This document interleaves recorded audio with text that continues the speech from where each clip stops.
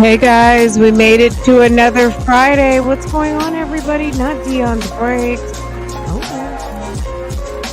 Dion's breaks, Dion's tenders, Dion's cars, Dion's repairs, Dion's everything. I think Dion wishes that people would talk about him just a little bit, but nobody really cares.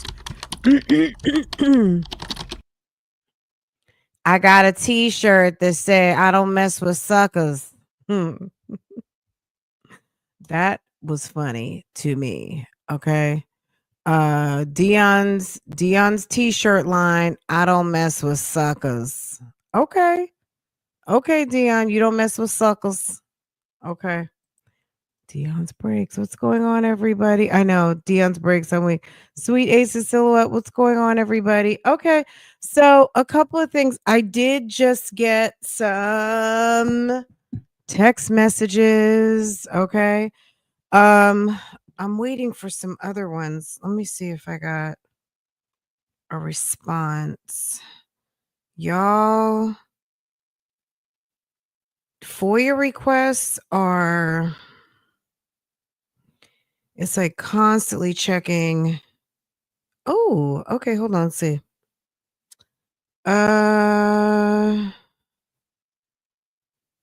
Some people who received this message do not.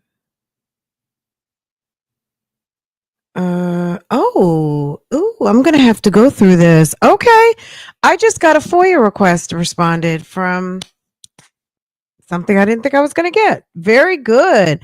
I did get some Nesto, so we got some Nesto mail. I wanted to cover a couple of things before we get into it, because I've been meaning to do this all week. And you guys, I put up a couple of shorts, and some people were asking questions. So I feel like get your snack. I need to go get my drink. We went to McDonald's. Why did I watch Eat with Q? I need to, can someone please tell me not to watch mukbang videos? Because randomly at 11 o'clock, I was like, Farrah, let's go to McDonald's. And you guys know, McDonald's, maybe we have a little bit of a love hate. And you know, McDonald's, when it's good, it's good. When it's great, it's amazing. And then when it's horrible, it's like, okay, I'll see you in a couple of months.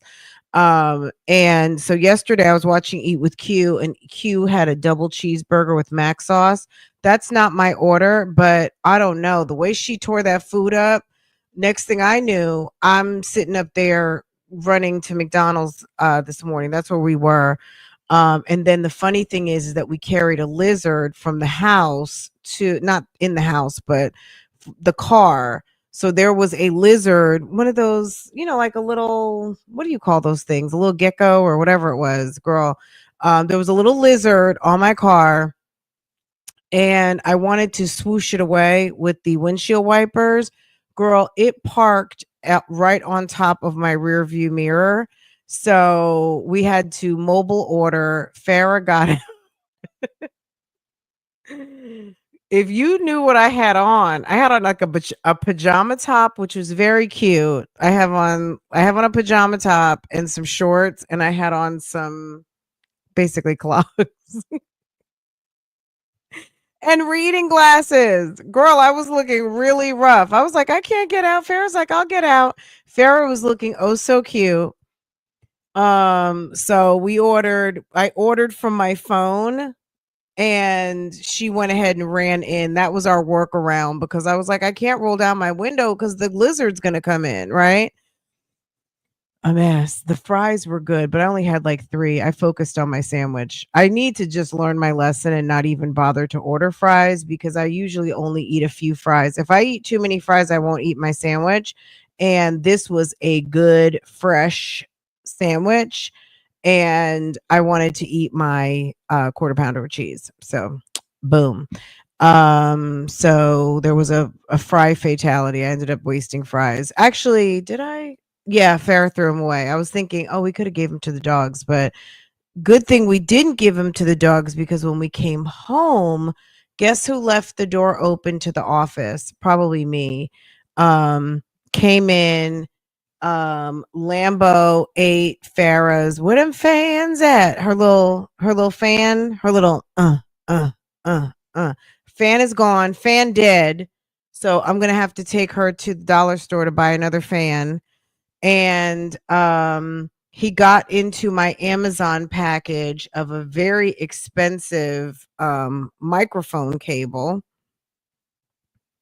a 3-prong audio cable with a USB-C, like it's a, I forget what they call it. It's a 3-prong audio, and on the other side of it is USB-C. It's probably like a $15 cable, but he got into that package. Luckily he didn't tear it up. What else did he get into? Girl, he ate the rest of my salt and vinegar chips. Baby, he already knew. Sir, let them go right outside. So he didn't get any kind of a treat. Portia was looking like, well, that didn't have anything to do with me. And I'm sure she was over there licking on the salt and vinegar bag. Portia likes to play innocent, but you know. Okay. Somebody couldn't hear. Okay. Guys, yesterday we watched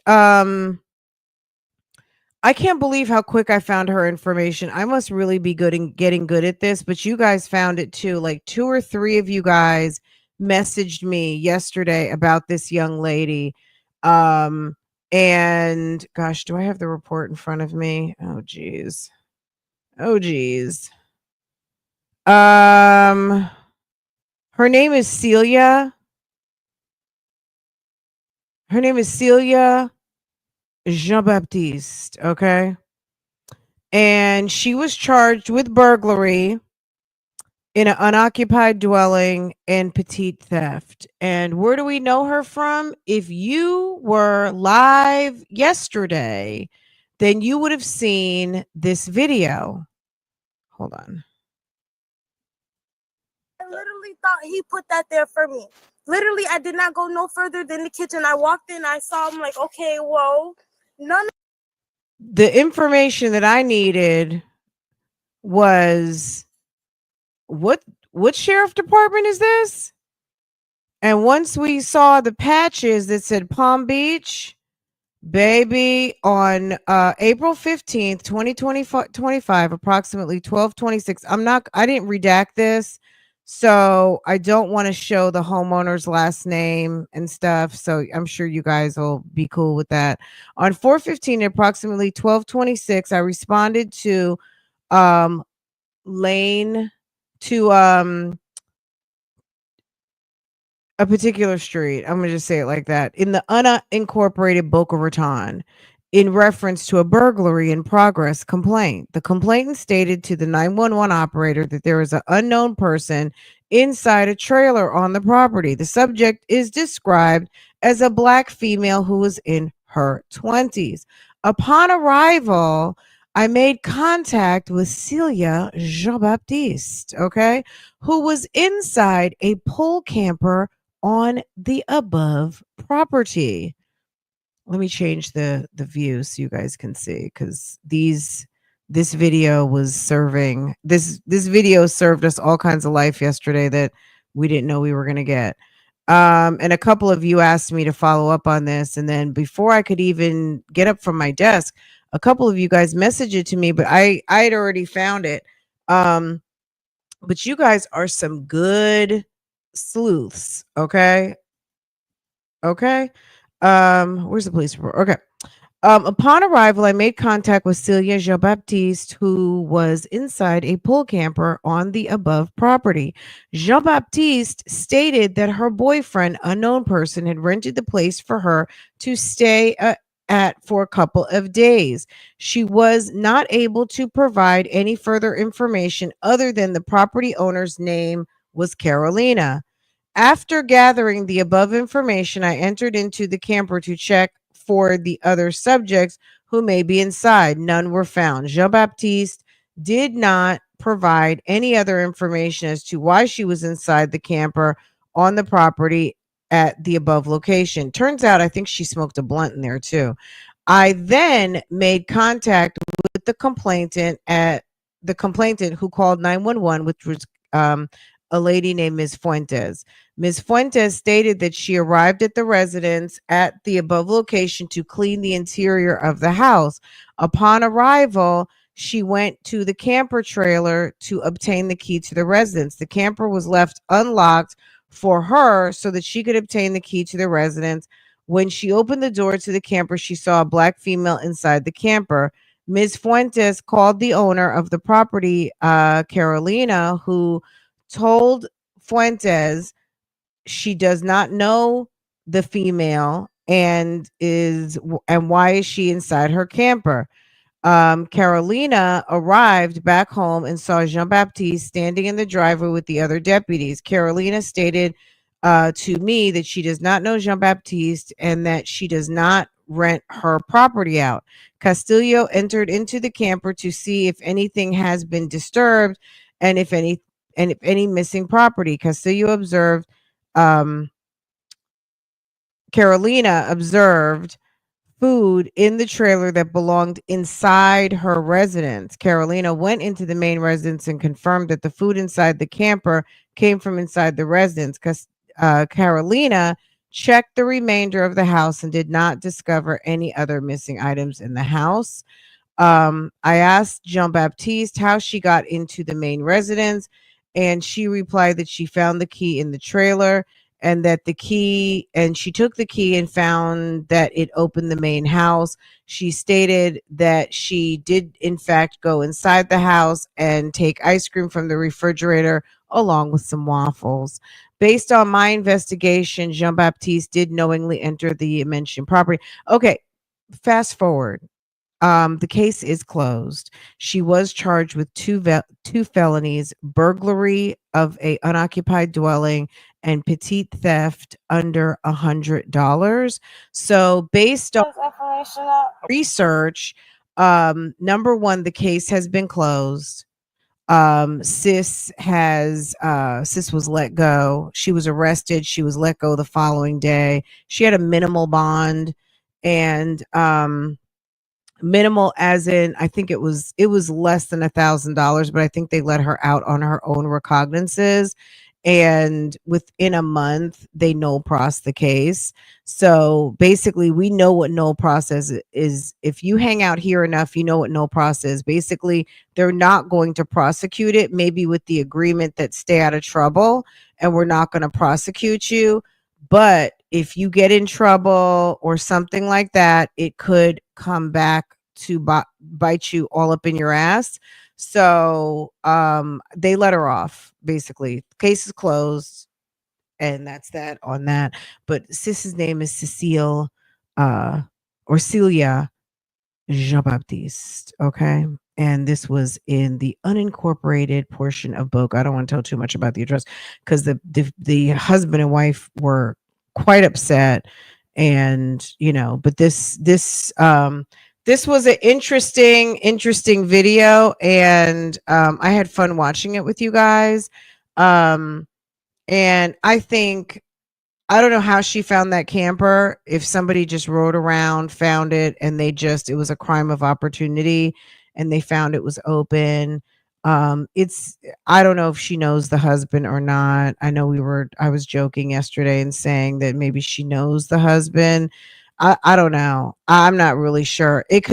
These days, 2025, it could really be anything. So I don't know. Anyway, that's that on that. So a couple of you guys asked to follow up on this story. You wanted to know more about it. There's nothing really going on with this. I think, in I'm sure they have other more serious crimes to pursue. The main, yes, she went into a dwelling. She's 19 years old. I guess, according to her, she just got out of the foster care system, and she stole food and shelter, which obviously anyone would have the right to be upset. I would not want someone just thinking that she's going to do some damn Goldilocks in my house and lay down on my sofa and help herself to my kitchen. But they let her go. You know what I mean? I can't really justify it because I know if it were me, I would be upset. but they let her go. So I think that probably, give her an opportunity to see if she can get herself together. But you know what I'm saying? If this is how she is and this is the type of stuff she's going to be doing, it's not going to be. They're going to just give her enough opportunities, and she's going to end up in the prison. You know what I mean? So it's unfortunate. Well, hopefully she'll be able to get her life together. She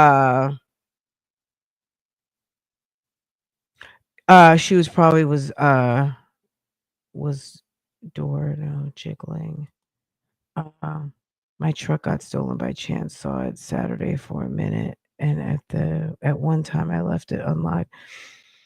You know what happened to me? I'm sure I told you guys about this. Maybe not on this channel, but at our old house, we lived. We didn't live in a busy neighborhood, but it was a very long street, and it was a one way in, one way out.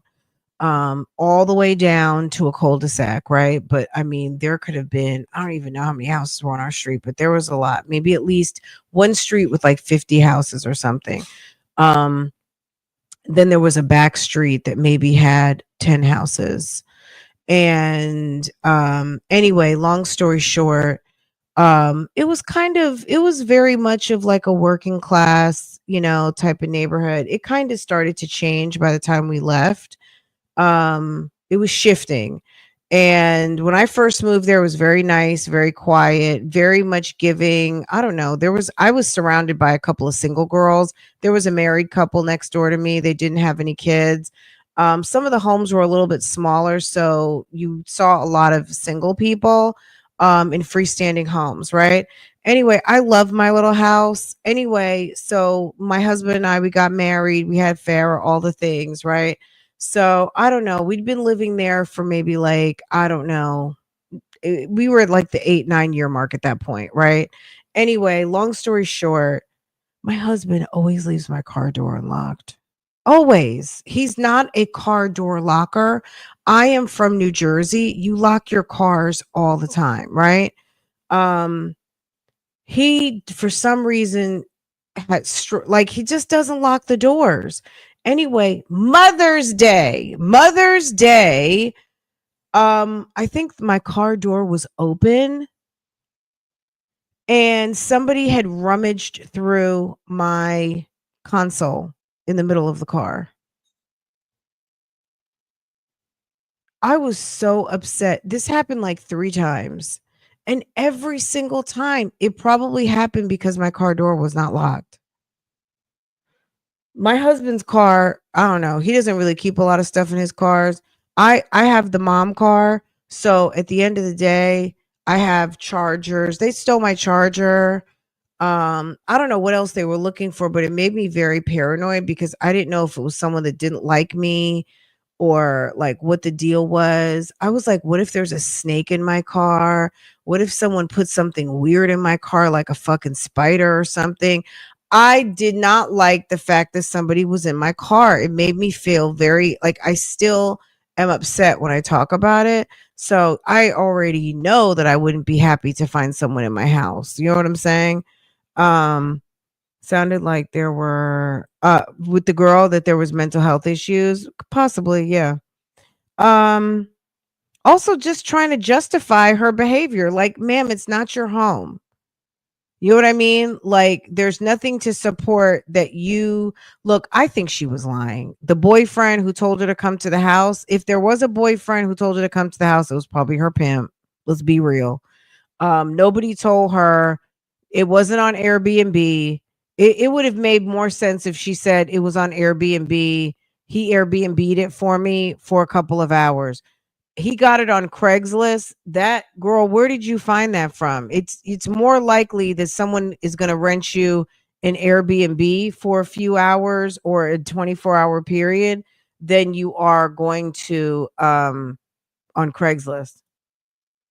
Yes. So anyway, yes, ma'am's charges have been dropped.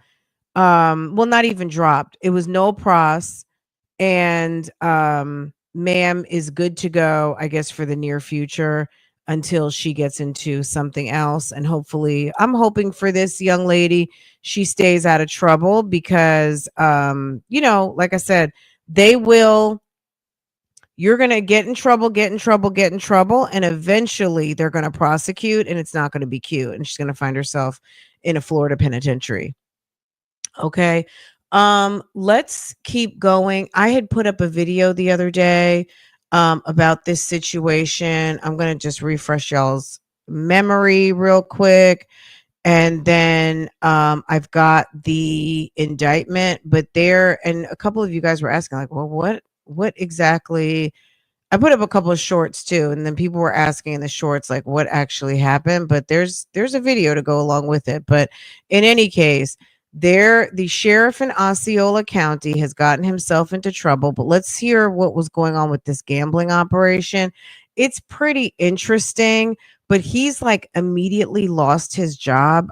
It must be bad, because not only did they arrest him, but they have also replaced him.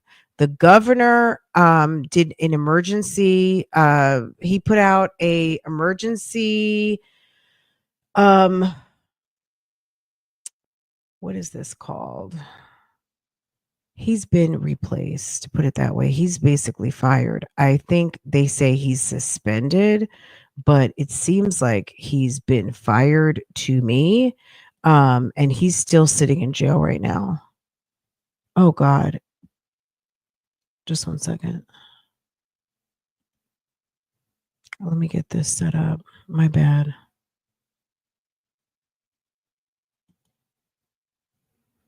Thank you. This is Channel 9 Eyewitness News at 6. Coverage you can count on. Tonight on Eyewitness News at 6, Only 9 investigates Shannon Butler has the sources to bring the big story of the arrest of Osceola County Sheriff Marcos Lopez after years of digging and asking the right questions. Marcos Lopez is in federal custody. And we were the first to show you the moment he was taken into custody in his sheriff's uniform, an arrest that took him by surprise. This will mean that a new sheriff will need to be appointed. And right now at 6, we have a team of reporters to break down the charges, his troubled past, who will take over his department, and what's next in his case. Our live team coverage starts now. Only we were there as it all unfolded here in Orlando early this morning, and we've been breaking new developments ever since. Good evening. I'm Martha Sigalski. I'm Darlene Jones. The sheriff showed up there at a Homeland Security investigation office, only to be handcuffed moments later. There it is, on charges of So I think they called him to the Homeland Security office, and baby, they arrested him on site. Do you know how embarrassing that is? conspiracy to commit racketeering in a massive multi-million-dollar gambling ring. Here you see on the left his mugshot taken as he was. Okay, the governor did an emergency executive order. I was like, what was that thing called again? My bad. Executive order. Booked into the Lake County Jail, and video there on the right of his arrest. We have a team of reporters across Central Florida tonight to bring you every angle of this major story, from what's happening now to what. So now this has been going on for the past couple of weeks. The thing is that the sheriff has to produce money that does not have any taint to it as far as illegal funds.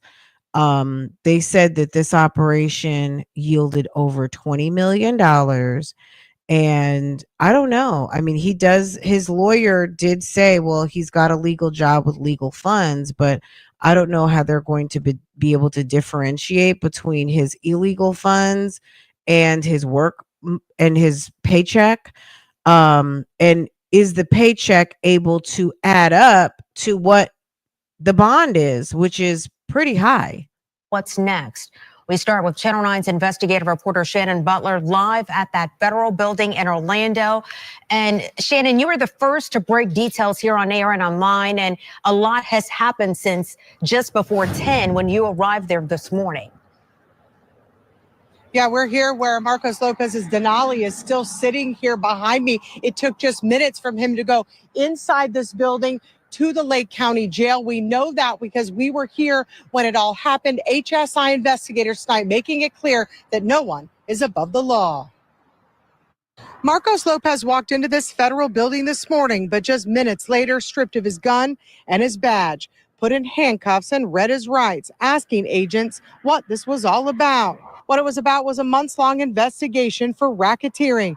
Today, he was arrested and booked in the Lake County Jail. According to HSI, the investigation started in 2023. The allegations that Marcos Lopez was involved in a massive gambling operation, one that was up and running here in Central Florida, not only in Osceola County, but also in Lake County. It's also one that brought in more than $20 million. Investigators saying it all started after Lopez took office in 2020. The gambling operations were allowed to set up illegally and run in his county, all in exchange for cash. Investigators writing, quote, Sheriff Lopez played a multifaceted role in expanding and protecting this illegal enterprise while using his office to shield the enterprise from law enforcement.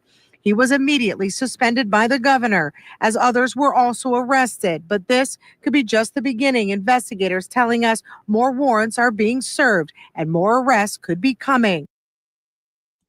How embarrassing.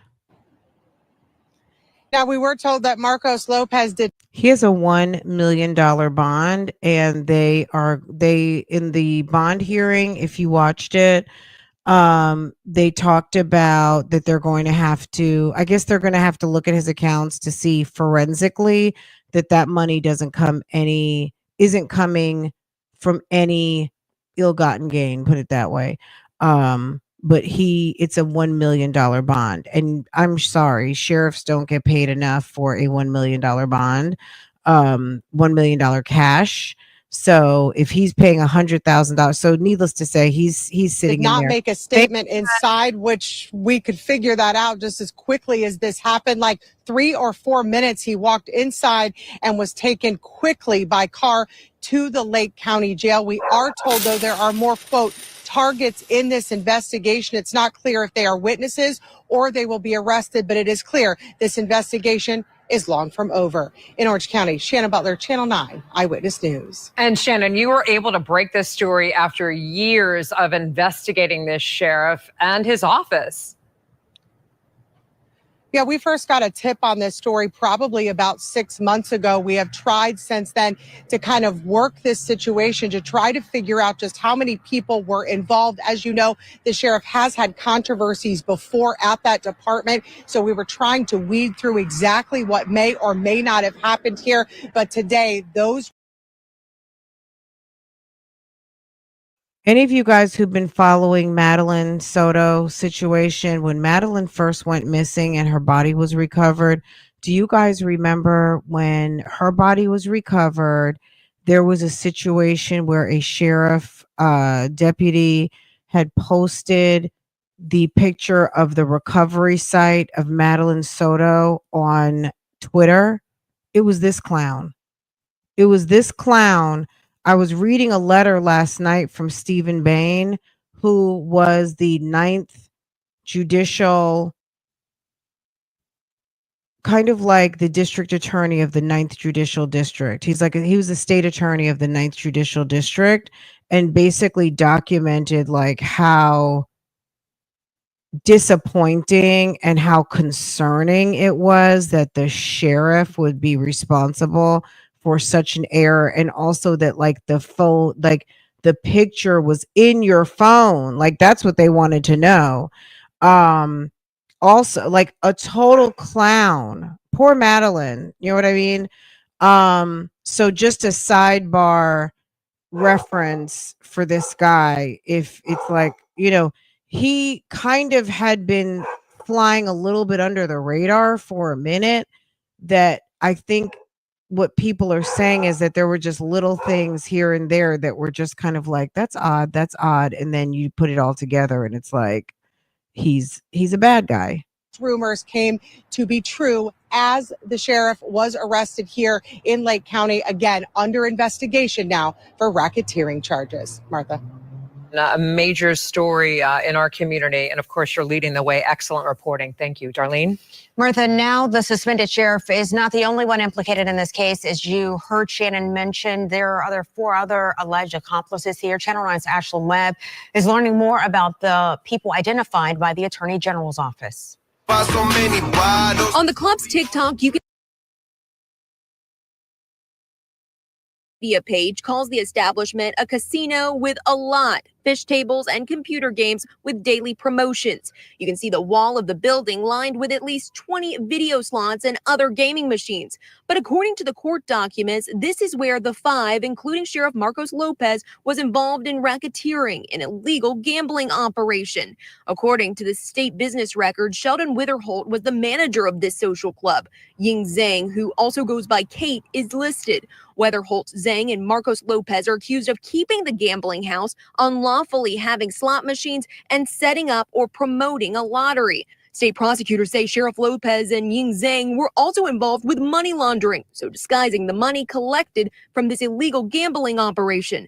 Two other women are listed in court documents as employees or agents of this operation, including Sharon Frederick and Carol Coate. Ashlyn Webb, Channel 9 Eyewitness News. We received a statement from State Attorney General James Othmeyer saying this is a solemn day for Florida and our law enforcement community. We put great trust in our constitutional officers, especially those who are our community's first line of defense. However, the law must be applied equally, regardless of position, power, or branch of government. Right now, the former sheriff is locked up at the Lake County Jail and will appear in court later this month. This isn't the first time he's made headlines. He's been involved in several scandals. Channel 9's Sabrina Maggiore live at the Lake County Jail right now. And Sabrina, he is not the ordinary inmate there. Yeah, Martha, because of his status, the Lake County Sheriff's Office says he's likely being held in a part of the jail away from other inmates. But like every other inmate today, he was fingerprinted and photographed. Information about his arrest also transferred online as part of that booking process. No one is above the law. Osceola County's top law enforcement officer could now face up to 30 years in prison. The now former sheriff will enter his plea for racketeering and conspiracy to commit charges during an arraignment on June 30th. No matter if you are the lowliest criminal or a high-profile sheriff, everybody receives the same due process in the criminal justice system. Marcos Lopez first joined the Osceola County Sheriff's Office in 2003 while still serving in the Navy Reserve, and went on to work various law enforcement roles, including patrol and criminal investigations, before he was elected sheriff. So help me God. He made history at the swearing-in ceremony back in 2021. Becoming the first Hispanic sheriff in the state of Florida. But his tenure wasn't without controversy. Lopez claimed to have accidentally posted a photo of 13-year-old Maddie Soto's body to his personal Instagram page less than 24 hours after the missing teen was found dead in the woods. Following FDLE's review of the incident, Lopez was added to the Brady list. I have never seen where the top law enforcement professional was on that list. The Brady list tracks officers who could be a problem if they testify in court because of bias, misconduct, or dishonest behavior in their past. And right now, Lopez does not have bond. Attorneys tell us that is not uncommon given the seriousness of these charges. Reporting live in Lake County, I'm Sabrina Maggiore, Channel 9. So he does have bond right now. He's $1 million bond. And also, for another frame of reference, Lake County. Who's in Lake County? Well, the sheriff's in Lake County because this straddled over from Osceola to Lake. But guess who else is in Lake? Tyshell Martin, the girlfriend, the evil girlfriend, stand-in caregiver. I don't even want to use mom with her. Of Jamaria Sessions. Okay. That woman. Also the mom who took out her young son, the nurse, Kimberly Mills, the lady with her boyfriend who tortured the young boy, and they dropped him off at the emergency room some months ago, and he slowly passed away and had so many injuries he just could not heal. It was almost like another version of Jamaria, but different set of circumstances, but another slow torture death for a child. Those two women are both in Lake County. Lake County is baby. And it looks like it's a very nice place, but these are two dreadful females. Okay. Kimberly Mills, Jamaria, girlfriend of Jamaria Sessions' father. So Jamaria Sessions' father's in there too. I think what's his name, Lawan. I have to get so maybe it was Lawan Sessions. Tyshell Martin. I mean, Lake County got a lot going on over there. You're leaving the spa. It's a beautiful day for some spa, like to enjoy some spa treatments and come back outside. Anyway, so that's what's going on with that. That's just a little bit to finish up, and then I'll let you see this indictment. 9 Eyewitness News. We are learning more about the newly appointed Osceola County Sheriff. I keep a spreadsheet. I don't add everything to the spreadsheet, but if I'm following a case, I have a spreadsheet, my Crime Watch spreadsheet. So I can't, because I mean, we do talk about a lot of things. I mean, we definitely talk about Nesto, but Nesto's not the only case we follow. And if I come across something interesting, I'll just throw it on the spreadsheet. I'll just add a name. I'll add the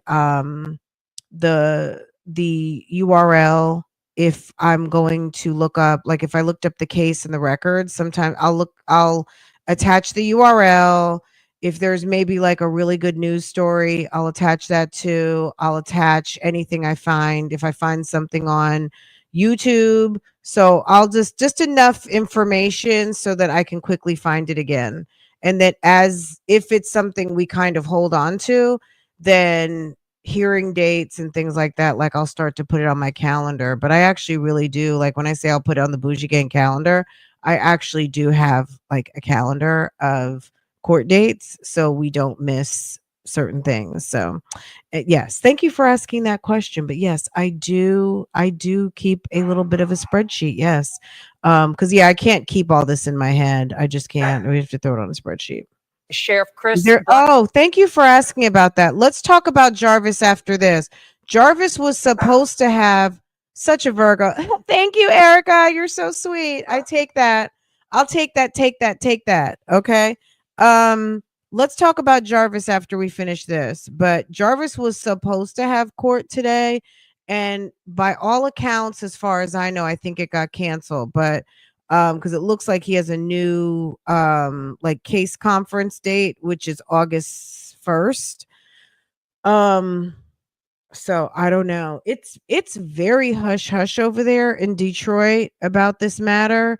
But it's like, I don't know. When I sent a FOIA request to try to get some things, and I got a note back from someone in the prosecution team, basically like, no, not till after this case is litigated. And I mean, this is a serious case, and maybe they want to just imagine how crazy it's been without having complete access to documents and things like that. I guess if you're in Detroit, you can go pick some things up. So if there is anybody in the Detroit area that can go downtown and pick up at least like the police report, because I think all I asked for was Jarvis Butt's arrest affidavit, but also because it includes children. I don't know. I think they're being very careful about what they're putting out, because it does include a minor, and then so it might get into like that, privacy laws for the children. So I don't know, but yeah, it's very hard to get. That's why I really haven't had a lot to talk about Jarvis, but let's finish this up and we'll talk about Jarvis in a minute. Blackman. Yeah, Blackman is the chief of the Central Division for the Florida Department of Highway and now appointed sheriff, as his career spans 3 decades in law enforcement. Channel 9 Scott Martin continues our live team coverage outside of the Osceola County Sheriff's Office. And Scott, Detroit really could still be popping. It's just, sometimes I think we have certain areas of the country where, because I get alerts from like Oakland County, which is like the Pontiac, Macomb County. I get alerts from there too, but definitely Oakland County got something popping every single day. As a matter of fact, Oakland County, it's funny that you guys mention it, which that is not Detroit, that's Pontiac, but the lady with the hyperbaric chamber, the lady who the person went to the hyperbaric chamber and it caught on fire and exploded or whatever it did. She was in court the other day. So if you guys want to get into that, we can see that hearing real quick. I think she got bound over for felony charges. The guy who, Ashley, the young lady who went missing, there's a lot going on up there, but you know, I don't, and I follow a lot of different cities, like what's going on. But anyway, girl, you know what? I'm going to just say this. What city is not active? Even old little Charlotte has been super duper active. Charlotte has been active. Girl.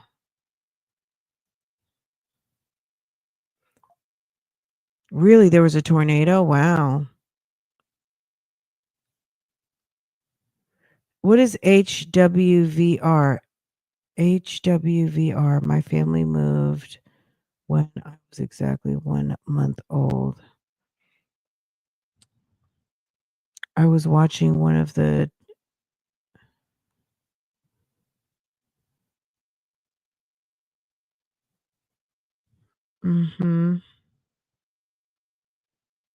Yeah, I think you probably transcripts are able to be purchased. But girl, I don't know.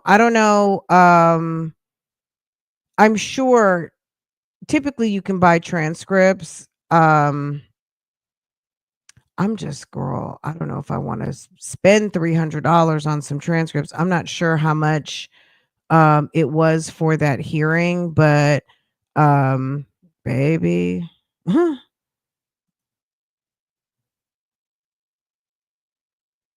Didn't hear about that. I'm in Oakland. Oh, the lady with the hyperbaric chamber. Yeah, it's let me see. All right, let's finish this video and then we'll get into it. However, never saw it before today. Oh, HVWR. Okay.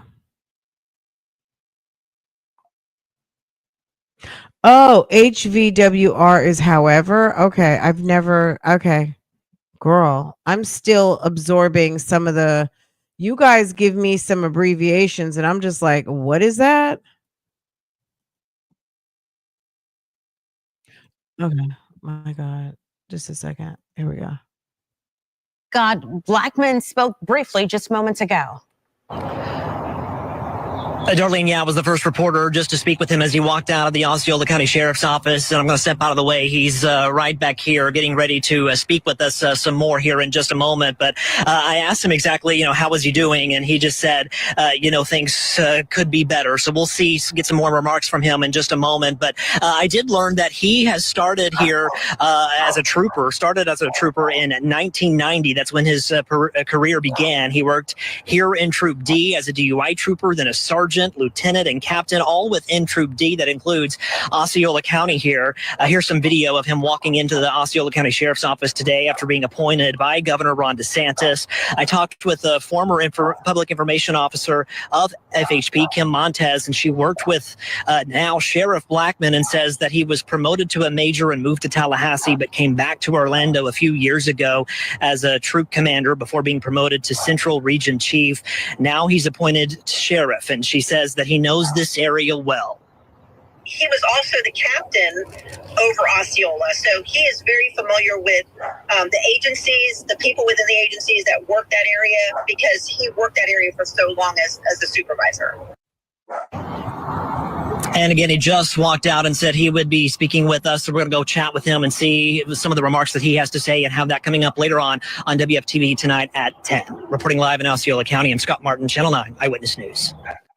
Okay, so all right, you guys are asking about Jarvis Buds. Like I said, if you're just coming in here, then let me say this. So let me go here. Okay, so I was looking this up earlier today. Hold on a second. Did Shannon and Annette have court? I have no, you know what I'm saying? I have no idea. It is Wayne County. If you're in Wayne County and are able to go downtown, let me know. But as far as I know, when you're looking at, this is the inmate lookup for Wayne County, and then there's also, let me go over to Wayne County third. Hold on, I thought I had this open already.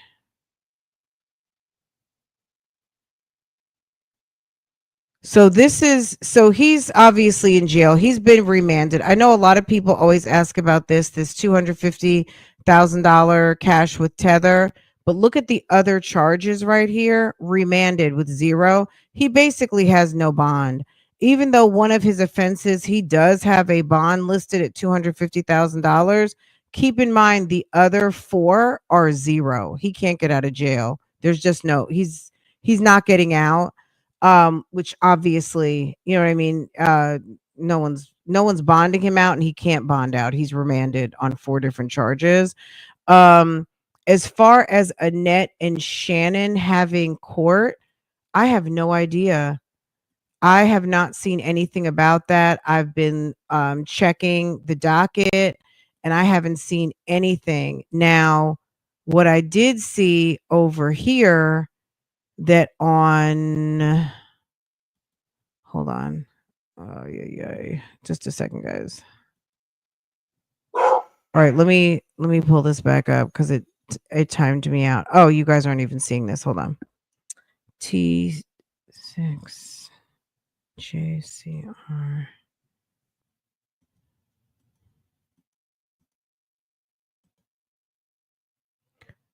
Okay. Over here.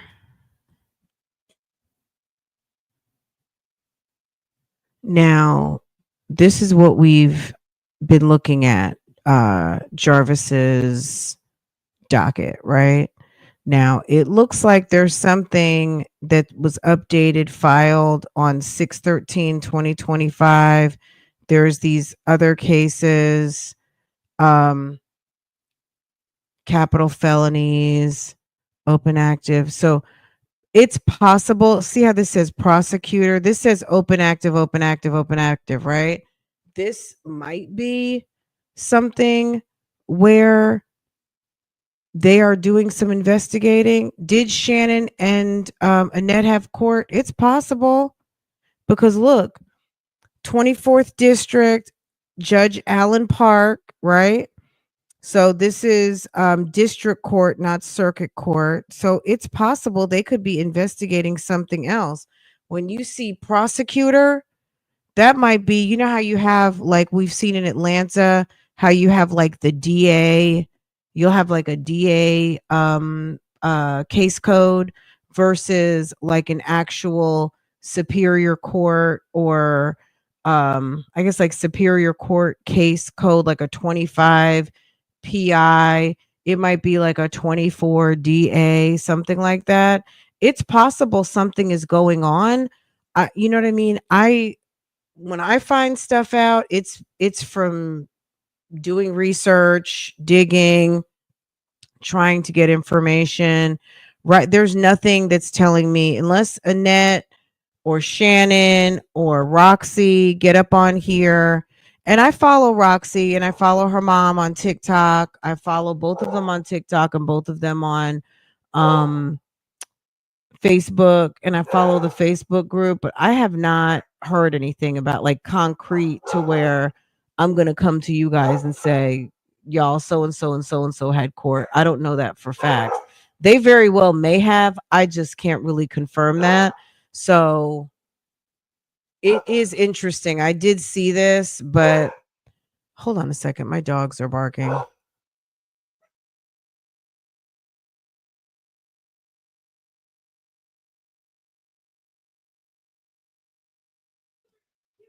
Okay. I sent you something in email from the spreadsheet. You sent me something from the spreadsheet. What spreadsheet? For my spreadsheet? I sent something via email from the spreadsheet. Okay, let me see. Oh, are you talking about like the Jarvis Butts? It's like a community spreadsheet. Is that what you're talking about? Because I haven't checked that in a minute. Is that what you're talking about? Hold on. Let's see.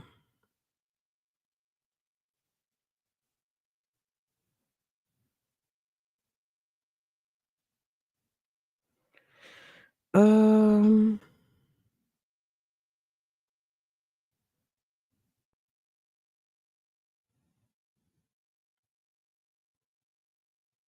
Mabes, what email address did you send it to?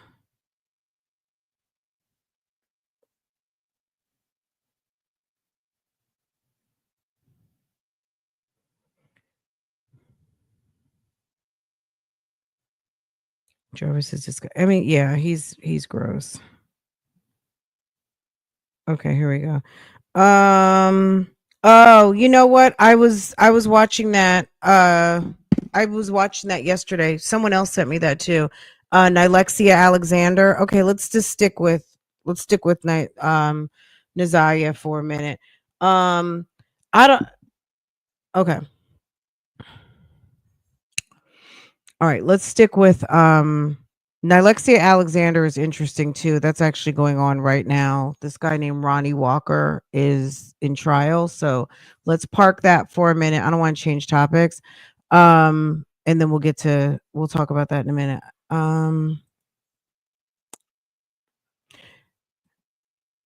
Yes, they had court June 10th. Do you know what happened, Bria? Weren't they supposed to have court today too on 6/20? So maybe in light of June 10th, they canceled June 20th. It's hard to find out anything about what's going on in Detroit. I'm sorry. Like there's nothing published by the news. I didn't see anything. Were there any updated news stories? I didn't see anything. So it's like if you're not in the know or didn't know someone who went to court, it's kind of hard to get the updates about what's going on with this particular thing. But again, obviously a murder of a young child is, you know what I'm saying? It's rough.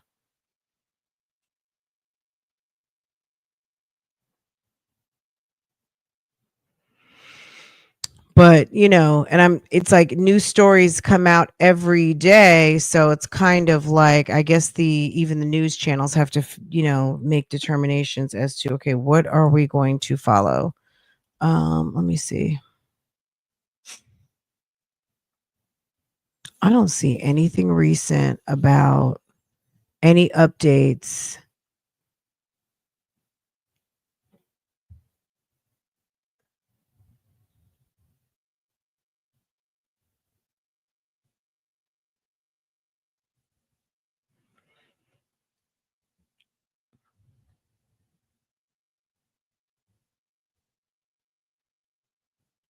Let me see, Bria, they had court on June 10th. Bria, anything else? No?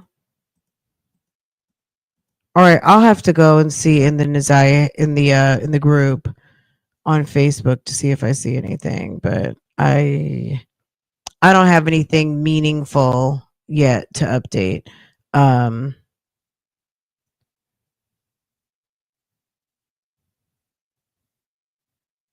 I'm gonna see what else I can find out. Anyway, okay.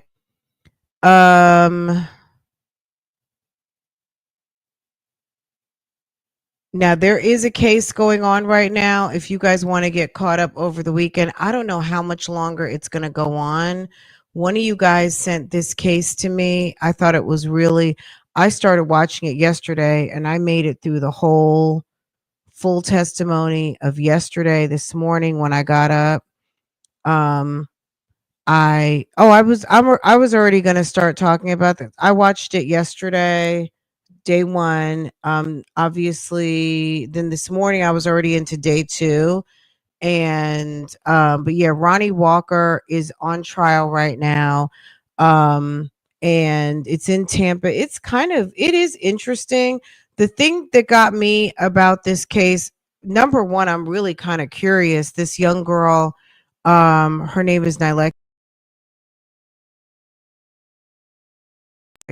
Okay, her name is Nilexia Alexander, and it's weird. She started running away from home, and I guess she took up with this guy. I'm not really sure how deep it got or what the actual relationship was, but she started running away from home and she was out one particular night. She was on the street. She got into a car with this guy, Ronnie, is it Walker? Hold on, Ronnie. And he's on trial now for murder. And his co-conspirator, it's a mess. It's a mess. It's this right here. Girl, I don't know how that this little girl, 14 years old in the picture, what she was doing with this dude, I do not know. I don't know if he was trying to traffic her. But the trial, this is day 3 right now. So, if you've been seeing this in your timeline, it's definitely interesting. I listened to all of the testimony from yesterday. Well, from the day before yesterday. I started listening to yesterday's testimony first thing this morning, his accomplice, I guess you could say. And then they're into day 3 now. Yeah, she was just 14 years old, very sad. I don't know what she was doing with him. He said he was mad. That's what he says, or that's what the word on the street was, because he's kind of not even copping to knowing her, right? He's not even copping to knowing her, but allegedly was that she gave him an STD. I was like, come on.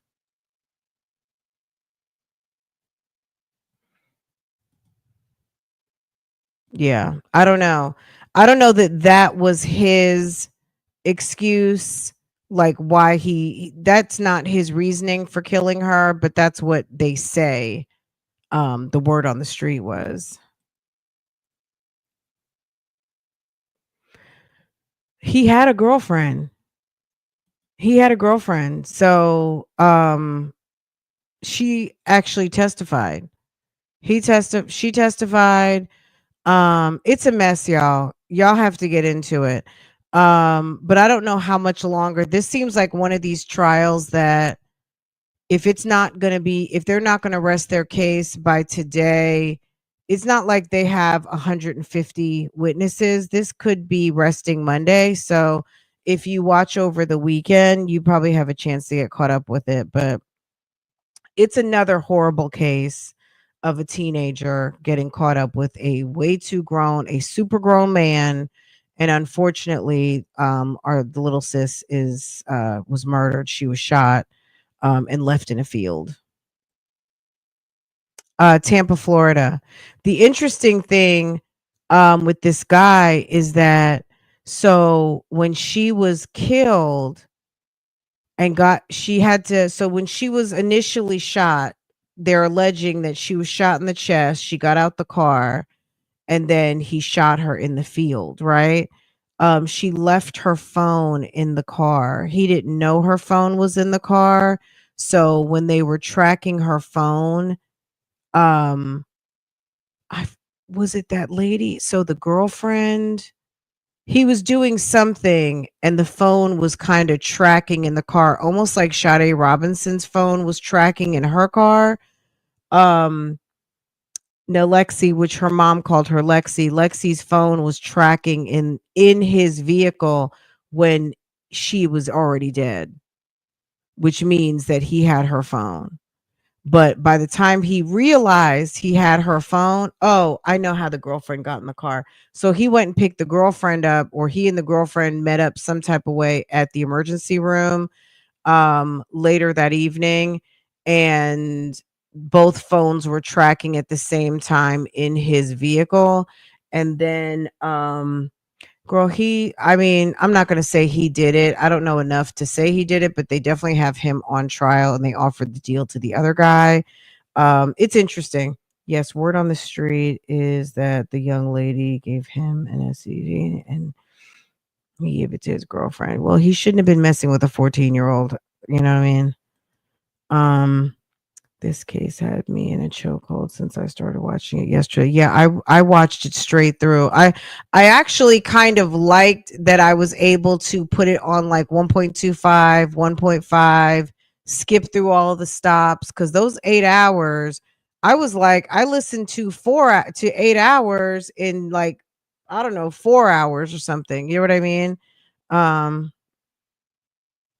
Yeah, but I think her phone was tracking in the car. So when they went out on a double date and then he left with his friend, I don't know.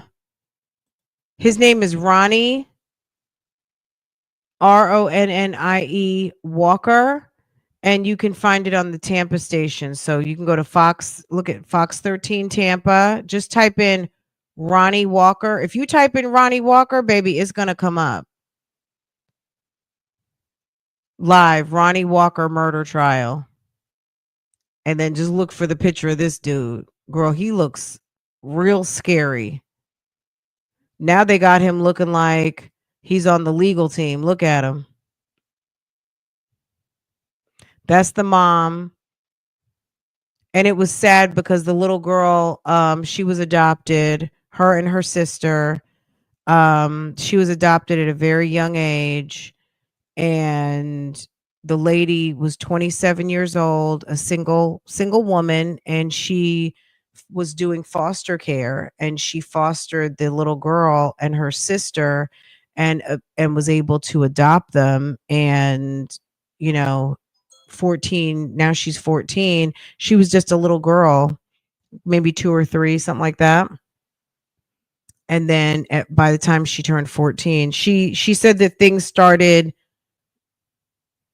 going in a certain direction when she turned to be about 11 or so. She was I don't know, she was hurt about finding out that she had been adopted, and she would call herself being out in the streets trying to find her parents, or trying to, wanting to look for her adopted family, but maybe she just wanted to be out in the streets. I don't know.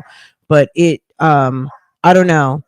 That was what her mother testified to. They brought that part up, that she found out that she was adopted. She became troubled about finding out that she was adopted, and that she was running away a lot. And then the mother finds out that she had like an extra cell phone she didn't know anything about, and that she was hanging out with older men. And there was obviously, her daughter was living like a double life that she didn't know anything about. So yeah, that's what I'm watching right now. So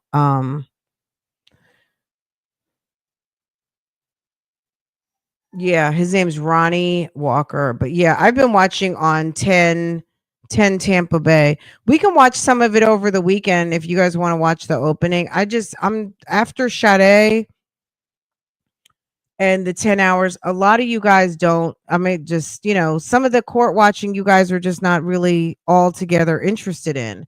So if you guys want to watch some tomorrow, I might put it on for you guys, and host in and out. So if you guys want to catch like opening statements over here, that's cool. So there's 3 days of testimony. I think it's going to be over one day next week. But again, because this involves a child, even his arrest report was heavily redacted. So it's kind of not being said what was actually really going on. They're not, I haven't gotten to that part in the trial yet where they're, maybe what was she doing on the streets? Like, give us a little bit more detail about what was actually going on. And I'm sure they want to preserve her dignity because she was a child. And no matter what a child is out there doing, there's no age of consent for a child to be out there doing anything that's not legal. She doesn't have, she doesn't have the rights to be able to do anything like that. So they're probably trying to, preserve her dignity. She's gone, and I'm sure the main goal is to just get him arrested. But yeah, my thought was that she is the other guy pled guilty, and dropped what he knew on Mr. Walker already. So now it's just, getting this guy. But this guy was bad news anyway. Girl, the other guy had been convicted 21 times. His co-conspirator, his accomplice, maybe 21 felony convictions. But he's a little he's a mess. He's giving he's not that he's not a bad guy, because I'm sure he is, but he's giving a little bit of wrong place, wrong time type, hang out with the wrong people, just getting caught up by default. I don't see him as the aggressor and trying to kill that little girl, but I mean, we don't really know. I'm not hearing exactly what she was up to, other than it sounds like she was on the streets, but I don't know if she was being trafficked or anything like that. Did they say she was being trafficked, Leandra?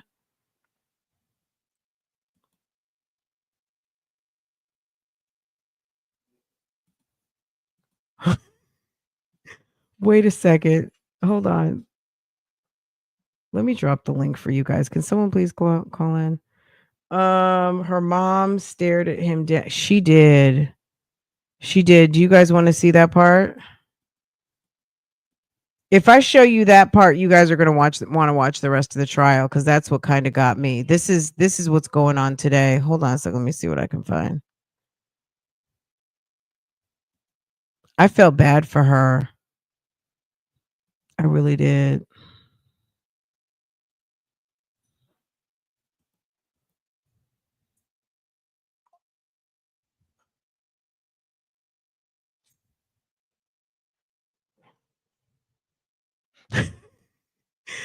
You said the cross-eyed guy. You were wrong for that one. Okay, this was so sad, y'all. Hold on. This was very sad.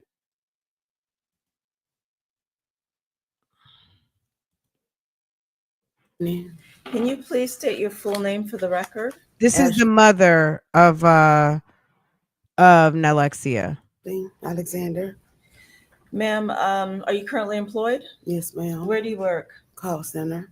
Okay. How long have you done that? 22 years. 22 years? If you can get closer to the microphone, please.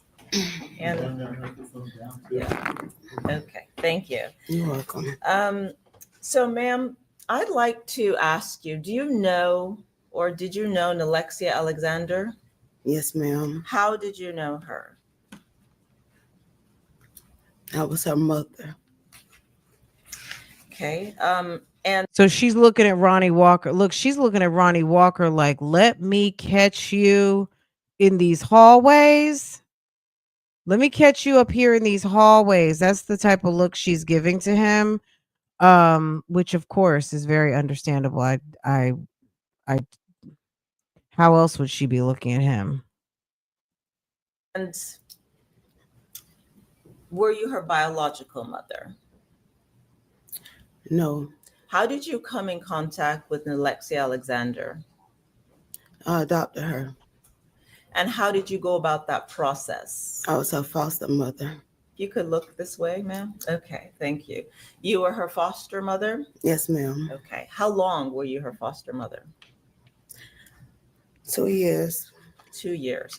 When did you become Nilexia Alexander's foster mom? What age was she? She was 2. She was 2 years old. 2 years old. In the foster, when you go through the foster mother process, does it automatically go to a point where you can then adopt the child, or how did it happen in this particular situation? She went through the foster care. Her parents lost legal rights, and I was able to adopt her. Her parents did what? Lost their legal rights. Okay. And you were able to adopt her? Yes, ma'am. Why did you make the decision to do so? I fell in love with Nilexia and her sister. Okay. How old was Nilexia when she was ultimately adopted? 4. And you said that you fell in love with her and her sister. How old was her sister? 1. Okay.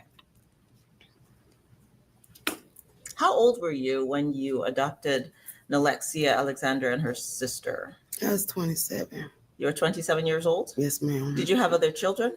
No, ma'am. Were you married? No, ma'am. You just elected to adopt 2 children? Yes, on ma'am. your own? Yes.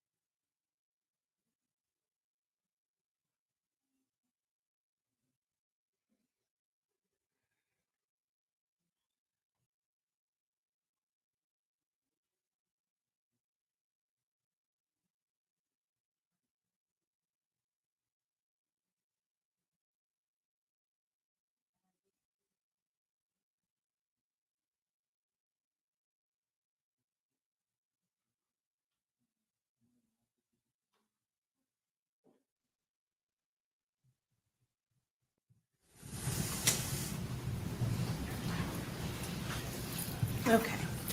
At some point, did Nilexia start asking you about her father? Yes, ma'am, she did. Okay. And did that lead you to then have a conversation with Nilexia? Yes, ma'am.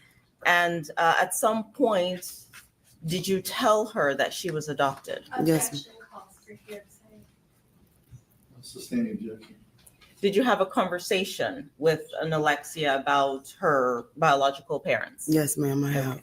And based on that, did that cause some type of reaction from Nilexia? Yes, ma'am.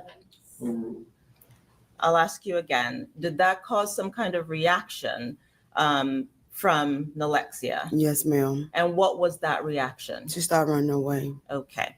And do you personally know why she was running away? Looking for her parents. Okay. At what age did she begin to do this? 11. Okay. And when this would happen, when Nilexia would run away, did you file any type of report or notification? Every time. Okay. Did you make it clear to the police that she was running away? Yes, ma'am. Well, Your Honor, may we approach? Yes. Okay.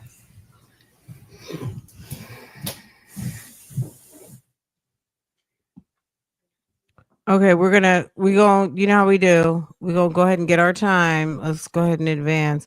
If you guys want to watch the opening statements, we can do that. I'm not gonna run the whole first day, but for those of you who don't really know what's going on with this case, I'll run the opening statements if you'd like me to do that.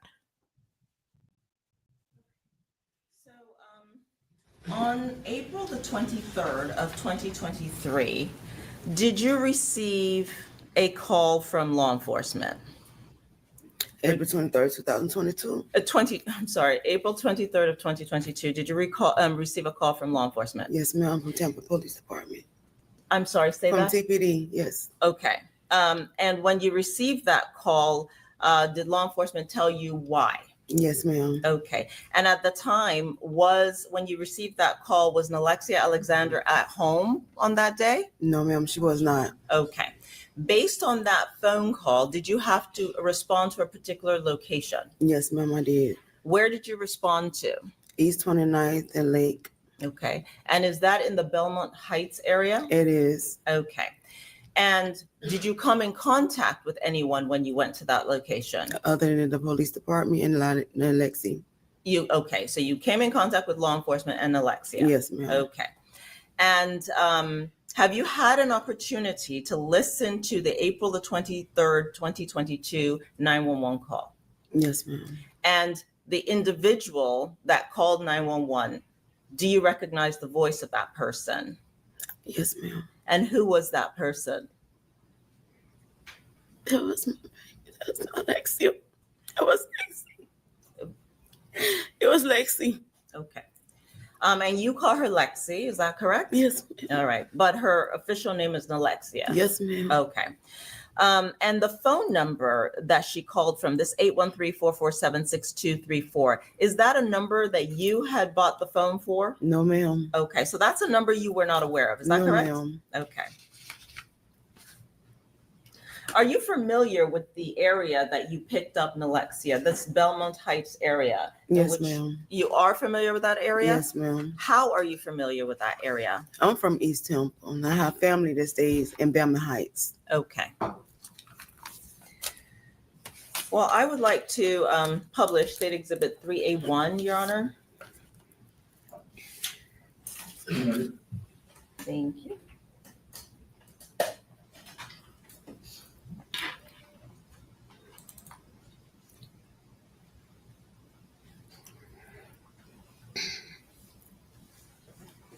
And y'all keep in mind, which I'm assuming most of you guys don't know this, is that this happened.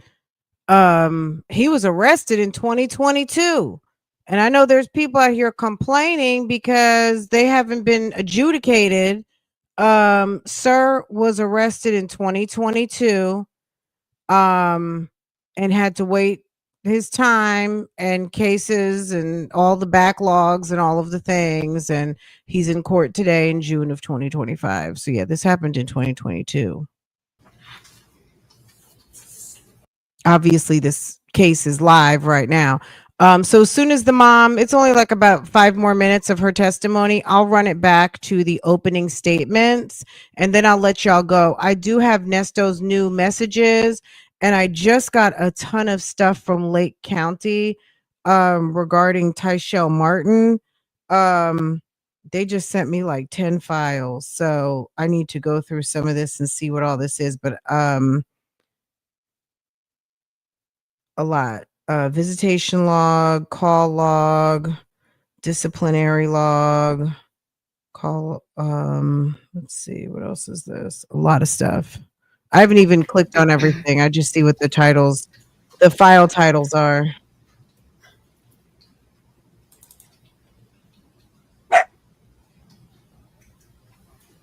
I'm waiting for the nurse too. Okay, so let's see what's going on with this little girl. So she started as a runaway in at 11, and she's now 20. She's now 14, and for the record, 35207. This individual walking towards a vehicle. Do you recognize that individual? Yes, ma'am. How? The walk, the hair, the ponytail. Okay. Who is that? That's Lexi, not Lexi. Okay. Do you recognize this vehicle? No, ma'am, I do that not. She's walking towards. Okay.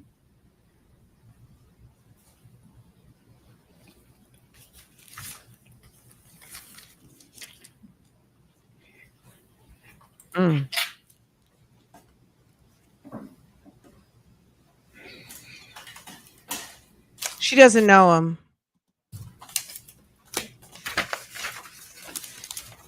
Publishing State Exhibit 3B.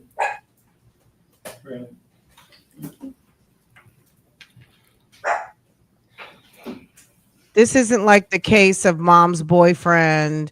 This isn't a mom's boyfriend case. This is, unfortunately, the young lady, Nilexia, was living her life, and she was living a double life that her mother or her family did not know about. Maybe some of her cousins knew she had like an additional phone. They knew that she was out in the streets, but this wasn't, her mother was a working woman, she was adopted.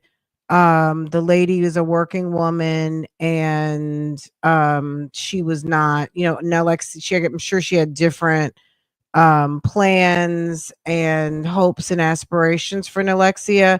Nilexia started running away, and Nilexia was living a life outside of the home that was not condoned by her parent. So she was not aware that she was sneaking out.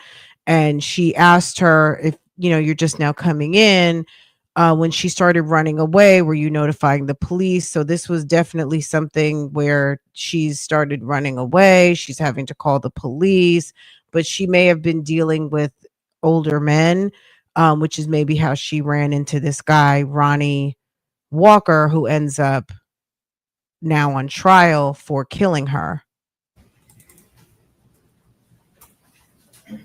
We'll run back the opening statement so you have a chance to hear what the prosecutor has to say and what his attorneys have to say about this whole thing.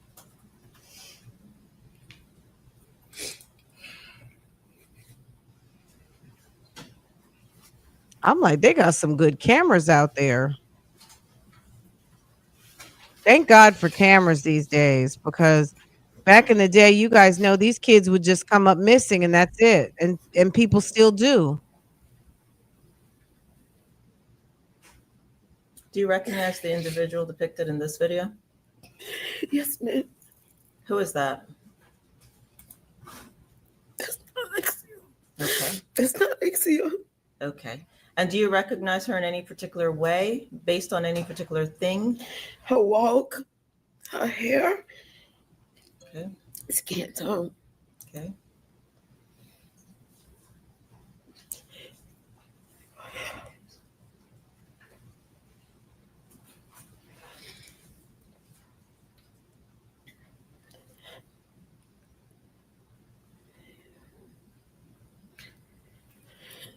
And this is the night that she left the house. She never came back.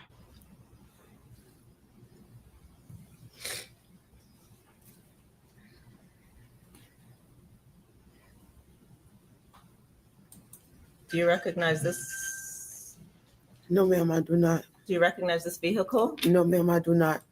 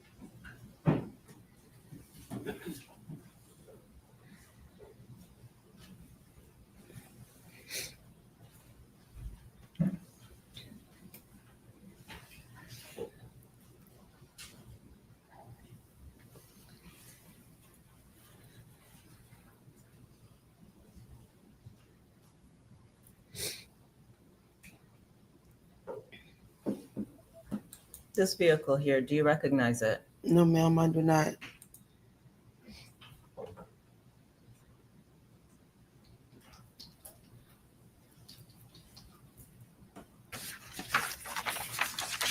Did you know, and I'm talking about in May of 2022, did you know Ronnie Walker? No, ma'am. Did you know Robert Creed? No, ma'am.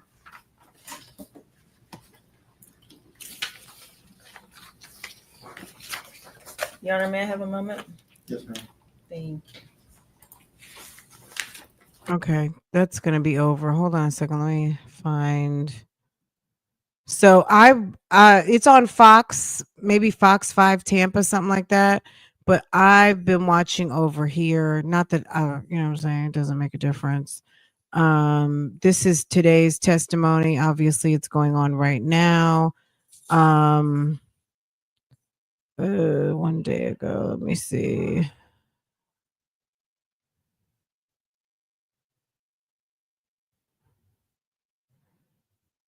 That was the first day. Okay. Let's see.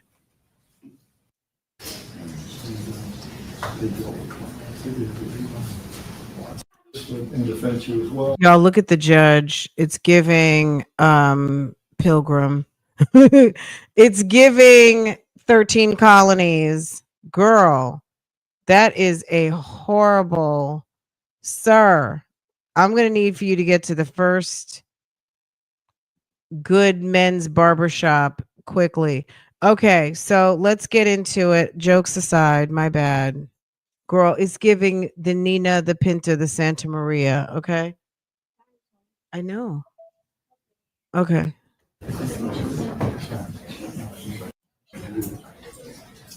Oh, did someone call in? Okay. Okay, hold on a second, guys. We have a Friday caller.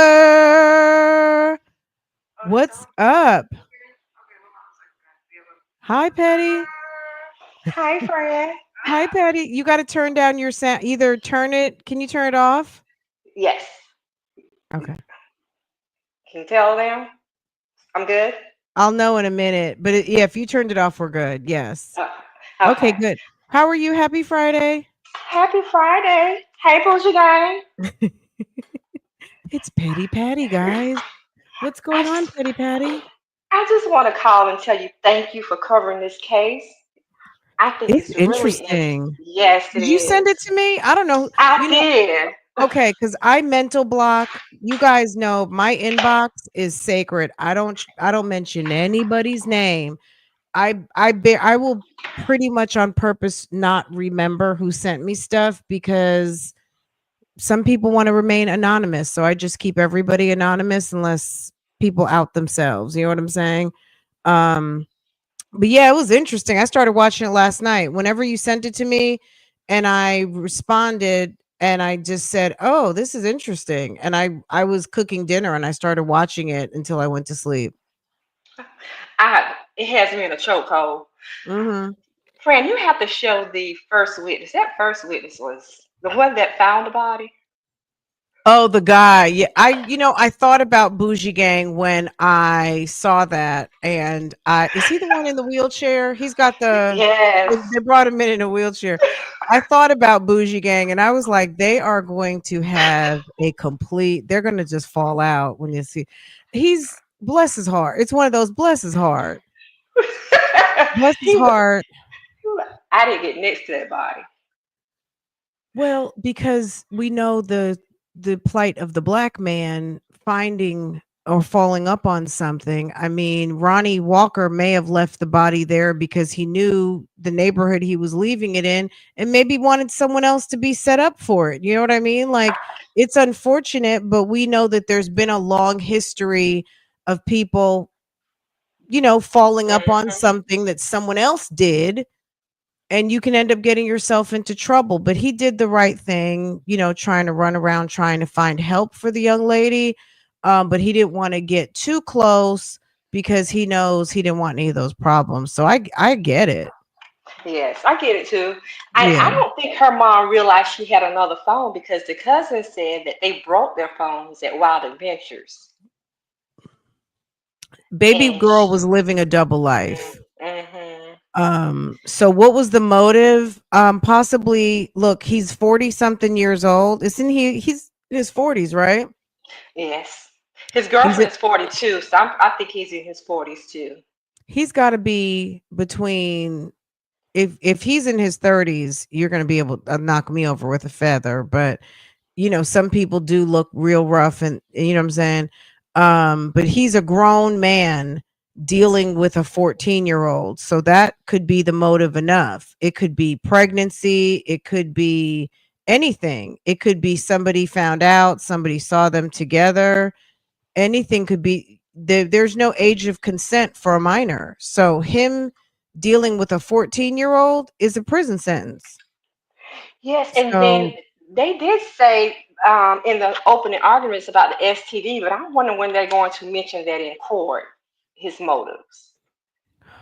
I don't They mentioned it in know. the opening statements, but they didn't bring it in evidence. Maybe she wanted to break up with him because he asked her if she was going to have sex and she said no, and he shot her. Well, the Creed said he asked her if she was having sex, like if she was messing with someone else because she gave him something. That's how I took it. But he don't know the girlfriend could have gave him something. She could look kind of suspect. These couples, that people are living such double lives and don't mind, like, if you're doing something to me, I'm gonna do something to you. So yeah, she could have been out here. I mean, girl, all you got to do is watch Facebook. Facebook is Main Street. So if you're keeping up with what's going on Facebook, this type of behavior, this is a couple prime for Facebook. Ronnie and Erica Smith. Ronnie Walker and Erica could have been all up on Facebook Live. Yeah. I just want to call in and tell you thank you. I appreciate you covering. And I hope Bougie Gang is interested. Well, it is interesting. So, we have almost 300 here, so it's cool. I mean, look, I do like to cover things that interest me. So, we'll definitely talk about it. I'll keep it going at least until the first witness. And then we'll just kind of take it from there. We can talk about it some more over the weekend. So get through the opening statements, the first witness. There were a couple that were interesting, even when they got to the accomplice. Yeah, he was good too. I don't know. I do think that Ronnie did it. I mean, I don't think the accomplice seemed like she was a pretty little girl. I don't know that guy, the accomplice guy, had enough even personality to talk I to that don't think little he girl. did it either. He didn't even though have she a was car. right. What are you gonna do? You just about as stranded as she is at 14. Didn't have any money, sleeping on people's couches. This man had a couple of coin. He wasn't rich or anything, but he had a job, he had a vehicle, and he also had a girlfriend. He's probably mentally unstable, so he thought it was a good idea to go take up with a 14-year-old. So it doesn't add up that the other guy was involved with her. So yeah, no, I agree with you. No vehicle, no nothing. No. Yeah, it all happened in his car, and Creed didn't have a license. He don't look like he could drive, but girl, he's giving radio.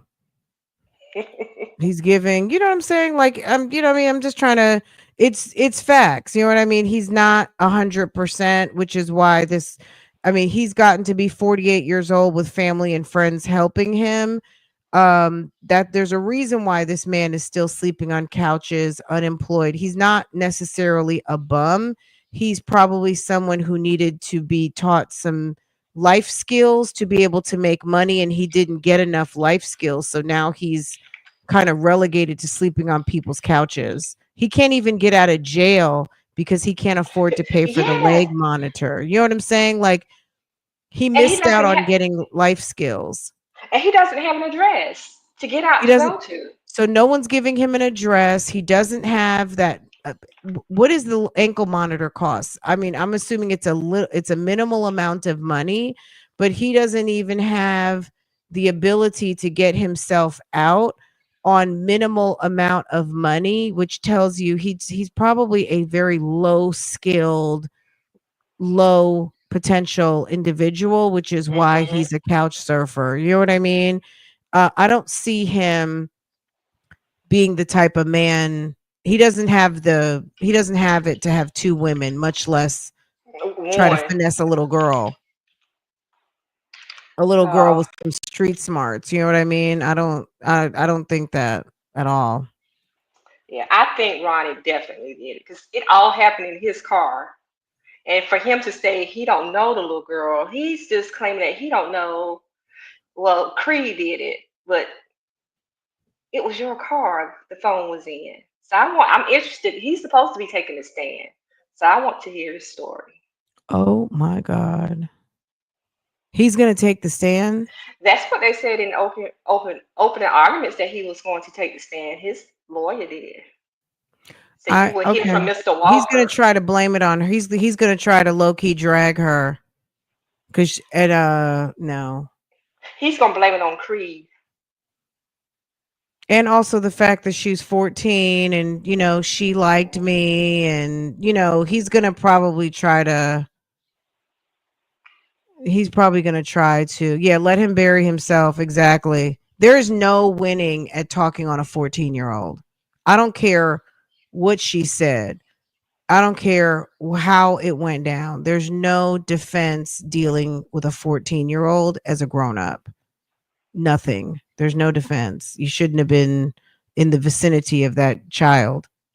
She needed to be, the minute you shouldn't even been in that alley. When she came out her house, she should have saw nobody was there and went back into her home. Nobody should have been trying to come pick her up. Yeah. And he went to an area where Creed wasn't familiar with.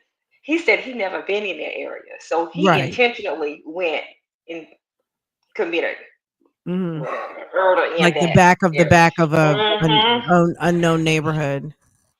Yep. And just, it was good that the witness was nosy enough to go follow the gunshots. Usually you run.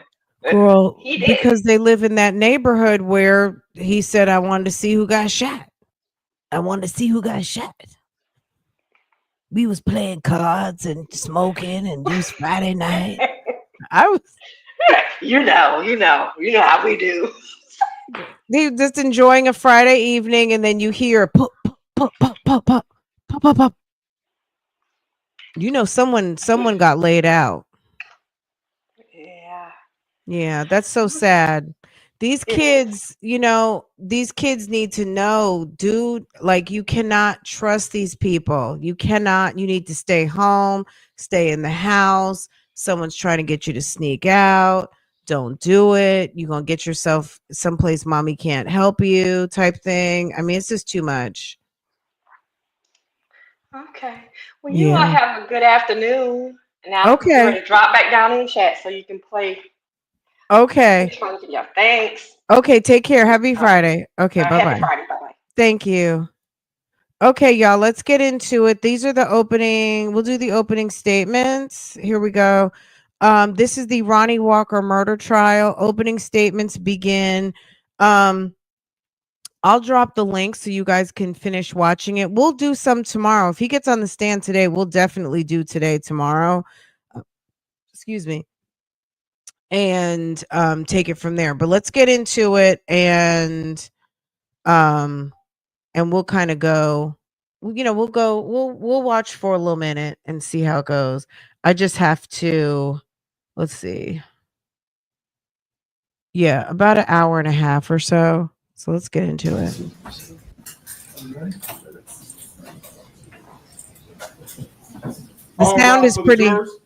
The sound is pretty decent.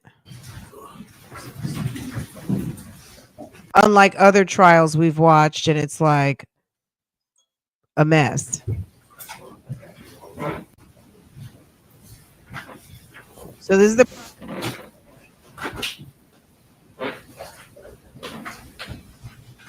back there. I'm just kidding. That's the judge with the Mayflower cut, and then you've got the defense team over off here to the side.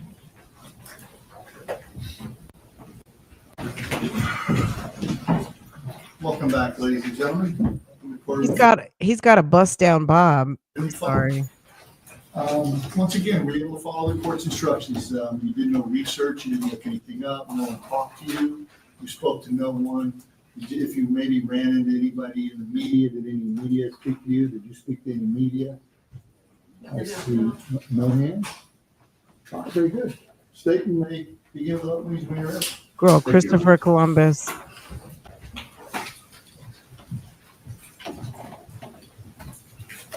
Good morning. Wait a second. Okay, bailiff. Good Good morning. In May of 2022, 14-year-old Nilexia Alexander had run away from home. It wasn't her first time running away from home. She'd been struggling and acting as immaturely. And in that May of 2022, Nilexia made a decision that ultimately led to her death. Because on May the 6th of 2022, at around 3 a.m., Nilexia Alexander got in the car belonging to that man right there, Ronnie Walker. She'd been out on the streets. She'd been wandering around. She was in an apartment complex. And she gets picked up by Ronnie Walker. You will see, ladies and gentlemen, video of those last minutes of her life. You will hear how Ronnie Walker had been driving around looking for her and found her just blocks away from where he was living. You will see these videos.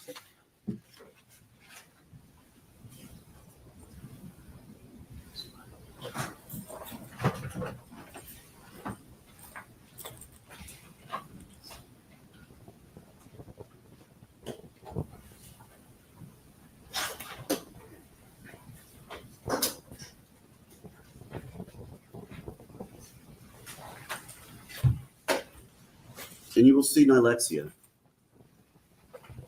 You will see her walking around with a cell phone in her hand and a cell phone charger around her neck.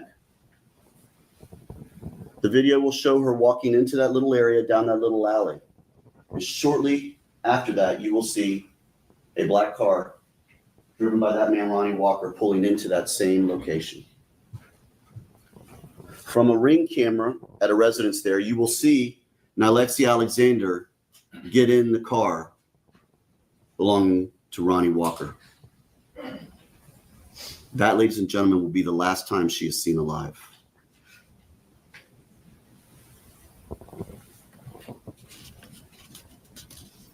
See, that night, Ronnie Walker had decided he was going to kill Nilexia Alexander. He found her, he got her in the car, and drove away. You're going to hear that he drove to a convenience store where he bought her a drink. One can only assume that at that time, Nilexia Alexander had no idea what was awaiting her. You're going to hear and see from different cameras this vehicle driven by Ronnie Walker driving around at that time of the night into different little neighborhoods and on down streets. And it will end up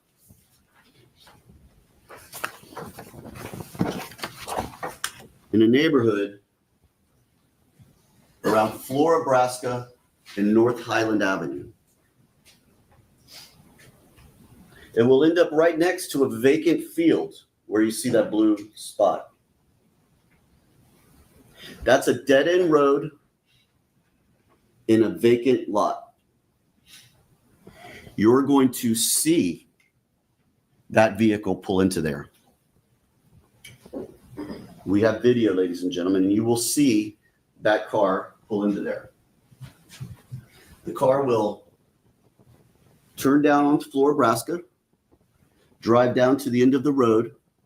You will see it coming back down Flora, Nebraska, and pause and stop right next to that vacant field. The lights will go off of the car. 50 seconds will pass. The lights will come on, but then immediately the lights will turn back off and the car will drive away with its lights off. During that time, Ronnie Walker shot and killed Nilexia Alexander and left her body in that vacant field.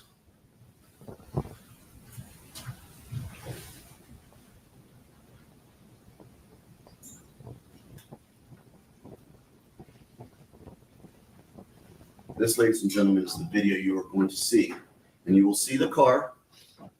There's a spider web kind of caught in the middle of it, so it misses some of it, but you will see the car turn down that road, turn back up, stop, the lights will go off, 50 seconds will pass, and then you'll see the lights come on, clearly the car being turned back on, and then the lights will immediately be shut off as the car drives away.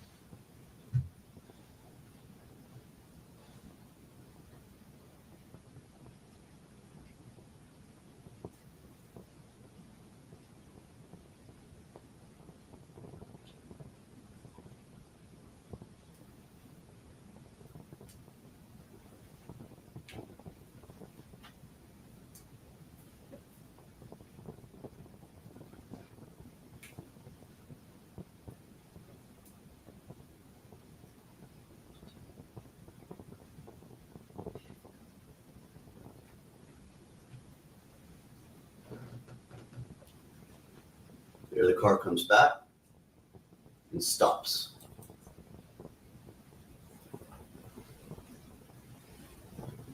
Right there is when Nilexia Alexander is being murdered.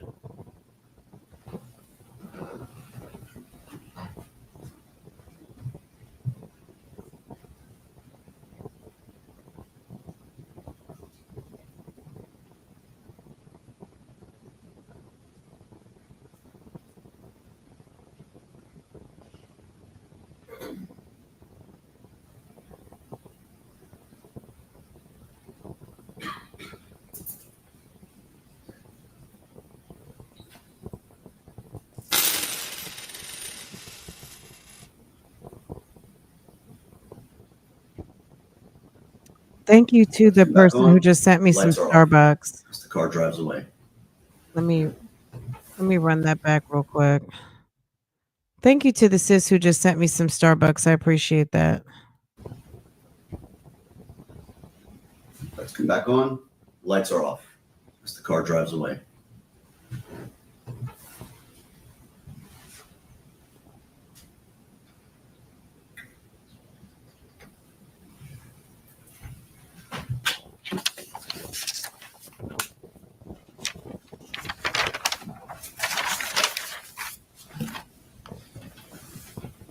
We learn what happened in that car. We learn that because we are later able to ascertain the identity of the passenger in that car, Robert Quincy Creed.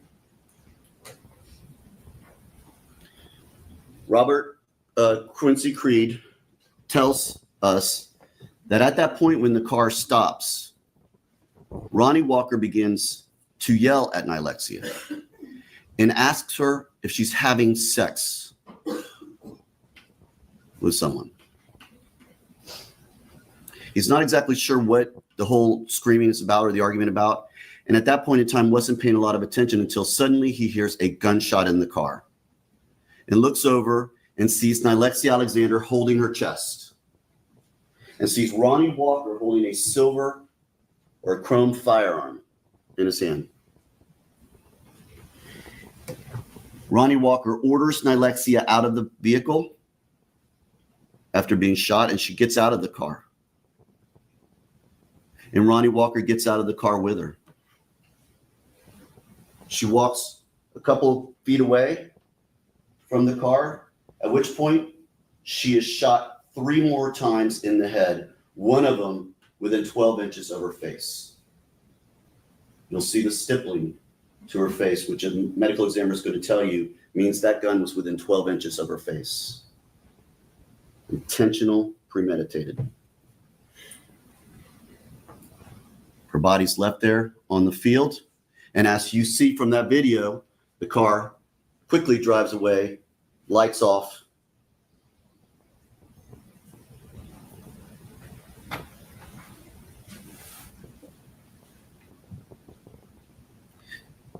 Robert Quincy Creed will tell you that he was sick that night, didn't want to go out, but Ronnie Walker insisted that he went with him, that all occurred. He did not know. He will tell you that he believes she was shot in the chest because of the way she was holding her chest.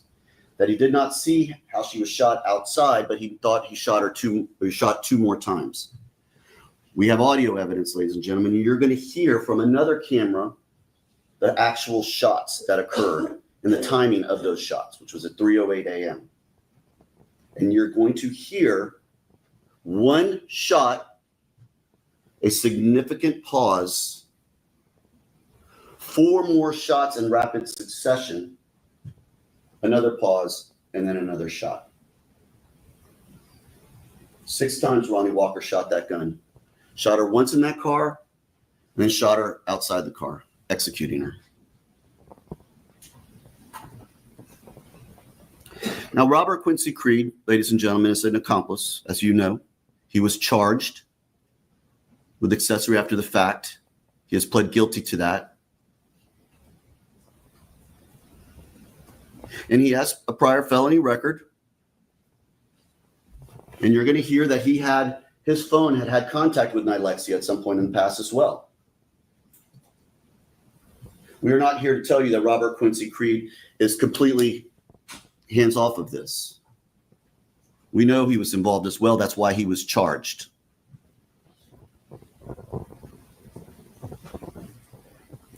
Now, going beyond what Robert Quincy Creed says, detectives are out there. They find out a little while later they receive a 911 call. They go out to the scene and they find a body. Nilexia Alexander. At this point in time, they don't know who this body is. They don't know who she is. And you'll see pictures of the crime scene. You'll see pictures of the body of Nilexia Alexander and how she was discovered abandoned in that crime scene.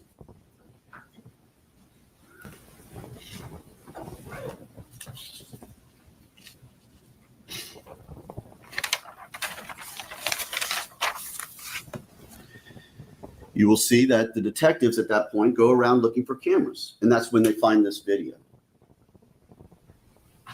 So at this point in time, they have a description of a vehicle. They have Nilexia Alexander's body, who they haven't yet even identified.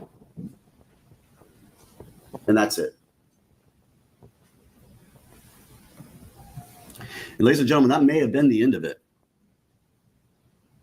A case gone cold with the body of a 14-year-old runaway left on a vacant lot. That could have been the end. But it wasn't. Because Nilexia Alexander left a clue. She left a lead for the detectives. Nilexia Alexander left her phone in the back seat of that vehicle. And Ronnie Walker didn't know that. So I'm going to come back to that in a moment.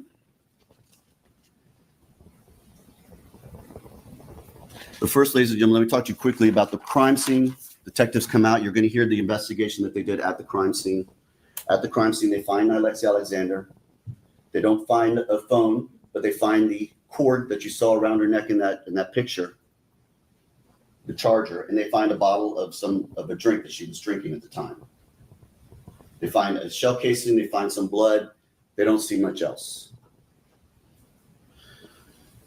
Nilexia Alexander is taken to the medical examiner's office where an autopsy is conducted. She is shot once in the shoulder that comes out through around the clavicle area. She's shot 3 times in the head. And again, one of those very close shot. The detective who was running the crime scene, who you will hear from, Detective Aaron Campbell, believes there's got to be something more out at that crime scene. Now, remember, when they're doing this crime scene, it's the middle of the night. It's dark. You could see how dark it was in that video. This is a dark, vacant lot. There's no lights. There's nothing to see. So he goes back out there. And when he goes back out there, you're going to hear that he finds 2 more casings. And he also finds 2 projectiles in the ground. All of these casings match up.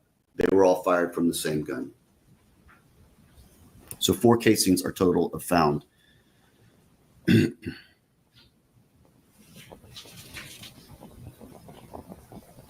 So At this point in time, they eventually, because of a tattoo that Nilexia Alexander had on her arm, they're able to identify her.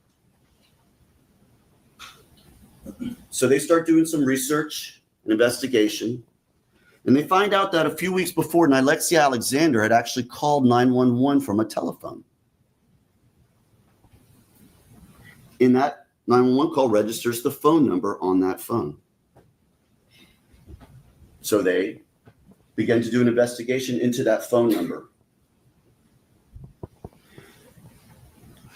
They find something amazing. After Nilexia Alexander has been killed, based on what they've been able to determine as the time that she was shot, her phone continues to move. They're able to follow it for a while and are able to capture some videos of that car moving in specific areas where the phone was moving. That same black vehicle that you saw in that video. And they continue to follow where that phone seems to go on that evening, just after the homicide. And they follow it all the way to a Thornton's on Hillsborough.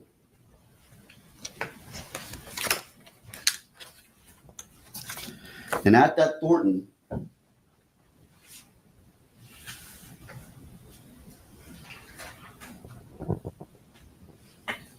that's the wrong thing.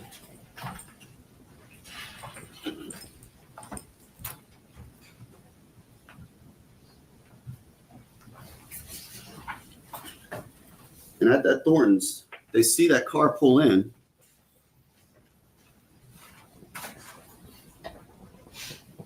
And they see this man get out of the car, out of the driver's seat. Ronnie Walker.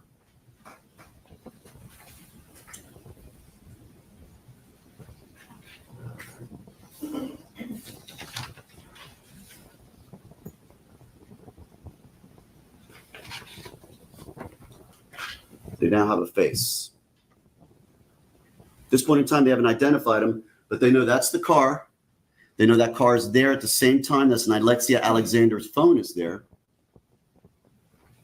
And they now see a gentleman wearing this jacket, which will become important as well, getting gas. They also see someone get out of the passenger side. Again, they can't identify, but they know that there were two men in that car, the driver, Ronnie Walker, and this passenger, who they will later identify as Robert Quincy Creed.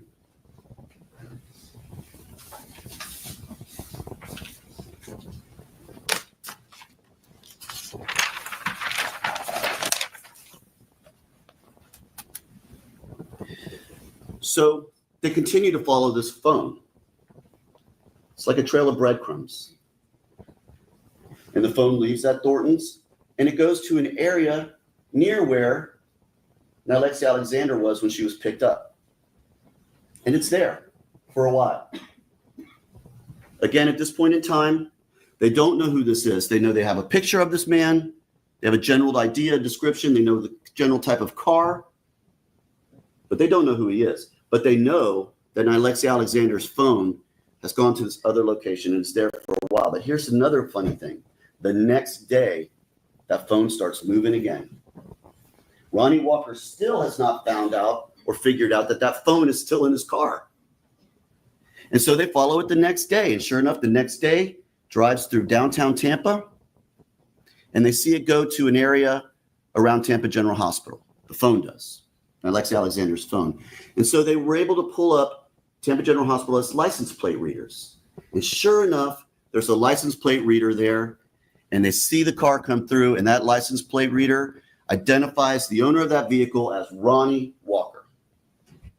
Now they have a name.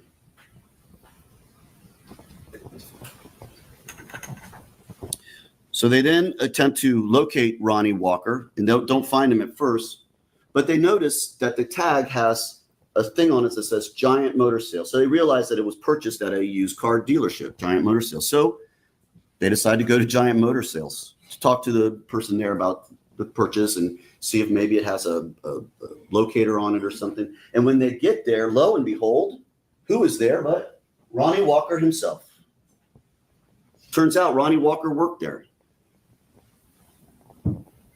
Now, by this point in time in the investigation, the phone is no longer pinging. Clearly, the phone had been discovered and discarded. So they get there and they immediately meet with Ronnie Walker, who proceeds to tell them various things that are clearly provable lies. He gives the wrong name of his girlfriend. He indicates someone was with him at Tampa General Hospital who they later find out was not with him.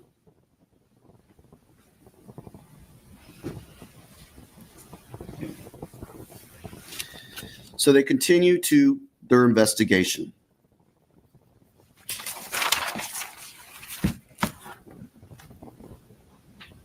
The car is at the Giant Motor Lots. It's clearly impounded and taken into evidence. The car is searched. No phone. Nilexia Alexander's phone is not in that car. And they proceed to look for any evidence in the car, any blood, anything like that. And you're going to hear from a crime scene investigator who will tell you how they do that. And one of the things they do is this thing called Blue Star, which lights up kind of an ultraviolet light when there is iron or something that could potentially be blood in the car. And sure enough, on the back passenger driver's side, or back seat driver's side passenger, in the little area, when you open the door, that little door jamb area, they see what looks to be some sort of substance, and they swab it, and it tests positive for blood. That blood, ladies and gentlemen, is Nilexia Alexander's blood. It was a mixture. It was Nilexia Alexander and Ronnie Walker and some other unknown individual. Not Robert Quincy Creed, but some other unknown individual. But Nilexia Alexander was the main one. They also learned that Ronnie Walker at that time had a girlfriend by the name of Erica Sweet. He gave a different name for her, Erica Roberts or something, but her name was Erica Sweet. And they learned that he was living with Erica Sweet at the time. And it turns out Erica Sweet was only a couple of blocks from where Nilexia Alexander was picked up. And also, interestingly enough, the phone, Nilexia Alexander's phone, that whole night was in an area associated or where Erica Sweet lives. And Ronnie Walker lives.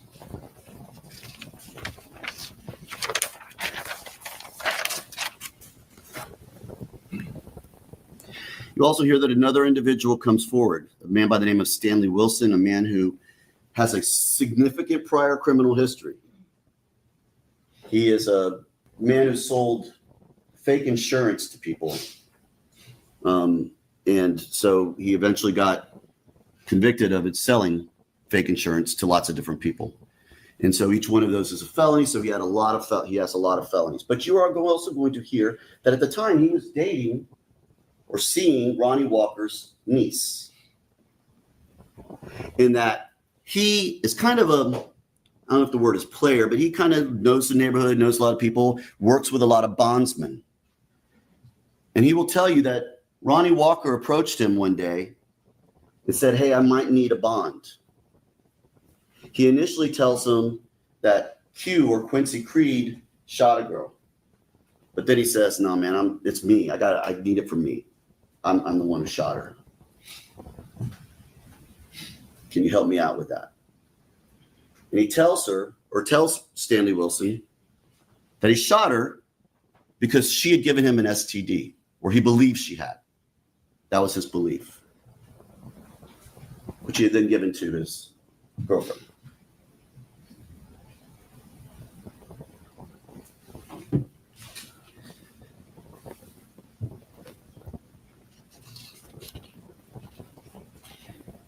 The evidence, ladies and gentlemen, will show you that Ronnie Walker picked up Nilexia Alexander, drove her to a secluded spot, shot her multiple times, including once in the face at close range, drove to the Thorntons with her phone after committing this murder,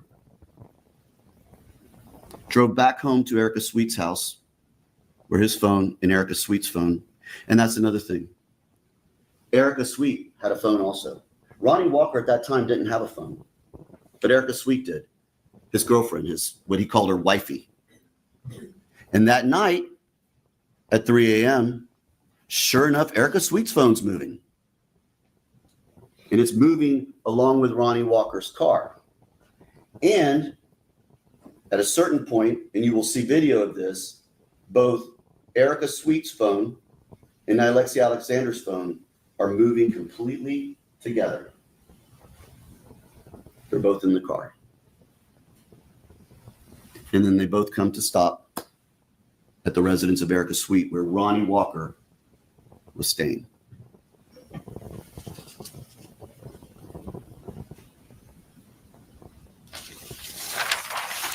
Ronnie Walker tried his best to clean his car, but missed some blood. And that blood connects to Nilexia Alexander and proves she was shot in that vehicle before getting out and ultimately shot in that vacant field. All of the evidence, ladies and gentlemen, points to Ronnie Walker in that car. A car that on May the 6th of 2022, Nilexia Alexander made the wrong choice to get into. And ladies and gentlemen, at the conclusion of this case, the state is convinced that you will make the right choice and find Ronnie Walker guilty as charged of first-degree premeditated murder. Thank you. Defense, whenever you're ready.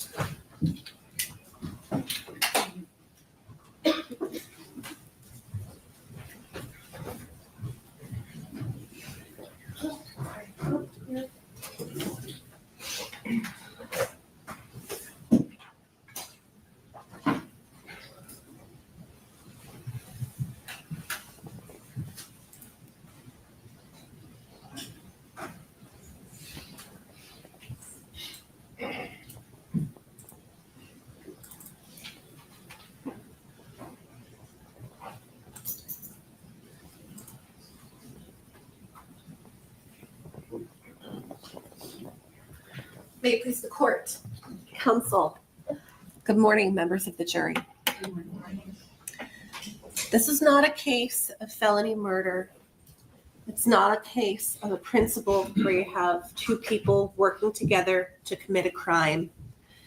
And the facts and the evidence is going to show that this is not a case where Ronnie Walker killed Nilexia Alexander.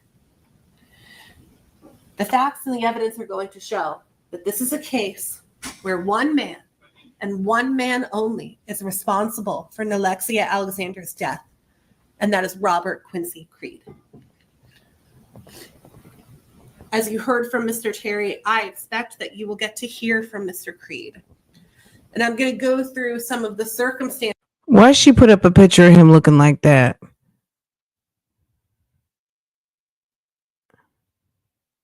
And maybe that is his mugshot, but damn it. Under which Mr. Creed is facing charges. And I'm going to go through a little bit of the investigation and touch on some of the points that the prosecution left out during their opening statement. So forgive me if you see and hear some of the same things, but I'm asking you to look at it from a different perspective. So how does Mr. Walker get here? How does Ronnie Walker get accused of first-degree premeditated murder facing the death penalty? Well, as Mr. Terry points out, it starts with that car, right? Shortly before 9 o'clock a.m. on May 6th, law enforcement responds to the area of Highland and Flora, Nebraska, and they locate the deceased, who later becomes known to them to be Nilexia Alexander. The first course of action that the detectives do is they canvass the area for video surveillance. And lo and behold, they see a vehicle traveling around the area. a black vehicle. You'll get to see some of these videos, I expect. This is a screenshot from that vehicle traveling on Highland Avenue. And they see a black vehicle and multiple cameras. So the vehicle becomes somewhat of an interest to them. The police continue to canvass the area. They go to several locations and they keep seeing this black vehicle. But they don't have a name, they don't have a face, they don't have a license plate. Eventually, their big break is when they learn that Nilexia Alexander has a phone number that her mother did not know about. Nilexia kept this phone. Law enforcement learns about it from Nilexia's younger cousins. When they're able to pull the phone records from Nilexia Alexander's phone, they then are able to see different locations that she was at during this time period that law enforcement is interested in, right? We're talking about roughly 3:00 a.m. on May 6th and thereafter. One of the locations that they certainly find that Nilexia Alexander's phone is pinging to cell phone towers out is at Thornton's gas station. And they see that black vehicle. They see a driver in the black vehicle.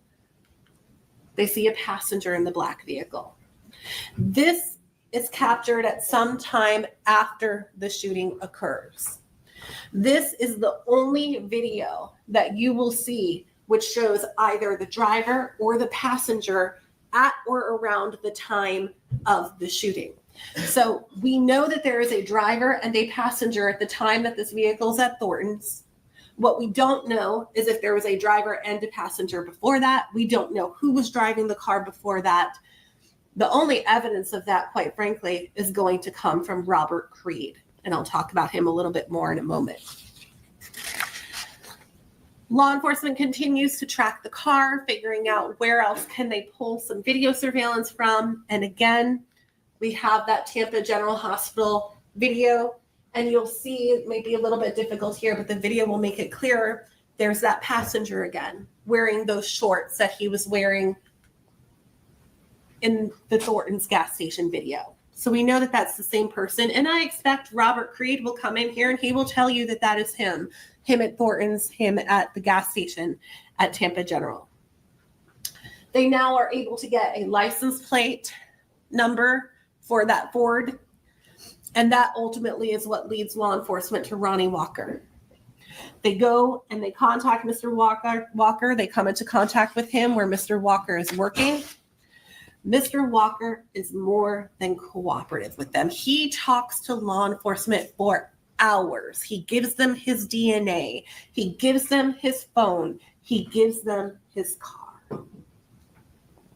While Mr. Walker is talking to law enforcement, he tells them about his girlfriend, Erica, who happened just by coincidence to be showing up at the Ford Motor store or Ford Motor property at the very time where Mr. Walker is talking to law enforcement. And he tells law enforcement, there she is. Law enforcement talks to Erica Sweet. Law enforcement is able to get phone numbers for Ronnie Walker. They're able to get a phone number for Erica Sweet. Law enforcement then pulls phone records for Mr. Walker, pulls phone records for Mr. Sweet. What the evidence is actually going to show is that Mr. Walker, in fact, did have a working phone at and around before and after the time of the shooting. Back in back in May of 2022.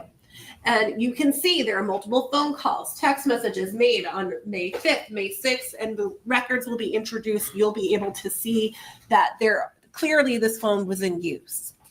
Law enforcement then tries to cross-reference. Well, we have a phone number for Nilexia Alexander. We have the phone records for Ronnie Walker.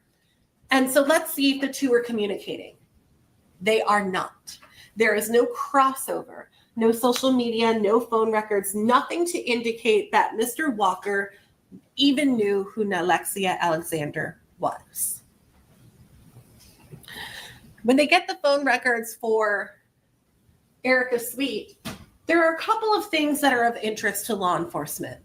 One of them is going to be that there are some phone calls that are made around the time and in the early morning hours of the shooting.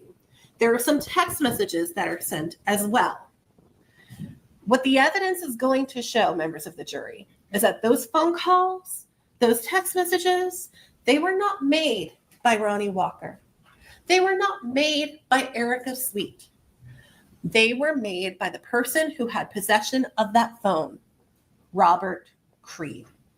And you will know that because I expect you'll have a chance to see a text message sent from Mr. Creed to his cousin, telling his cousin, hey, this is Q.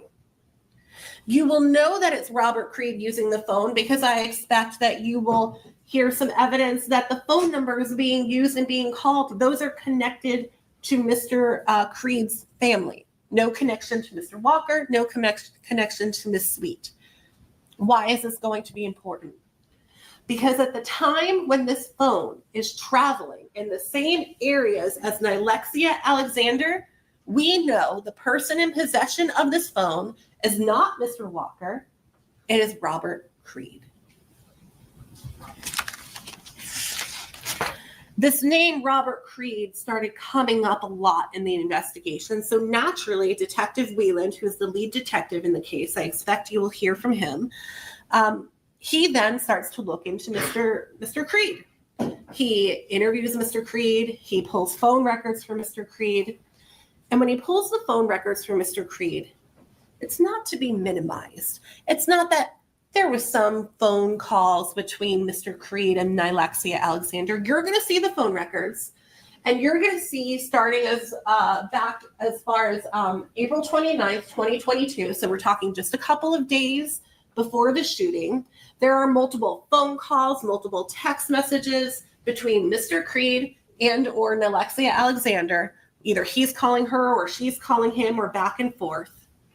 And those phone contacts continue up until April 30th. And then after that, there's nothing else. But this is the connection that law enforcement was looking for. How did Nilexia Alexander end up in that black Ford? Well, now we know, because she was there to see Robert Creed. Again, absolutely no connection to Ronnie Walker.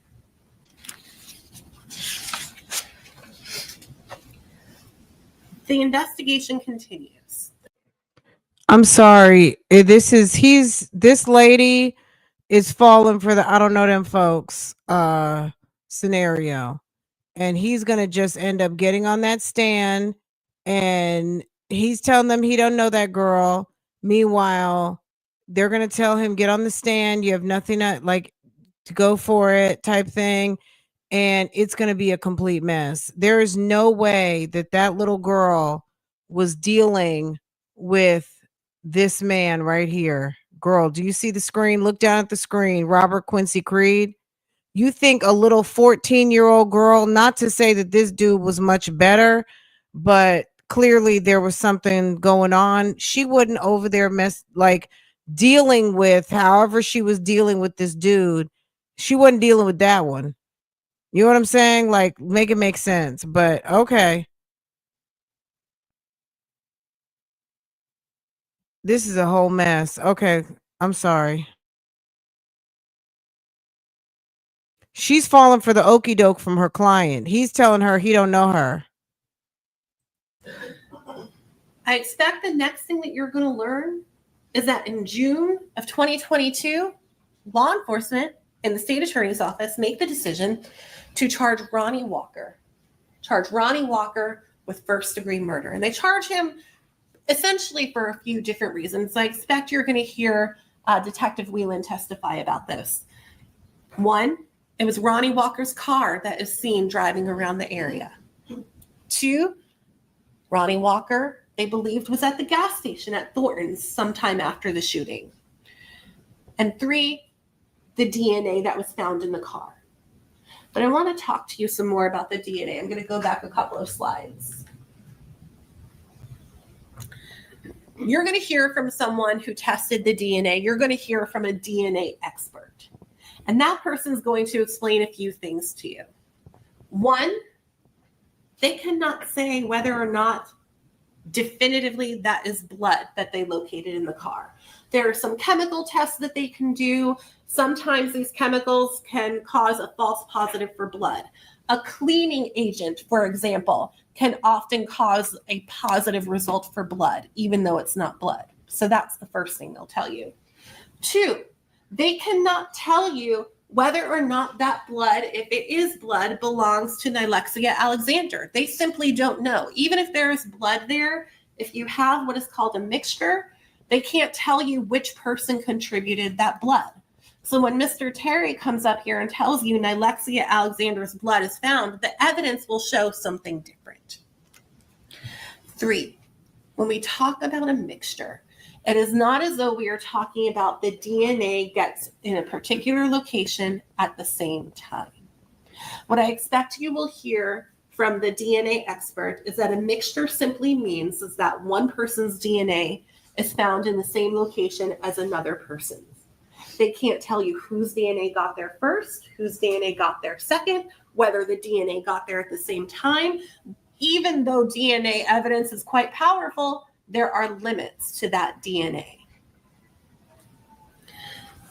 Despite all of these things, right? Despite the fact that law enforcement believes that this is Ronnie Walker's car, Ronnie Walker's at the gas station, Ronnie Walker is in the Tampa General Hospital with the same place as the phone, all of the same things you will hear are exactly true for Robert Creed. He's at the gas station. Robert Creed, and in fact, Robert Creed's the one with the connection to Nilexia Alexander. What I expect you're going to learn is that law enforcement has a bit of a problem at this point. They don't know what happened inside that car. They know that it's Ronnie Walker's car, but that's about as much as they know. So I expect you're going to learn that at some point there is a second interview done with Robert Creed. During the first interview, Robert Creed denies knowing Nilexia Alexander. When they confront Robert Creed with the phone records, Robert Creed says, no, that's not true. That's not me. I don't know who this person is. I don't know anything about someone dying. The second time you hear that an interview is done with Mr. Creed, you're going to learn that at that point, the interview goes a little bit differently.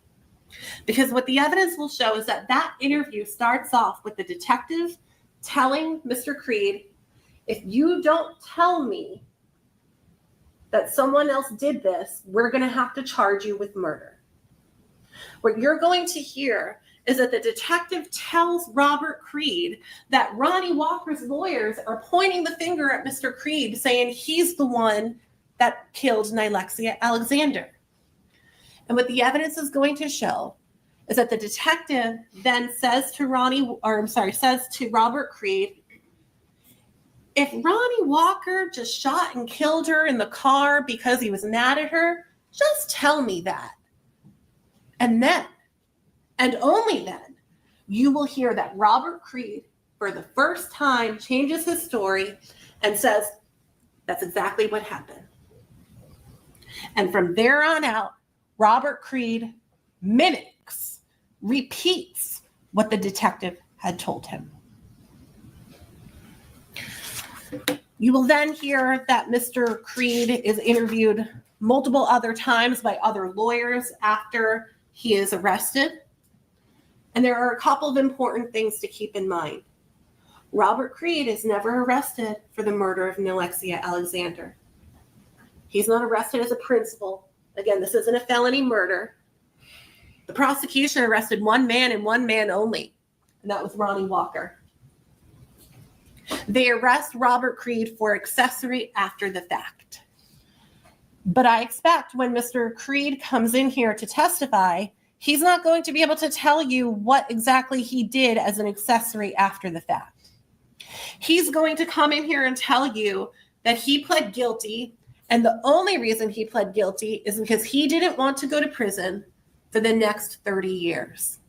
And that if he comes in here and tells this story that was repeated to him by the detective, he believes he's going to get to go home. He's going to get a benefit for his testimony.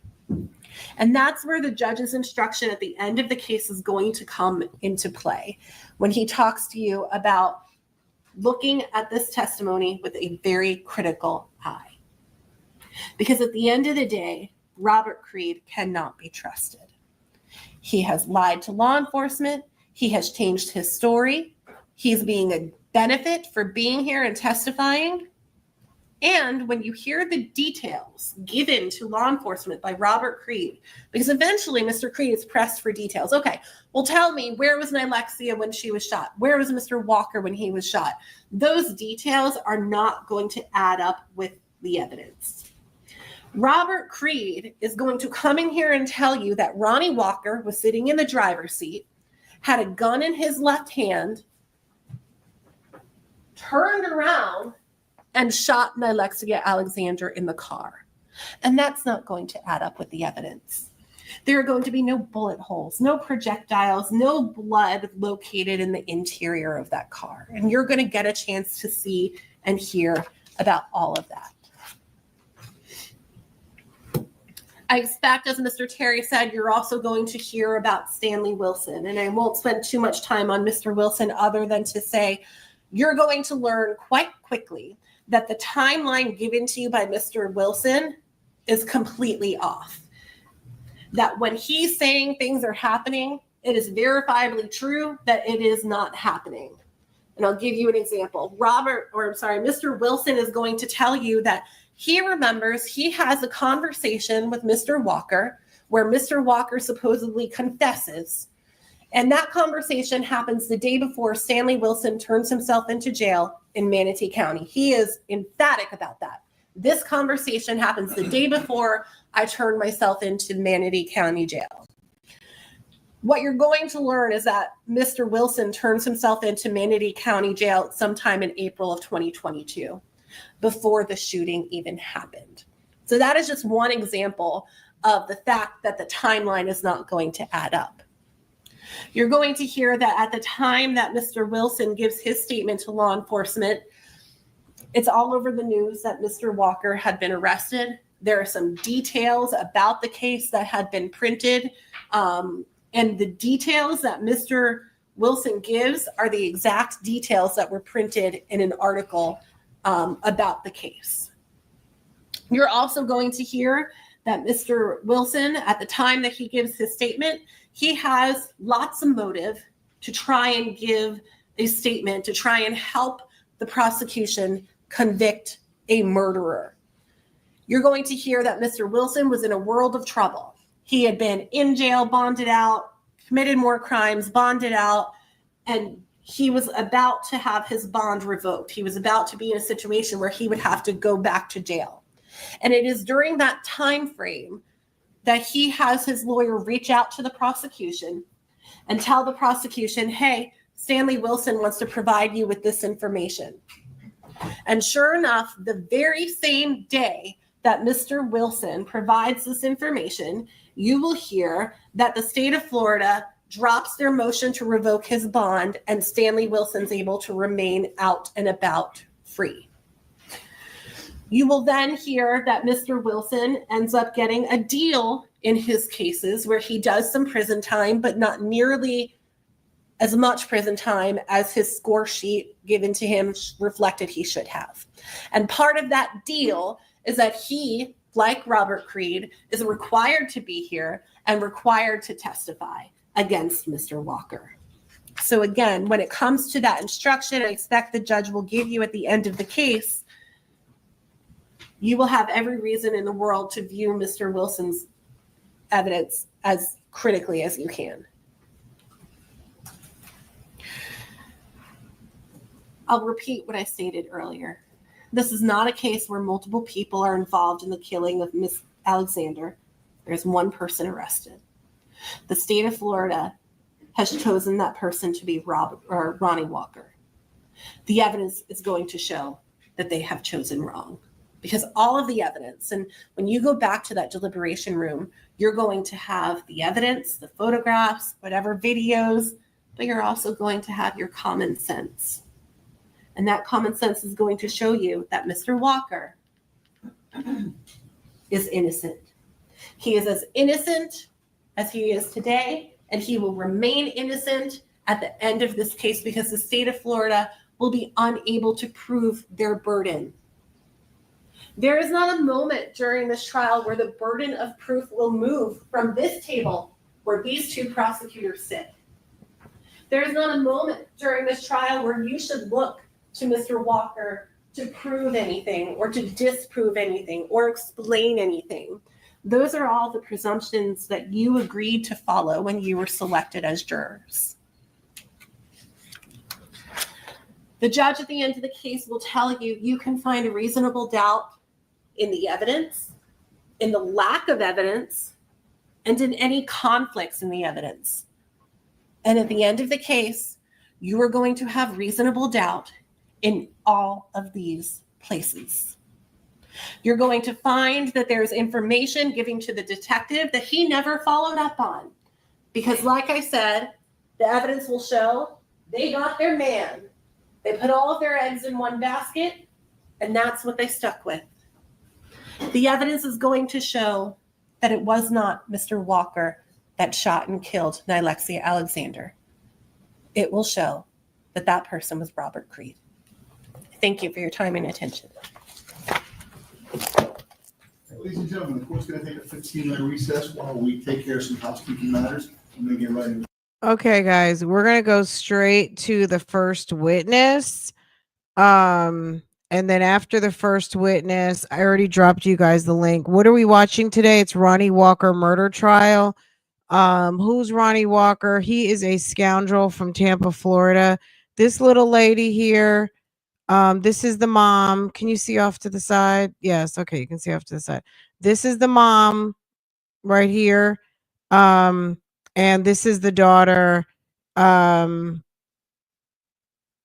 Sis, you know, the little girl, we don't have a lot of details about what was going on with her, but apparently she was living a double life. She was a young lady, 14 years old. She was not making the best choices. And unfortunately, she ran into a opportunistic scoundrel, this dude right here, who looks, he's way too old to be even trying to carry on with this. The mom, we already watched her testimony. Ashley Alexander. This is Nilexia. And, you know, she was out and about, hanging out on the streets, and she ended up getting mixed up with these clowns. This clown and this clown. Girl, I cannot imagine what she was out here doing. It just doesn't even make any sense to me. This is what the guy was looking like when he was arrested, baby. A mess. These two. That's a nightmare. Do you like, I'm sorry, that's a nightmare. That's on some nightmarish type stuff. But this is the guy who is on trial at the moment, Ronnie Walker, for the unaliving of this little girl. So anyway, we'll watch the first witness. And I dropped the link to you where you guys can go ahead and get caught up and finish watching.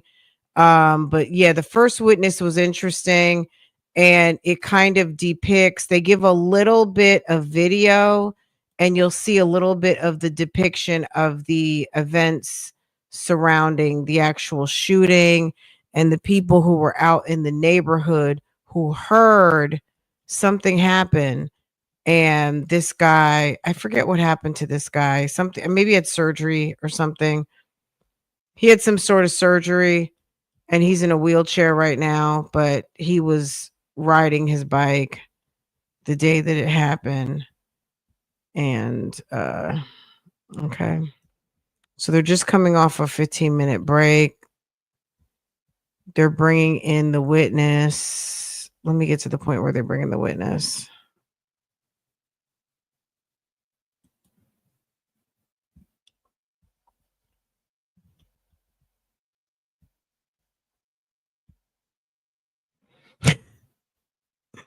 Okay. All right. Let's get the witness on the stand. Let's hear what he has to say.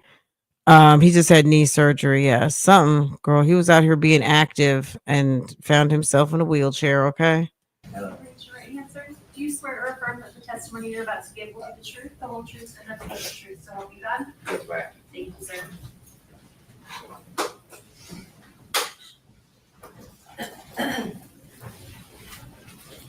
Bailiff is tall. Bailiff is 6'3", 6'4".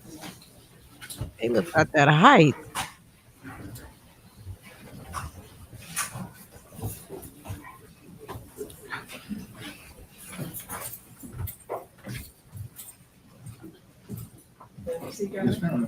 Okay, thank you. Good morning, sir. Yes, ma'am. Could you please state your full name for the record? Eric Leonard Walker, Sir, where do you currently live? 2926 Temple Street. Is that where you lived back in May of 2022? Yes, ma'am. How long had you lived there? I've been there 7 years. Okay. Well, sir, I'd like to turn your attention to May the 6th of 2022, around 3:08 a.m. Yep. What were you doing around that time? We was hanging out in the yard, gambling and smoking, family things. Okay. Can you please get the microphone a little bit closer? Okay. And make sure it's on. Is it on? Is the green light on? Yes, ma'am. Okay. So you were just hanging out with other people. Yes, ma'am. Do you remember the people you were hanging out with? It was several of us, a whole gang of us. Cause like I said, with that spot we hang out and be us. Okay. And while you were spending He said we just hang out and be us. They got to cast the characters up in this trial now. But of course, this is not a laughing matter. But they certainly have a quite interesting bunch of folk coming to testify. Okay, I'm just gonna leave that right there. time with other people hanging out, what if anything of significance happened? Well, we was walking towards the gate, coming out the gate, and it was a gunshot that caught our attention. Okay. So after the gunshot, we heard a few more. So a few more shots. Yes. So I got on the bicycle to circle the block to see what was going on. Okay. So as I got to the Highland and Florida, Nebraska, which is a dead end, I come down because it's right by a house. You could yell across the gate. Okay. And I see somebody, a girl, laying on the side. So I yell and tell her I think it's a body back here. So I try to get help for her, running to door trying to get help. Did you have a cell phone? I didn't have a cell phone at the time. Okay. So I had to go back because nobody would answer the doors. Mm-hmm. But I was on the Ring cameras at people's houses. Okay. I think they called the police on me because I was knocking too hard. Okay. So I went back to get help for somebody to call 911 with me. So who did you go to get help? I went and got Terry, one of my friends, Maddox. Okay. And how far away would you say she was from where you saw the body? After both of us got there, we was at the road. We was standing in the road first before the 911 operator asked, could we go up there and see if she's alive? Okay. But now one of us wouldn't do it. Okay. So let me ask you this. Would you say that from the time that you heard the 911 call, the shots, to the time you made the 911 call, there was a bit of a delay? Yes, ma'am. Okay. I'd say it was probably like 5 to 6 minute delay because I had to come back around to go get some help. Okay. But you don't really know. Did you have a watch? Were you paying attention to the time frame? No, ma'am. Okay. But you do know that there was a delay. Yeah, correct? it was a delay. Yes, ma'am. Okay. And when you saw this individual, did you recognize her as someone that you had seen before in the area? I speculated it was one of the girls that be around there. You feel me? So You speculated, Yeah, but did you recognize the no, I didn't individual? recognize her Okay. at all. So you had never seen her No, before? I never got up close to the girl until the 911 operator actually try to get up there and see if she living. Okay. So while you make the 911 call, how do you get about the position where you make the 911 call? Was it Terry Maddox's phone? Yes, ma'am. Okay. Did she make the call or did you make the call? She made the call. I was still knocking on doors as she was making the call. But ultimately, did you chime in and also speak during that 911 call and give more information to the 911 officer? Yeah, because she was on speakerphone. She had the phone on speaker, and I could hear the operator. Okay. Like I say, she was trying to see if one of us would go up there to see if she was alive but now one of us would do it. But did you get closer and determine that she was not responsive? I didn't get that close. You feel me? I just stepped right on the grass line, right outside the road. That's it. And sir, this location, this Florida, Nebraska, and Highland, is that in Hillsborough County? Yes, ma'am. Okay. Your Honor, may I approach the witness? Yes, ma'am. Or actually, yes. Have I shown you photographs from the crime scene, sir? Yeah, okay.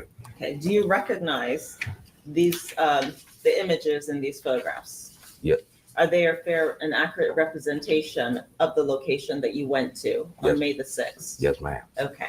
Your Honor, at this time, the state would move into evidence State Exhibit A1 through 8. Okay. Okay. Thank you, Your Honor. Publishing State Exhibit A1. Is this the location that you went to, Florida, Nebraska, and Highland? Yes, ma'am. Okay. And can you describe that location for us? Yeah, it's on the dead end. It's on the dead end. It's one house on the left hand side. Then it's an open field. So it was like just an empty lot. Yeah, just empty lot. Okay. So State Exhibit A2, is this an accurate depiction of this empty lot area? Yes, ma'am. Okay. A3, is this how you found the body? Yes, ma'am. A4, Yes, ma'am. in the time in which you saw this body and went back to get someone who had a phone, did the movement of was the body moved in any way? No, ma'am. She was still the same. She remained in that exact same Yes, position. Ma'am. Yes, Okay. ma'am. Did you tamper with any evidence in this case? No, ma'am. Did you move the body in any way? No, ma'am. Did you touch this body or shove this body? No, ma'am. Okay. State Exhibit A5. Okay. Again, is this another angle? Yes, ma'am.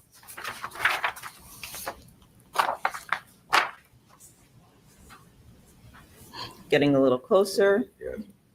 Yes? Yes, ma'am.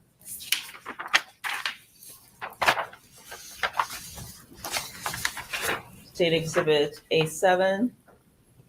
Yes, ma'am. Let's get it clear. Okay. Okay. Did you have anything to do with the death of this individual? No, ma'am. And beyond hearing the gunshots and getting on your bike and looking to see if someone was injured, did you have any other involvement in this? No, ma'am. And after you called 911, did you stay on scene? Yes, ma'am. Did you give a statement to the initial officers when they asked you what you saw and what you heard? Yes, ma'am. Did Terry Maddox stay on scene and do the same? Yes, ma'am. Later on, did detectives arrive on scene? Yes, ma'am. Did they also interview you? Yes, ma'am. And was it recorded to Yes. your knowledge? Yes, ma'am. Okay. And did you completely cooperate with the process? Yes, ma'am. And at the time, on May the 6th of 2022, were you in a wheelchair? No, ma'am. Okay. So at the time you could walk, you could ride your bike, is that correct? Yes, ma'am. All right. And at the time when you got on your bicycle and went into this location and saw this body, were there multiple people just No. around this body? No. No, ma'am. The only one that showed up was the police, and we pointed where it was. And that's all, to your knowledge, that's all the involvement. When the police arrived, then people started showing up. Yeah, started coming out the door. Yes, ma'am. But before then, there were no civilians. No civilians. Okay. All right, Your Honor, may I have a moment? You may. All right, no further questions. Thank you. Hi. Hello.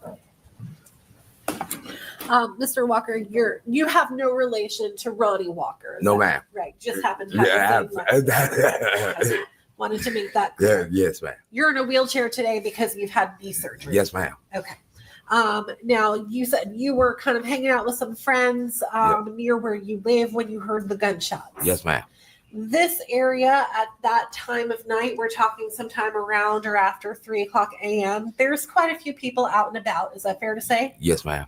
And in fact, the reason why you hopped on your bike to go around the corner is because you wanted to check and make sure it was nobody that you knew that got hurt. Well, that's not the question. What caught my attention was the gunshot. Of course. Okay. After you heard the gunshots, you wanted to make sure that no one that you knew was involved. Right. Okay. And that's when you happened to come upon the young lady that was on the ground. Yes, ma'am. And when you first saw her, tell me if I'm wrong, but would it have taken you, let's say, less than 5 minutes from where you heard the gunshots to the time that you actually go and see her? Well, I traveled a couple of blocks over. You feel me? Just make the round back to where my area. Okay, so we're talking a couple of blocks and you're on your bike. Yes, ma'am. Okay. And then you try and get some help. Nobody will answer the door for you. Yes, ma'am. I tried to get the help first. I started knocking on doors. My bicycle was in the middle of the street. You feel me? Sure. Okay, I started knocking on doors. Nobody would come to the door. All you see was lights coming on. You feel me? Okay. And that's when you decided to go back and get Miss Maddox? Just get somebody else to help me. And then when you went back to the scene with Miss Maddox, were you both on bikes at that point? Yes, ma'am. Okay. And so again, just a couple of minutes from that couple of blocks over? Yes, ma'am. Okay. So all in all, the time between when you heard the gunshots to the time that you called 911 or Miss Maddox calls 911, what is the time frame that we're looking at? I say I give it like 5 to 8 minutes. Okay. Can I have a moment, Your Honor?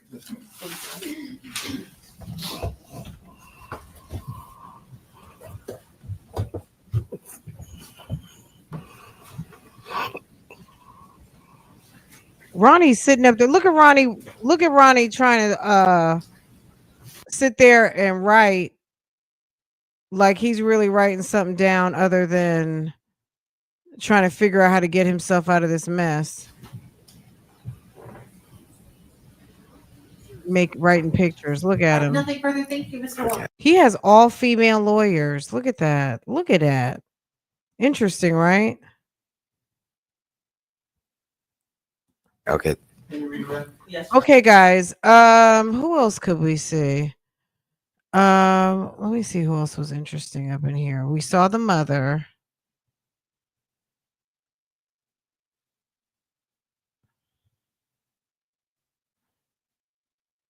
Are y'all gonna go watch this now? We've been live almost for 3 hours, y'all. I'm gonna go ahead and let y'all. I'm gonna dip. You want to watch Creed, y'all? This is day 1. I already dropped the link to it. I'll put the links in the description box. Okay, let me capture this. Copy. All right, I will. Let's go over to day 2, and we'll listen to Creed, and then I'm gonna let y'all go. Because if y'all want me to come back later, I've got Nesto messages. We can do that. And I also just got a big data dump on Tyshell Martin, and I'm gonna get a data dump on Kimberly Mills out of Lake County. The two god awful moms, some more awful moms. Okay. Okay, this is day 3. This is day 1 right here, y'all. So if you come back, this is the thumbnail right there. And then this is day 2. See how far I got in day 2? But I started messing around with y'all. And then I didn't finish. Look at his lawyer. Okay. Sis got an engagement ring on though. So sis got a boo thing. Let's see. Okay, this is mom. Mom is on the stand at this point right here. You can see mom in the small box. Okay. Let's get okay. I was still in the middle of Creed. Hold on.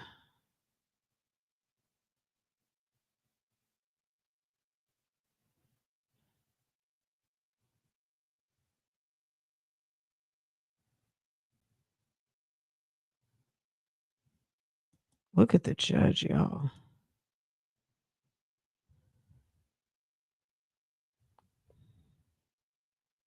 I don't know if he has freckles or liver spots. Judge, is it Fusion?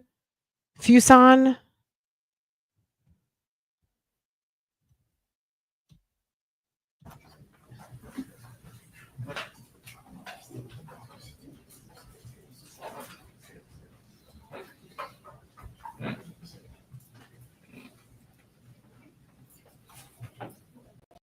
Sis got a big back. Look at that.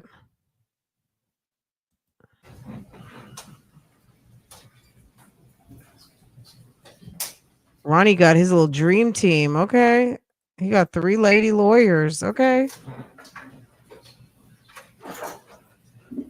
Thank you. Were they talking Creed before the break?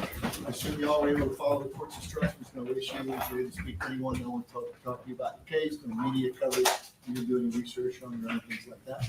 Yes, sir. Thank you. Thank you very much. Lee, may I call your next witness? Say call Robert Quincy Creed. Okay, here he goes. This is the person who's allegedly the accomplice. Well, I wouldn't even say allegedly. He was in the car the night that Nilexia was killed. Okay. And Ronnie is saying it's him, and he is saying it's Ronnie. Okay. Let's go. And keep in mind, girl, look, he's got his hand, he's got the shackles. Okay. This is day 2 testimony, which took place yesterday. This is day 3 on today. We're not watching day 3, but day 3 is occurring as we speak in Tampa, Florida. Okay, just so you guys are like level set, you guys where we're at. Okay. Do you swear or affirm that the testimony you're about to give will be the truth, the whole truth, and nothing but the truth, so help you God? Yes, ma'am. Counsel, whenever you're ready. Thank you. Good afternoon, Mr. Creed. If you could make sure your microphone's close enough so that you can be heard when you speak. All right. Good. Yes, sir. All right. Sir, if you can please tell the jury your name. Robert Quincy Creed Jr. All right. And where are you currently living? in the Falkenberg Road County Jail. All right. And how long have you been in the Falkenberg Road County Jail? Like 36 months, I think. 36 months. Okay. And what were you charged with that you're in the jail for now? Accessory after the fact. All right. And did you in fact plead guilty to that charge? Did he say accessory? Yes, sir. All right. And is that charge related to this charge, to this case that we're talking about here today? Yes, sir. All right. Have you been sentenced on that yet? No, sir. All right. Mr. Creed, what was how far did you go in school? Like 8th grade, sir. All right. Can you read and write? Not that good. Not that good? All right. Now, do you know the defendant in this case, Ronnie Walker? Yes, sir. How do you know him? From childhood. So you all kind of grew up together? Yes, sir. Did you all grow up in the same neighborhood? Yes, sir. What neighborhood was that? Belma Height Estate. Belma Height. Okay. And would you say you were friends growing up? Yes, sir. How often did you see each other? Like every day. Every day? And did that continue as you grew older? Yes, sir. All right. And back in May of 2022, were you all still friends at that time? Yes, sir. All right. Now, talking about May of 2022, I want to go back to that day, or the day this occurred, back on May the 5th or May the 6th of 2022. Do you remember that day? Yes, sir. Do you remember this incident that we're about to talk about? Yes, sir. All right. Where were you living back then at that time? I was like back and forth St. Pete with the girl I was staying with. Okay, so you had a girlfriend back then? Yes, sir. And she lived in St. Pete? Yes, sir. And you would stay there sometimes? Yes, sir. And where would you stay when you were staying in Tampa? At my brother's house. And where did your brother live? He lived in Jackson Heights Apartments. All right. Now, on this particular night of May the 5th, the night before going into that morning, were you at your brother's apartment that day? Yes, sir. What were you doing there? Sleep on the couch. All right. What time was this? Do you remember? No, sir. And you were asleep on the couch there? Yes, sir. And did there come a time when you saw Ronnie Walker? Yes, sir. When was that? I guess the same day when I was sleep on the couch. Okay. And what happened when you saw him? When I woke up and seen him, I was all blue because he was standing over me. Okay. And what did he say? He told me like, let's ride. Okay. Like he got some girl he wanted to put me down with. So I was feeling sick. So I'm sorry, say the last part. I was kind of feeling sick, but I still jumped in the car with him and his girl and her friend. Okay. So let's go to that. So you're at your brother's apartment, and then Ronnie Walker, you wake up, he's there, and he says, come with me. And he's trying to hook you up with a girlfriend. Yeah. Okay. And so you go get in the car, and who else in the car? His girl. A girl? His girl. His girl. Erica? What's her name? Yeah. Erica? Had you met her before? Yes, sir. All right. And who else was in the car? Was there anyone else? I think her name is Jerica, I think. Jerica? Yeah. Okay. And who was driving the car? Ronnie. Was it that black car? Yes, sir. All right. And where did you guys go? We rode around for a little bit. Okay. And then we went back to his girlfriend's house. So you went to the house of Erica Sweet's house? Yes. All right. And what happened when you got back to Erica Sweet's house? Just chilled out for a little bit. Then I fell asleep on the couch. You fell asleep on the couch at Erica Sweet's house? Yes, sir. All right. What happened with the other girl? Do you know? Not really. All right. And after you fell asleep on the couch, did there come a time when you got woken up? Yes, sir. What happened? Ronnie had woke me up, told me to ride with him somewhere. Just told me to ride with him. All right. Did you know where you were going to go? No, sir. So, but you weren't feeling well? No, I wasn't feeling well. But you still went along with him? Yes, sir. Why is that? Because he had told me his girl to let me stay, like pay her like $300, $400 to live there. Because I ain't really want to live at my brother's house because it's distant. Okay. So, I guess. Kind of felt obligated, I guess? All right. Did you, when he woke you up and asked you to go for a ride with him, was Erica anywhere there? I guess I ain't see her, but I guess she had to be like in a room or something. Okay. But you didn't see her. She wasn't awake, or at least around where you were. No. Okay. So it's just you and Ronnie Walker. Yeah. All right. What happened next? He got in his car and he had rode around a little bit. And what were you all doing as you were riding around? Was he doing anything, saying anything? No. All right. And what happened next? He rode up on a group of people and asked him where she went at.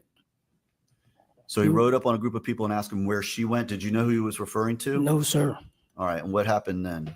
Then he rode around. All right. He rode around like a couple more corners. Then he went in his parking lot. Okay. Then he picked up this girl. All right. So rode around for a couple more corners, and then you said he rode into a parking lot and picked up a girl. Did you know this girl? No, sir. Where were you sitting in the car? I was in the passenger side. In the front? Yes, sir. And Ronnie was driving? Yes, sir. Did you have a driver's license at that time? No, sir. All right. And so you pull up, and this girl gets in the car. You did not know who she was? No, sir. All right. And how does he get her in the car? What happens? What does he do? He just rolled down the window and said, "Hey." That's it? Hey? Yes, sir. And then what happened? She turned around and looked and just walked and jumped in the bike seat or the driver's side. Did it appear like she knew? When he said he just rolled up and said, "Hey," and that's all he said, "Hey," his ability to retell this story is pretty crazy. Him or something? Yes, sir. All right. And when she goes and she gets in the what part of the car does she get in? She get in the driver's bike seat. The driver's back seat. Okay. And what happened then? Then he rode to a store. Okay, so he left that apartment or that parking lot and he rode to a store. She was in the back seat? Yes, sir. Were they saying anything to each other? Not really, not that I can remember. Okay. What happens when they get to the store? He get out, he go in the store and buy them something to drink. Okay. He didn't buy you anything to drink? No, sir. And so he goes in the store. Did he go by himself? Yeah. And you stayed in the car with the girl? Yes, sir. All right. What happened then? I was trying to call my cousin, but my phone went dead. Your phone was dead? Yeah, if my phone had went dead. Okay. So what happened then? I had asked her could she call my cousin for me on her phone. All right. So I had gave her the number. She called, but my cousin didn't answer, pick up. Okay. So then I asked her to text, could she text him, tell him it's me. So she texted him. Then she called back again. He still didn't pick up. So that was it. Okay. So I'm assuming Ronnie Walker comes back into the car? Yes, sir. He gets back in the driver's seat? Yes, sir. What happens then? He gave her something to drink, whatever he bought, and then he pulled off. And then pulled off. And where did you go from there? Do you know? He went to some dark street. All right. Are you familiar with that area? I think it's Temple Height. Okay. Had you been on that street that he pulled into? No. All right. And you said you called it dark. There wasn't a lot of light out there? No, sir. All right. So after he pulls into that street, what happens? Yeah, I asked her a question. What did he ask her? Was she having sex? Was she having sex? Is that what he said? Yes, sir. What happened at that point? She told him no. And then what happened? He got mad and went to screaming and yelling, telling him like, get out of his car, get out my car, get out my car. Okay. And you were still seated on the passenger seat? Yes, sir. Were you paying attention to all of that? No, not really. So what happened after saying get out of the car? Were you just did you watching what was going on or what were you doing? I was kind of slumped over because I wasn't feeling good. Okay. You were slumped over because you weren't feeling good? So you weren't really looking? Not slumped, just leaning to the side. Okay. And what happened? I heard a gunshot. Okay. And what happened when you heard that gunshot? I jumped. When I jumped, I looked. I seen her I looked in the bike seat. I seen her holding like her chest, like. And she's like this, kind of with both hands where the record reflects you said he's putting both hands over his chest. Yes, sir. Okay. And then what happened? He kept telling her to get out my car. So she got out the driver's side, the bike seat, driver's side. And she got out on her own? Yes, sir. Did you see the gun in Ronnie's hand at that point? Yes, sir. What type of gun was it? It was like a chrome 9mm or something. So it's chrome or silver or something bright, kind of bright? Yes, sir. After she gets out of the car, what happens? He get out. He got out too? Yes, sir. Did you ever get out? No, sir. After you get out, what happens? I heard 2 more gunshots. Just 2? Yes, sir. And did you see her get shot? No, I didn't physically see it, but I know he did it. Because you could hear the gunshots? Yes, sir. Had she left her door open? Probably so. Okay. No. And so you hear those 2 gunshots. You don't see the shooting. No. But you hear them. Yes, sir. And then what happens? He jumped back in the car and pulled off. Okay. When he jumped back in the car, did he say anything to you? He's telling me, don't say nothing. Don't tell nobody. Don't tell nobody. Or he'll gonna kill me too.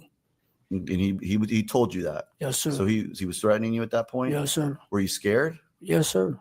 All right. And what happened at that point? He went back to he went to a gas station. So y'all drove around and went to a gas station? Yes, sir. Do you remember what the gas station was or anything? I don't remember. All right.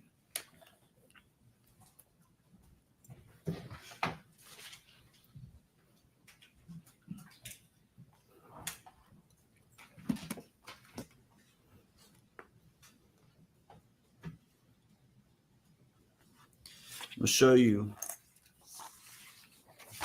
what's marked as states E1. Do you see that person? Yes, sir. Who is that? That's Ronnie. Was that what he was wearing that night? Yes, sir. That jacket? Yes, sir. And the shoes? Yes, sir. Is that the gas station that you all went to? Yes, sir.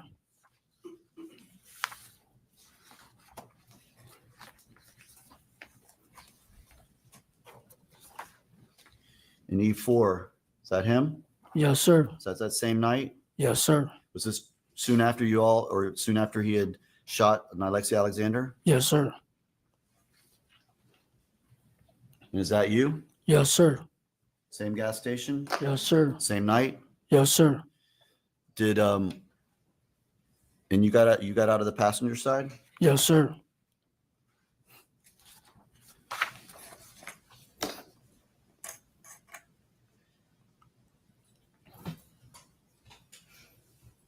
Why didn't you run at that point? I was scared.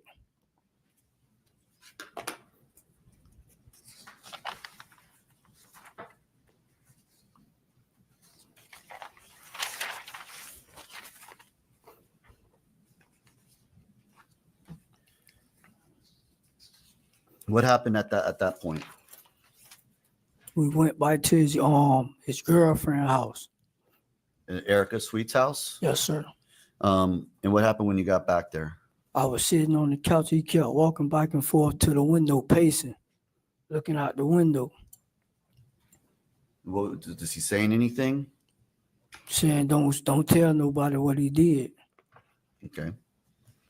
And you were just sitting there, and this was in Erica Sweet's house? Yes, sir. All right. Did you see Erica at that point? No, sir.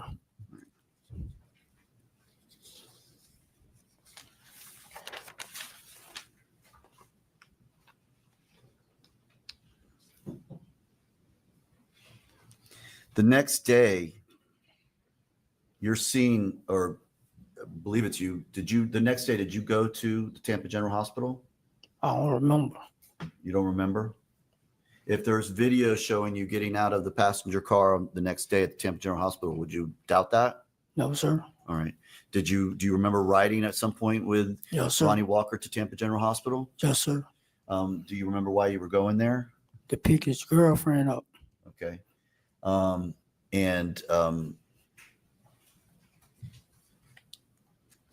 right.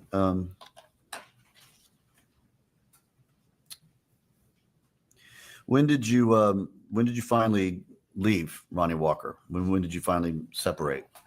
When my girl finally answered the phone and came and got me from my brother's house. Your girl answered the phone from your brother's house? No, from my cell phone. Oh, okay. And so who came and got you? My girl. Your girl came and got you? Yes, sir. And were you still at Erica Sweet's house at that time? No, I had on left. Where did you go? I went back to my brother's house. To your brother's house? Yeah. All right. And when your girlfriend came and got you, did you go back to St. Pete? Yes, sir. All right. Did you tell anyone what happened? No, sir. Why not? Because I was scared.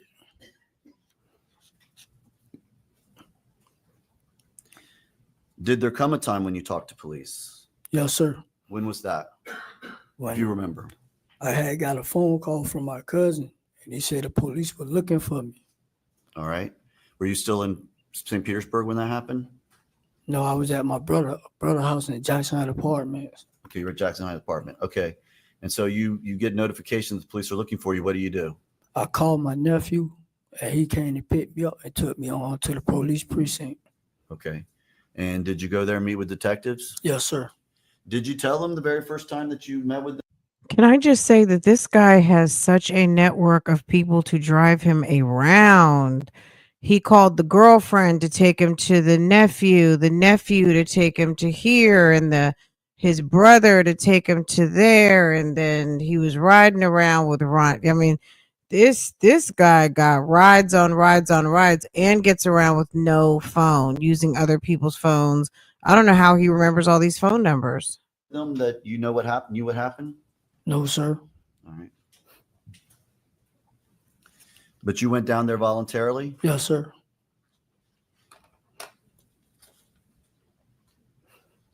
Why didn't you tell them when you first saw them what happened? I was scared. Okay, you were scared? Yes, sir. Did you talk to them again at a later time? Yes, sir. And on that second time that you talked to them, did you, in fact, at that time let them know that you did know about the case and that you did know Ronnie Walker had killed her? Yes, sir.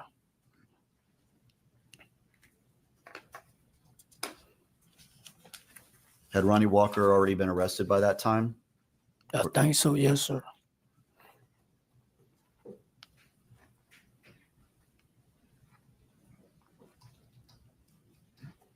After this happened, did you talk to Ronnie Walker anytime about this case, about what happened? When I was in jail, he used to write me little notes. Okay. What did the notes say? Said the police violated my rights and don't tell what he did that night. He facing the death penalty. And he would send you these notes in jail? Yes, sir. Other than that, you have not communicated with him one-on-one, have you? No, sir. All right. Has he made any threats to you since then, other than those notes? No, sir. Besides, like, the last time I seen him in court, he would threaten me. What did he say to you? Well, he would, like, go home and die. Go home and die? Yes, sir.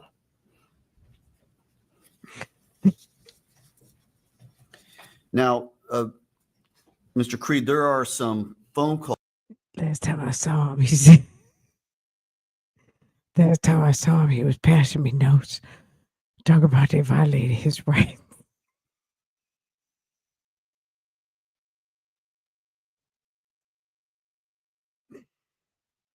Then I saw him. He told me to go die.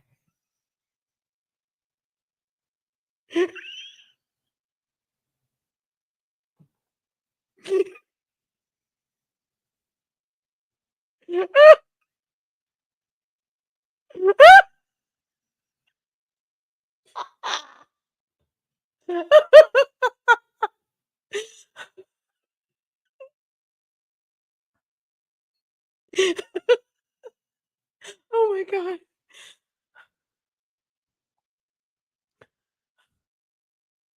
Calls that appeared to take place within a short period of time between your phone and that of Nilexia Alexander. Did you make those calls? No, sir. Did you know Nilexia Alexander? No, sir. Do you have any idea how those phone numbers or phone calls might have taken place? I heard through a friend that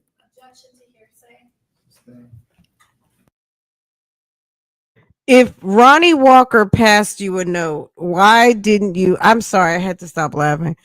Why, if Ronnie Walker passed you a note talking about just whatever, witness tampering, because he's not supposed to be talking to you, why didn't you give it to the CO? Why didn't you give it to somebody? Why didn't you call your lawyer? I guess maybe he did tell his lawyer. I don't know, but why didn't he notify somebody? Okay. You think he looked like little did you ever Daryl? lend your phone out? Stop it. Yes, sir. Did you sometimes lend your phone out to a friend who had a young girl who knew Nilexia? Yes, sir. Did Ronnie Walker borrow your phone sometimes? Yes, sir.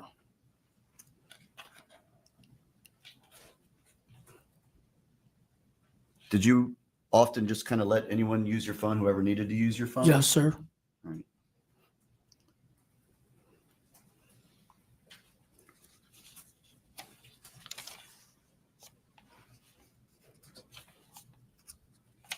And when you got in the car that night, did you know what Ronnie Walker was planning to do? No, sir. Did you know that street that he turned down? No, sir. Did you know he had a gun with him? No, sir. Mr. Creed, did you kill Nilexia Alexander? No, sir. Did Ronnie Walker kill Nilexia Alexander? Yes, sir. Judgment, if I may have a moment.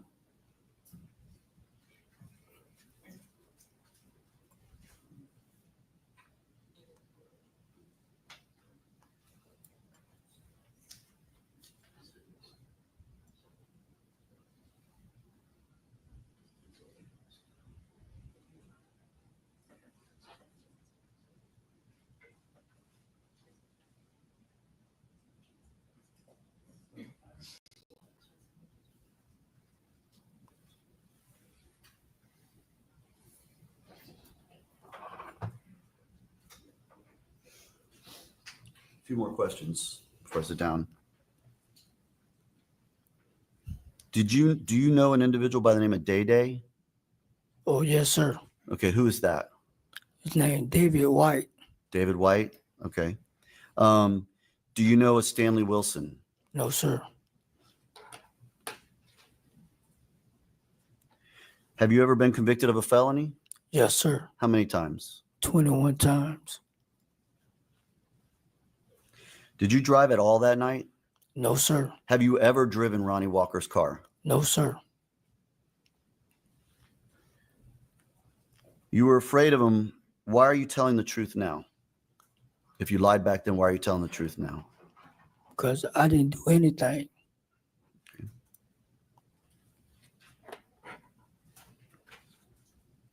And that cousin you asked Nilexia to call, who was that?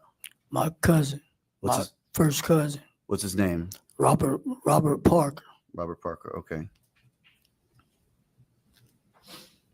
Had that weapon, do you know whatever happened to that weapon? No, sir. Did you ever see Ronnie Walker get rid of that weapon? No, sir. Did you ever get rid of that weapon? No, sir.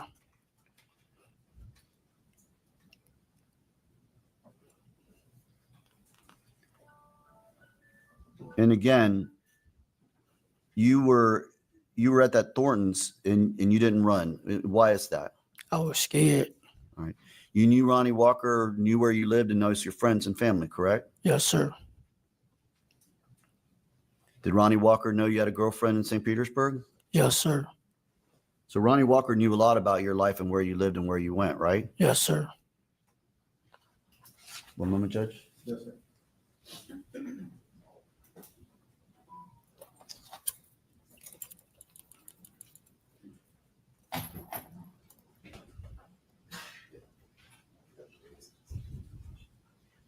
And real quick, Day Day, the man you've just talked about, was he ever in the car with you all that night? No, sir. In fact, was anyone else in the car with you all that night other than you, Ronnie Walker, and Nilexia Alexander? No, sir. Nobody else was? Nobody else. Okay.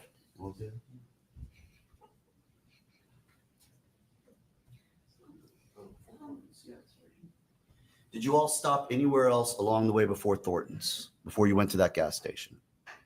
This stone 22nd and Martin Luther King, where he bought them something to drink. Right, where you bought the drinks. But after? No, sir. Okay, you all just drove around and went straight to Thornton's. Did you all ever go back to the house and then go out to Thornton's? No, sir. You continued to drive the whole time? He went from where he did that murder to that gas station, from that gas station back to his girlfriend's house. And you didn't stop anywhere else along the way? No, sir. All right, and you never saw him get rid of the gun? No, sir. And you never saw him? And you never saw him get rid of the gun, and did you ever see him get rid of anything else? No, sir.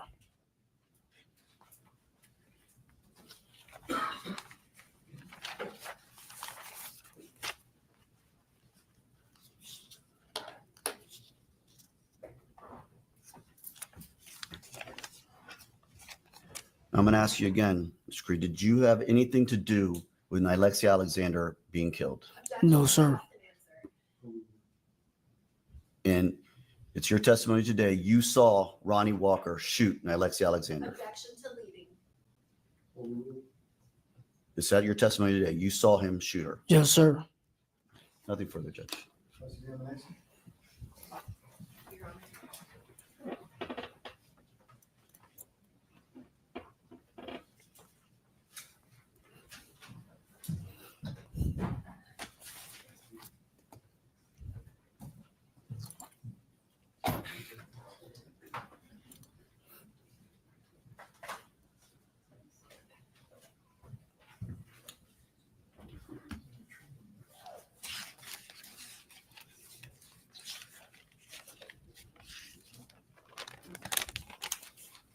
She getting ready to let him have it. Mr. Creed, good afternoon. Oh, sorry, Judge. Good afternoon. You told Mr. Terry you've been convicted of 21 felonies, correct? Yes, sir. Yes, ma'am. And amongst those felonies is the charge of accessory after the fact. Wait, I'm sorry. He said yes, sir. And I mean, he said, yes, sir. I mean, yes, ma'am. Mr. Terry, you've been convicted of 21 felonies, correct? Yes, sir. Yes, ma'am. He said, I'm going to teach you to ask me about my 21 felonies. Yes, sir. I mean, yes, ma'am. You told Mr. Terry you've been convicted of 21 felonies, correct? Yes, sir. Yes, ma'am. And amongst those felonies is the charge of accessory after the fact. Sustained. Judge, can we approach? Can we approach? I mean, I'm not even one question in. Okay, so you see how Ronnie put on the headphones? He can hear, you know how they do in the Diddy trial. They put on their headphones so they can hear what's happening at the bench, right? They kill our mics, but he can hear. So this guy has already been convicted. He's coming in on like an Erica Kang proffer. He's coming in. He's got a proffer. So you see, he's still in jail. He's got handcuffs on everything. You've been convicted of 21 felonies, correct? Yes, ma'am. Okay. You've pled guilty to accessory after the fact. Yes, ma'am. You are facing up to 30 years on that charge of accessory after the fact, correct? Yes, ma'am. You've never been charged with murder in this case, right? Yes. That's right. The only charge you've ever been charged with is accessory after the fact. Yes, ma'am.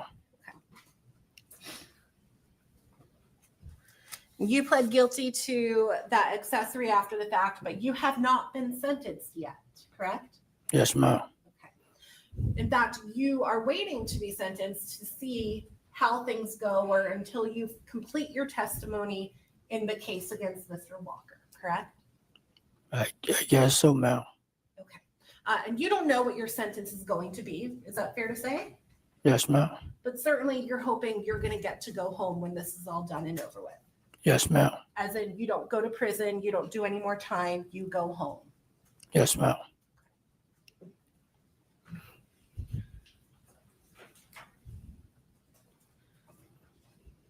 I want to talk to you about some of the benefits that you've received in your cases as a result of being a witness here. Prior to pleading guilty and agreeing to testify against Mr. Walker, you had a bond in your case. Isn't that correct? Ma'am? You had a bond that you had to pay to get out of jail? Yes, ma'am. You were unable to afford to pay that bond, correct? Correct. After you pled guilty and you agreed with the state of Florida that you would give your testimony, you were released without having to pay a bond, correct? I'm still in jail, ma'am. Correct. And I'm going to get there, but you don't have to pay a bond to get out, correct? I thought they say I got to pay like a private ankle monitor. And I'm going to get there. I'm just talking about the bond right now. You would not have to pay any money for a bond to get out of jail right now, correct? Correct. The thing that's holding you in jail is that you would have to wear an ankle monitor when you get out of jail, correct? Correct. And you don't have an address where you can go to stay at in order to wear that ankle monitor, correct? Correct. And that is the thing that is holding you in jail, correct? Yes, ma'am. So one of the benefits that you've received is after agreeing to testify, the prosecution agreed to erase that bond for you, correct? Correct. Okay. Another benefit you received is that you also had a case of battery second or subsequent a felony, correct? Objection, Your Honor. Approach.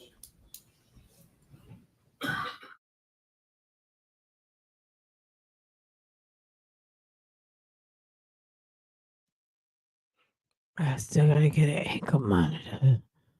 Hold on, let's see. Let's get our time. In the front passenger seat? Yes, ma'am. Testimony. No. All right. And street. And so that makes some Yes, ma'am. kills. All right. Is that your phone? So I guess the sidebar wasn't as long as I thought. Okay.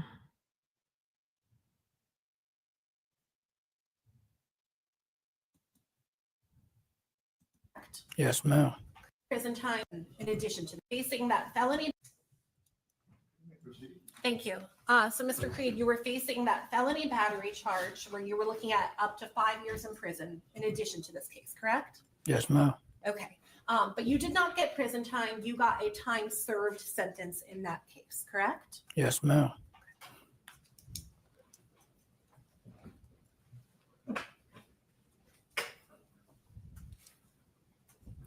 All right. I want to go through some of the details of what you've testified about here today.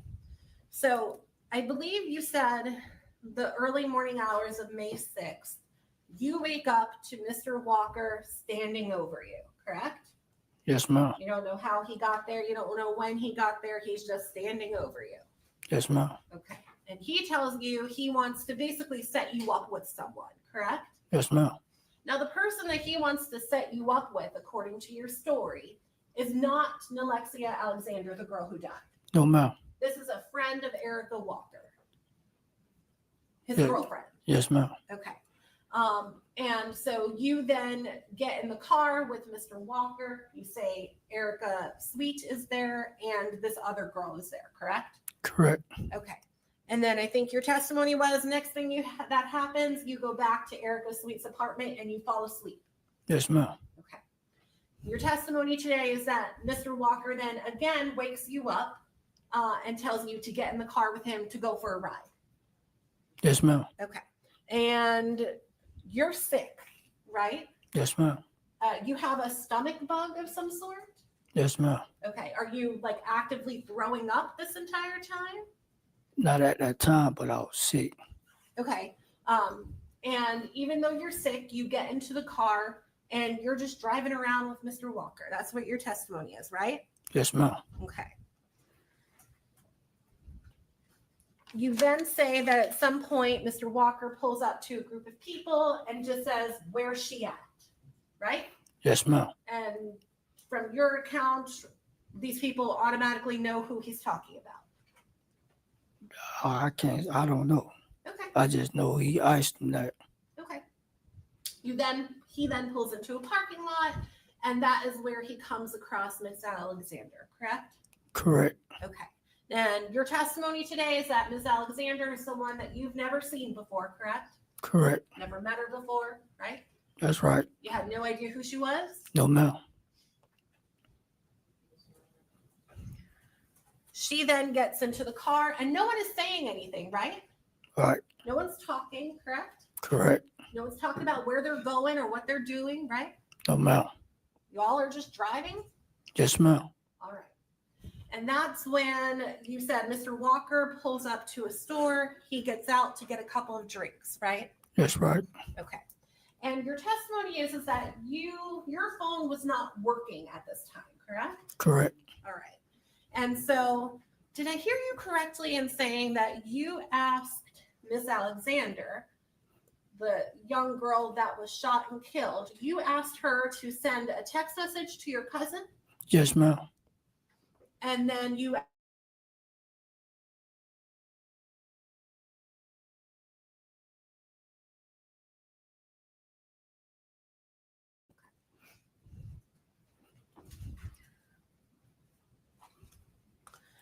then go, Mr. Walker gets back in the car, you go to this dead end street, and that's where the shooting happens, correct? Yes, ma'am. All right. And I want to make sure I heard you correctly. Was it your testimony that you never actually saw the shots happen? Yes, ma'am. You just heard them happen? Yes, ma'am. You never saw Ronnie Walker shoot Miss Alexander? No, ma'am. And so you're in that dead end, right? You're in the front passenger seat. Yes, ma'am. Mr. Walker, you're saying is in that driver's seat, right? Yes, ma'am. And Miss Alexander is seated behind him on the rear driver's side of the car, correct? Yes, ma'am. When Mr. Walker shoots Miss Alexander, which hand is he holding the gun in? I think it was his left hand. Okay. And where was Mr. Walker when you heard that first shot, where's Mr. Walker? In the driver's seat. Okay, so he's still seated in that driver's seat, correct? Yes, ma'am. And Miss Alexander, she's seated in the back. Yes, ma'am. The windows in the car are all rolled up, correct? Yes, ma'am. And so it's your testimony that Mr. Walker, with his left hand, takes a gun. Let me kind of demonstrate for you. Turns around and shoots Nilexia Alexander while she is sitting in the back seat of the car. Is that correct? Yes, ma'am. And the windows are up, right? Yes, ma'am. You see Miss Alexander hold her chest. Yes, right? ma'am.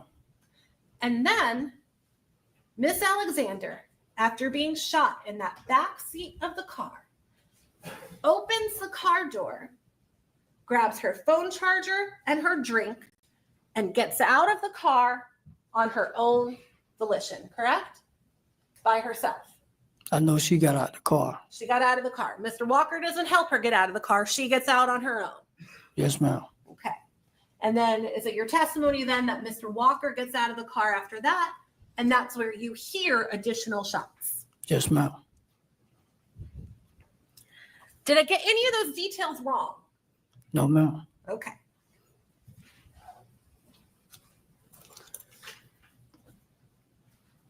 Your testimony is that while you're in that dead end area of the car, you never get out of the car, correct? Correct. You hear one shot inside the car, and then you hear, was it 2 more shots when you get out, or when you say Mr. Walker gets out? Yes, ma'am. Okay.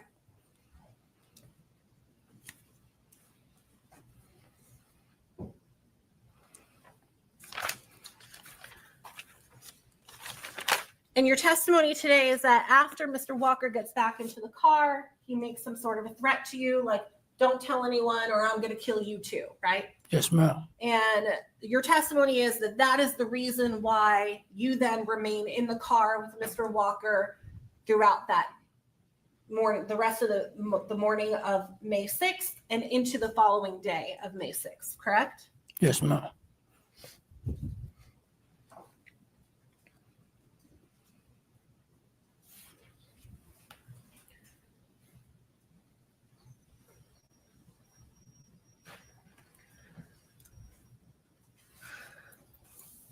At some point at the end of May, you started hearing about the shooting of Miss Alexander, correct? Yes, ma'am. You heard about it from your cousin, right? Yes, ma'am. And your cousin's name, again, that's Robert Parker? Yes, ma'am. Okay. Your brother who you were living with, his name is Arthur, correct? Yes, ma'am. Okay. Did you also start to see at some point things in the news about the shooting? Yes, ma'am.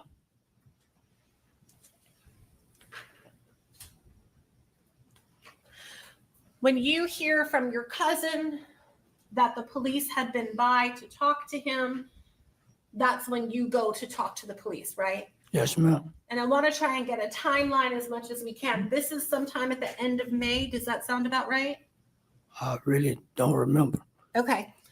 Let me see if you remember this. The first time you go to talk to the police, Mr. Walker, he had not been arrested yet? No, sir. No, ma'am. You don't think? Okay. He had not been yet arrested.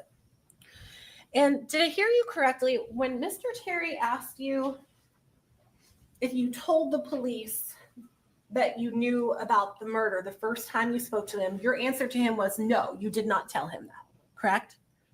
Ma'am. Your answer to Mr. Terry was that you were not honest with the police. You did not tell them about what you knew about, correct? Yes, ma'am.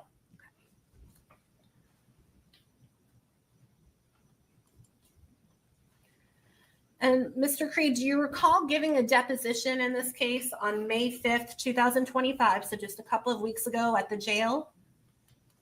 Yes, ma'am. And do you remember I was there and I asked you some questions? Yes, ma'am. And Mr. Terry was there and your lawyer was there as well, correct? Yes, ma'am. Okay.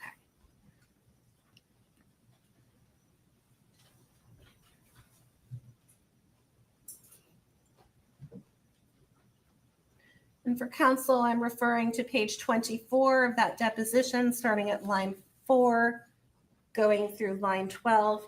And this may be a little long-winded, but let me ask you this question. Do you recall being asked at the time,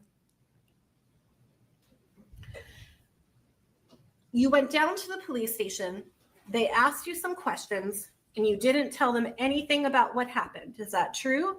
You responded, yeah, I told them. Question, you told them what? Answer, I told them, basically I said, everything y'all know, I know. Do your job. Do you remember saying that? Yes, ma'am. But the truth is, actually, you didn't say that, right? Ma'am? You didn't tell the police that during that first interview, correct? Yes, ma'am. You did tell them that? Yeah, when I went down there and seen them myself, went to the police station myself. You went to the police station, and is it your testimony now that you told them, hey, I know everything that you know, go do your job? Is that what you told them? Yes, ma'am. Okay. So now your testimony is a little bit different from what you said to Mr. Terry, so I want to be clear. Mr. Terry asked them if you told the police the truth, and you told him, no, you didn't tell them the truth, correct? Yes, ma'am. I didn't. But now you're saying, after I've asked you to recall your deposition that you gave, you're saying that you did tell the police that you knew about the murder. Is that your testimony now? When I went to the police myself, The first time. and they asked me, I told them, y'all know everything that I know. Do your job. So you told the police that they know everything that you know. Yes, ma'am. Okay. And in fact, you claim that you told them that repeatedly, that they knew everything that you knew, correct? Yes, ma'am.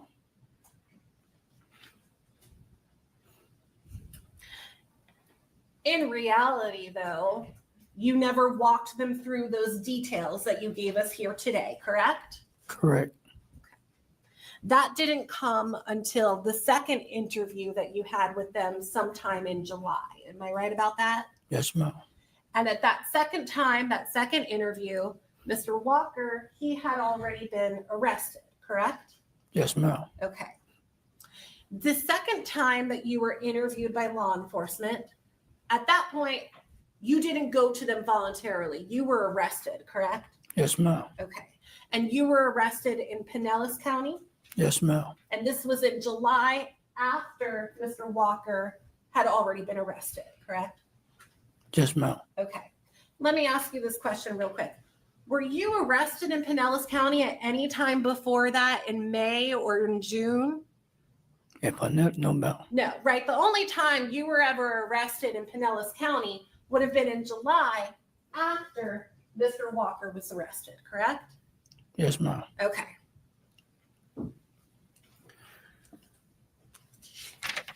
This interview that you gave to the police during that time, that went a little bit differently, correct? Yes, ma'am. Okay.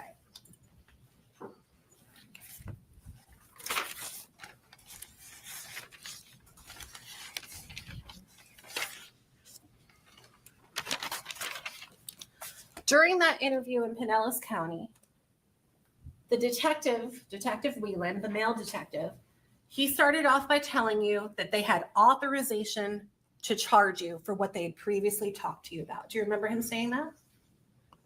Not really, but I know they just talked the lady. He talked to some lady on the phone, and he told me I'm about to sit down.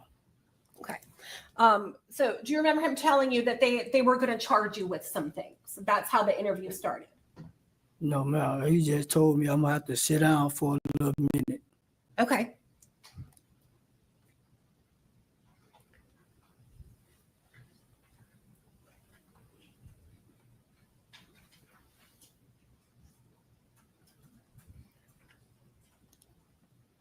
Do you remember the detective saying to you 19 seconds into that second interview in July, we got authorization of charges for you in reference to that? You don't remember the detective saying that? No, ma'am. Okay. All right. Shortly after that, do you remember the detective then telling you that Ronnie Walker's lawyers were blaming you for the shooting of Miss Alexander? Yes, ma'am.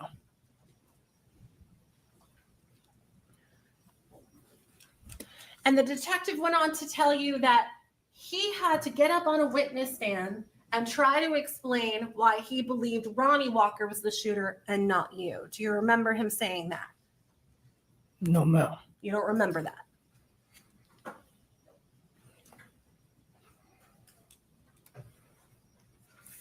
Do you remember the detective saying to you they needed to get answers? Do you remember him telling you that? I think so, ma'am. I think so. Okay.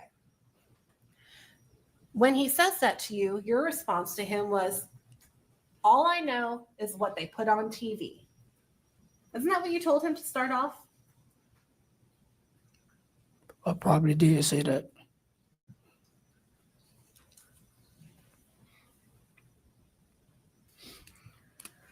The detective then asked you to walk him through the night of May 6th and tell him, when did you get into the car with Ronnie Walker? Do you remember him starting off the questioning about that? I really don't even remember. Okay. Well, let me ask you if you remember this. Do you remember telling the detective you had to have gotten into the car after the shooting because you don't know anything about a murder? You remember telling him that? No, ma'am. You don't remember that? If you listened to the recording or if you saw a transcript from the recording, would that help refresh your memory on any of these things? Probably so, ma'am. Okay. Judge, can we approach?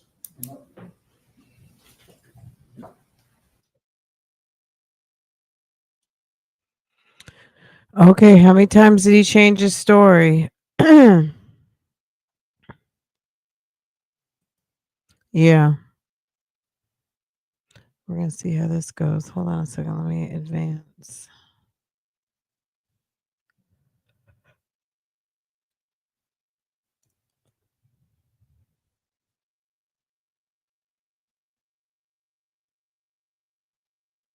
I don't want to go too far like last time.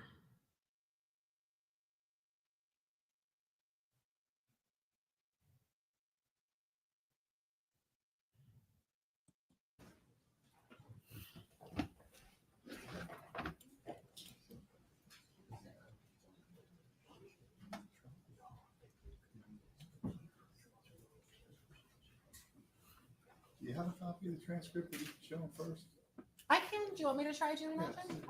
Just based upon the witness's answers, I'm concerned if he's going to have difficulty reading the transcript. I don't want to run into that.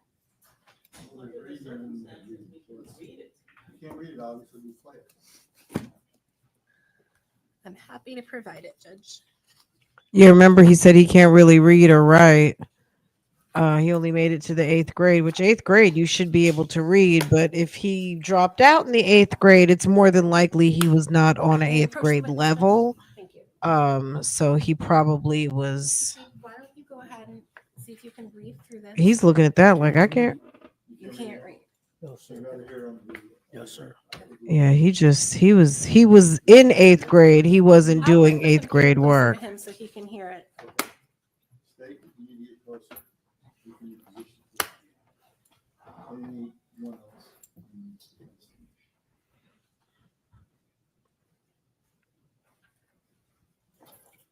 They're gonna be like, Nesto, if we read you this if we give you the transcript, will it refresh your memory? I think so.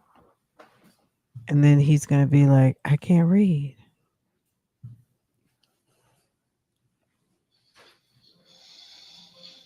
Remember us?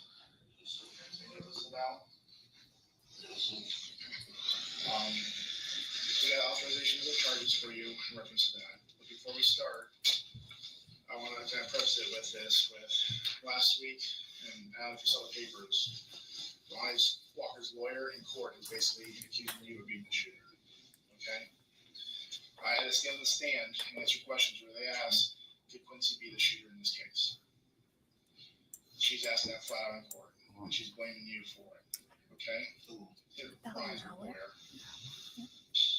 So there's been a lot of meetings in this with the state attorney's office, with our chiefs. They're all involved, okay? It's very important right now, so we can get this back to the state attorneys and stuff. Yeah. That you need to be honest That's about what it. I'm asking about. I'm asking, by the way, I'm asking quotes directly from the court. Because everything else, Anything man, he doesn't is remember? you're tied up in this. The charges are signed and done. To kind of save yourself, you have to be truthful, okay? And that's all it is. I know we met the first time. A lot of stuff has come back since then. You just gotta be truthful, okay, dude? Well, I can't be No suit. I can't tell you. I can't down. I don't indulge in nothing. The only thing I indulge in is driving suspended license. Okay, you hear him talking. This is the deal though. Even if he lied to the detectives or he keeps changing his story, that still doesn't make him the shooter. If Nilexia had some sort of dealings with this guy, Ronnie, then I'm sure there's more to establish. There was something going on with those two, whatever it was, some secret situation. So, he might have just been trying to protect his friend, and stay out of it. All that other stuff, I don't do none of that. But, and I can tell you my heart of hearts, because obviously we looked at everybody's involved in this. Ronnie's got a fucking violent history. Right? And there's some other stuff that you don't know about that gun and stuff that's involved in this that we have some more. Just let me ask the court and counsel this to see if it could help expedite things. If I jumped the specific portions of the interview that I plan to ask about, would that be okay? Or do we want him to listen to the entire interview? Is that okay with the court? Well, yeah, I think if you know where to go to refresh his memory about I can, yes. I remember this, sir. I remember that. Do you need to hear the rest of it? No, ma'am. No, okay, all right. I remember now. He's ready to go then. And if it does come up again, if you know the specific part. I have timestamps and everything, Judge. I'm going to find 16 people. Judge, let's just play that in an abundance of caution so there's not a situation where he doesn't remember. Whatever you decide.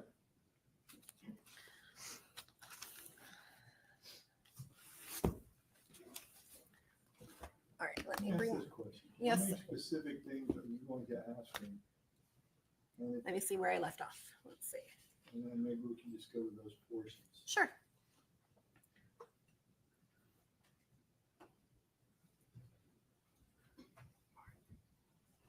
Okay. 1, 2, 3, 4, 5, 6, 7, 8, 9, 10, 11, 12, 13, 14. About 14 different spots. 15 different spots in the interview, Judge. But I have the timestamps. I can jump right to them. That would be great. Okay. I'm going to take my notes up here, Mr. Creed, just so that way we don't have to do this again. I know this was a couple of years ago. All right.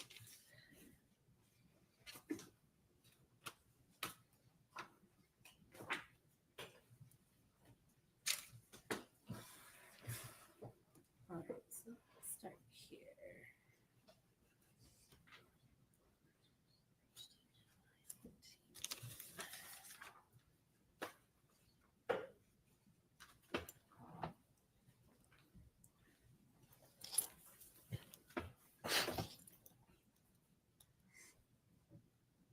Intelligence on that all that other stuff, I don't do none of that.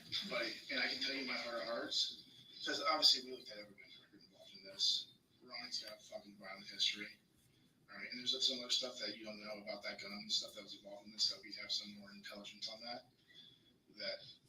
I know we're going in the right direction as far as who's responsible for it. But unfortunately, you're sucked up in this, so you need to be honest about your side of it, okay? And that's the best thing you can do right now, because at the end of the day, we have a 14-year-old girl that's dead, and we need to get answers, and we need to make sure that the person that pulled that trigger is held responsible for it, okay? That's our main focus. And y'all got a person. I know. So we're going to have to, because now the situation, we're going to have to review Miranda rights, okay? And then we're going to just go over that night, just be honest, and I can tell you I'm going to be here with you for the whole way. And I'm going to jump ahead a little bit. What I believe happened, what's that? All I know is what I see on TV and how they charge and how they put my name in it. I know I ain't on nothing like that on the doors and stuff like that. Only thing I do is drive, suspended license, and that's it. Okay. But that night you're in that car, the night of the murder. When did you get in the car? They had to be after that. That's it. And I don't know. All right. So here's, and I'll tell you what I believe. Okay. And if that's the truth, then let's go down that road, okay? The minute I heard of it, I come to y'all. Right. That's just like if I was guilty, I'd be running. Right. Ducking the dogs in your hide. No way. Oh, so, but here's the thing. We know where that car goes right after the murder, okay? And we know that you get out of the car right after the murder.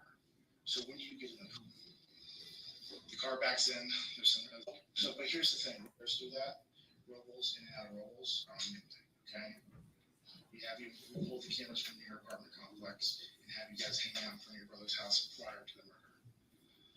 Brother's house. Or in Jackson Heights, whoever technically lives there, but Arthur lives at that house as well, where you kept your clothes, okay? So we pulled the video from there, so we know you're hanging out with them earlier in the night before this murder. The car backs in. There's a girl in the car backs in. You guys get out of the car, hang out there for a little bit, okay? What I'm telling you, man, this is what I'm telling you. This is the difference, okay? If you didn't pull the trigger, if you're just in that car when it happens, and you're, oh shit, this wasn't supposed to happen. This wasn't supposed to go down like that. He's high as fuck. He's fucked up, and you pull that trigger, and you're fucking there. Man, that would happen. But I'm not no child killer. I wouldn't do that. No, you're not, man. No, you're not, man. That just ain't me. I know it's not you, but you gotta be truthful about that, okay? You gotta say that's what happened, okay? You have to say that's what happened. If you were there, this is your time to tell us what happened. Okay, because they're gonna point fingers at you. So if you were there and you saw something, this is your time to tell us. Because unless you pull that everything y'all saying, that's what happened. You tell us. But you gotta say, okay, dude. That's the hard part is you have to, for me to go to call the state attorney and say, hey, Quincy's saying that he was in that car. Ronnie fucking timed that shit. He pulled that girl out of the car and he shot her. You have to say that, dude. That's what happened. Okay, then walk us through the night. Then you gotta be. Start with Jackson Heights. As much as you can remember, you're at Jackson Heights and you're hanging out. What happened after that? I didn't do it. He did it. I didn't do it. Well, just tell us like you would a story. So if you're in Jackson Heights, you guys leave Jackson Heights.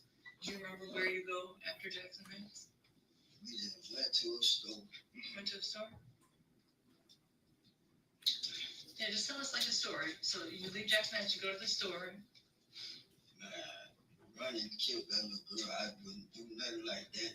Just how he said it, that's how it was. But I can't put words in your mouth. What they're gonna say is when the state attorney, this defense attorney sees that, and finds this out, okay? Because they're 100 hand to God, and it's on in the newspaper. They are blaming you for it.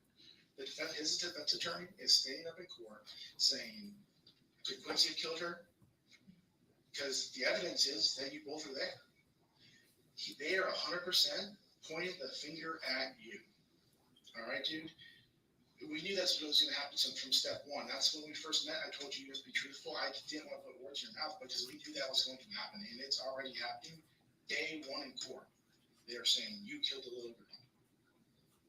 I know, buddy. I want to feel in my heart of heart. I think you don't have it in you. Just looking at you, I can tell that you're upset about it. It's simple as this, dude. You just have to, with the evidence points, you just be honest. Everything you said is the truth. All right. So let's start this. So you guys are hanging out in Jackson Heights. You said you went to a store. What store? That's why they said some ancestor like him, his girl, and the little girl supposed to have some DNA stuff. I don't know nothing about that. Right. All right, and some sick stuff. Tell us your story, Quincy. That's what we need to know. What's your story? My story is exactly what he said. Can you tell us? So you leave Jackson Heights, right? You remember being in Jackson Heights. You guys leave there and you go to the store. Tell us what happened next. Just tell us like a story. Just everything he said. Well, we need you to tell us. When did the girl get into the car? At Jackson Heights. Everything, I was blue. I was scared. I know you were. Yeah. Okay, so after you guys were with the girl, where did you go? He went over by Robert Park somewhere. Okay. And that's when that shit happened. I was scared. What happened? He killed that little girl. Where was she sitting in the car? Bike seat. Okay, where were you sitting in the car? In the front seat. Okay, then what happened? And he pulled off. Okay, where did he pull over at?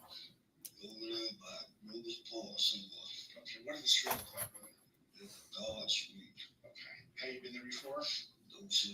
All right, what's the street? Does the street go all the way through? Is the street dead end? I don't know. Are you doing okay right now? It's right by that little girl. But you have that knowledge. Now that we're being honest, and you have nothing else in this case to tell me. Any statement or anything else you think you should have? Okay. Here's what the plan was. You're being charged the accessory from that first statement you gave us because you knew that the murder happened and we could prove that you were there and everything like that. And you didn't tell us that. All right. You're hiding the fact that you were there and you had that knowledge that you just told us today. By not giving us that, you're covering up for Ronnie. Okay. I never did cover up. But you have that knowledge. You know what I mean? So that's why it's not a full murder charge. Okay. But here's what was going to happen. All right. If you came in here today and you weren't honest and you lied to us, we are going to go to grand jury and we were going to present a murder charge against you to grand jury. And I've already presented it, for Ronnie. That's why he's indicted. Okay. That was the plan. We were charging you for this to give you an opportunity to see what you did. If you were truthful like you are now, there we're going to work with you. Okay. If you lied, we were going to seek an indictment for murder. And that's 100% the truth. I know you feel that. That should be it, Judge. That's it? That's it. Does that refresh his memory? Does that refresh your memory? Yes, ma'am. Okay. Very good.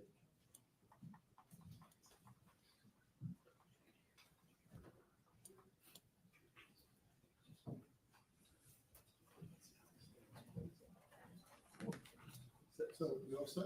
I'm all set, Judge. Bring him back in. Thank you. This counteracts the 5 minutes that took 25. So we tell him 40, we bring him back in 10. There we look go. Good. We're ahead of the game.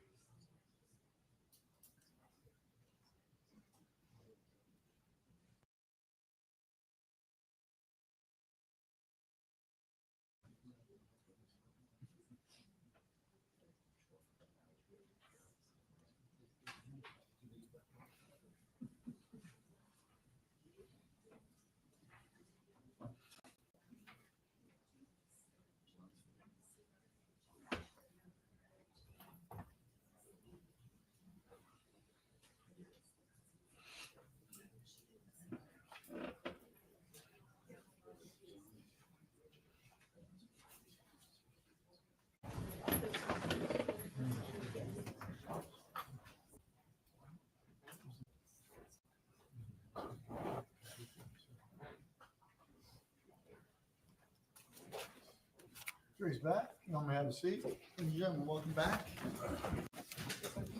Very good. Thank you. You may continue. All right, thank you so much. All right, Mr. Creed, during that break, have you now had a chance to listen to some of those portions of your interview to help refresh your recollection? Yes, ma'am. Okay, all right.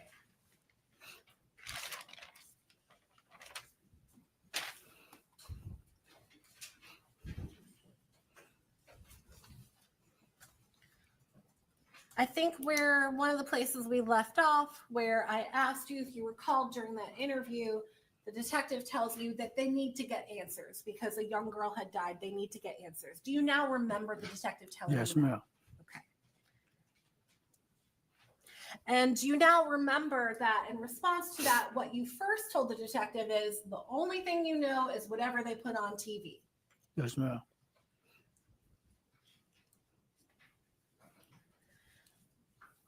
During that interview, when you were asked, when did you get into the car? Your first response to them was it had to be after the murder because you didn't know anything about the murder. Do you remember hearing that now? Yes, ma'am. And then there's a portion during that interview where Detective Wheeland says to you, well, let me tell you what I believe. Do you remember him saying that? Yes, ma'am. And then do you remember him saying to you, if you're in the car with Ronnie and he just shoots and kills her and it wasn't supposed to go that way and you're freaking out, just tell us that. Do you remember hearing that?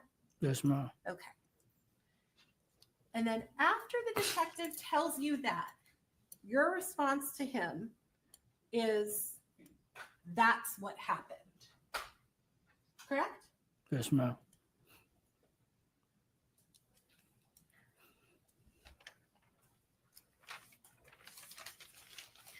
The detective then says to you, you've got to be truthful.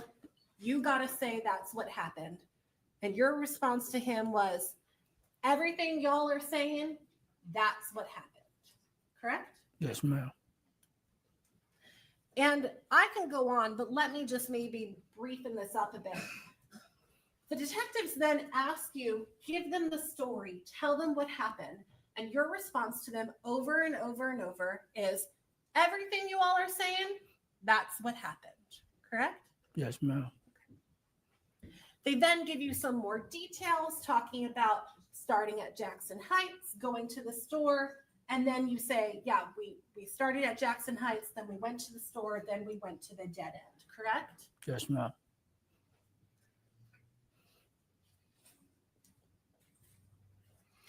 There was a female detective that was sitting in on that interview as well, correct? Yes, ma'am. I don't know if you remember her name, but Detective Nicole Sackrider. And she says to you, tell us your story, Quincy. And you said, everything he said, correct? Yes, ma'am. And when you said that, you're talking about the Detective Wheeland, the male detective that was there. Yes, ma'am.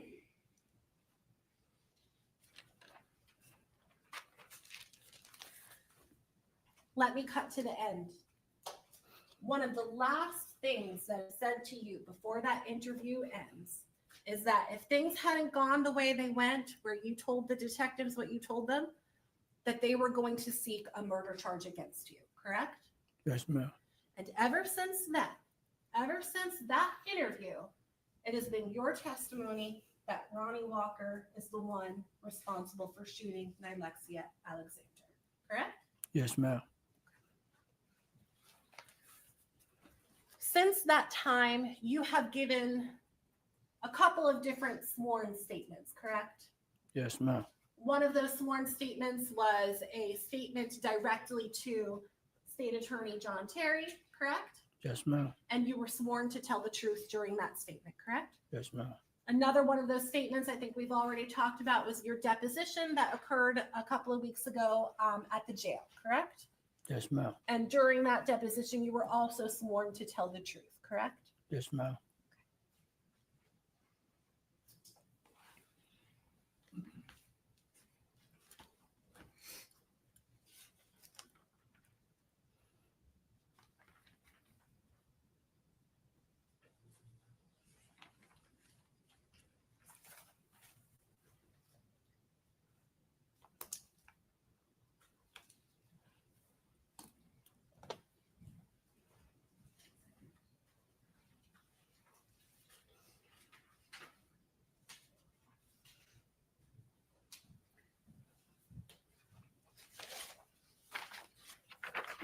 All right, Mr. Creed, I'm showing you State's Exhibit 30C as in cat.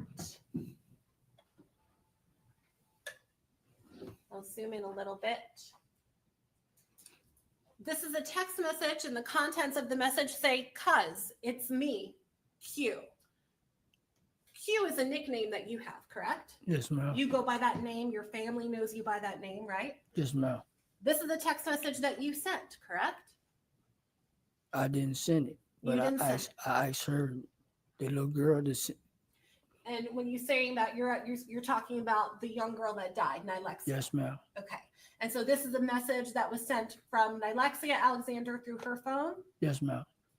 Can you explain to us, Mr. Creed, then, why it is that this message was actually sent from Erica Sweet's phone, 305-910-9779? Can you explain that? No, ma'am. Okay.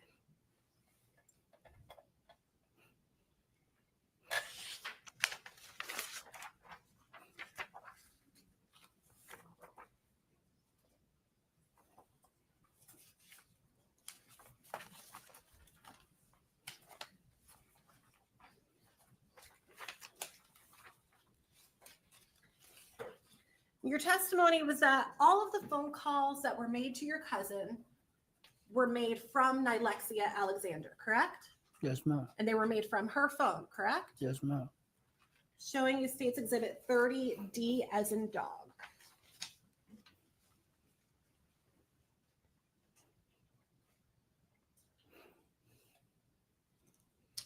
Hoping you can help explain a couple of things here, Mr. Creed. One, can you explain to us why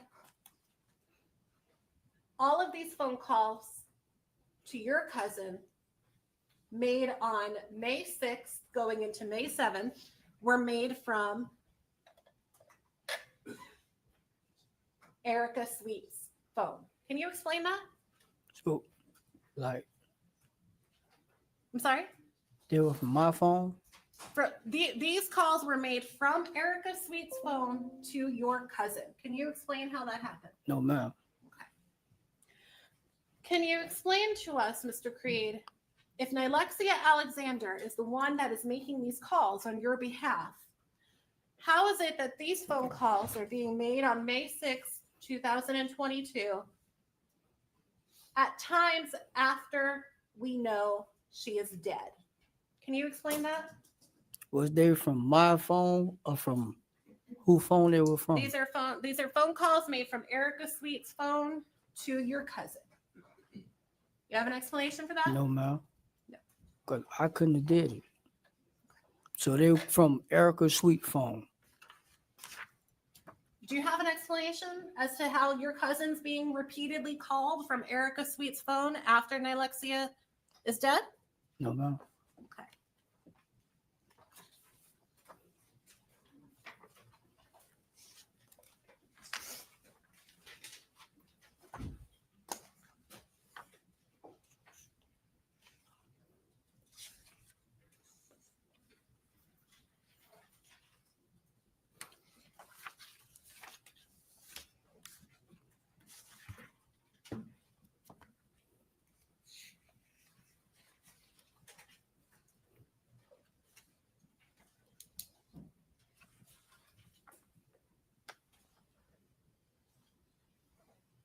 I'm going to go ahead and show you State's Exhibit 30A.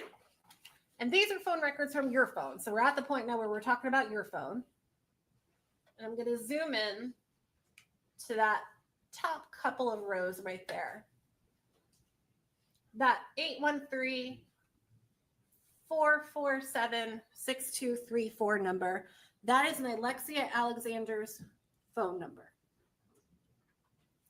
Your explanation for how your phone is in communication with Nilexia Alexander's phone. Give me that explanation.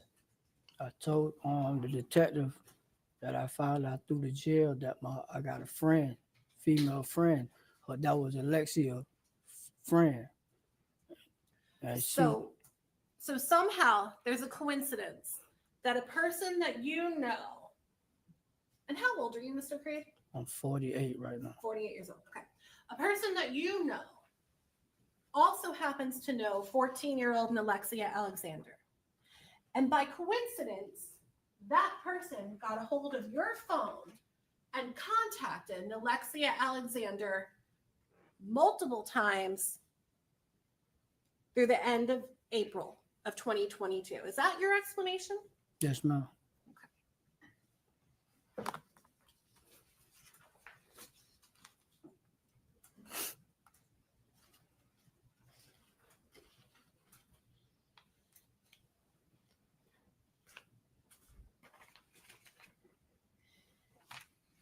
I'll just go ahead and call your attention to the very last line here.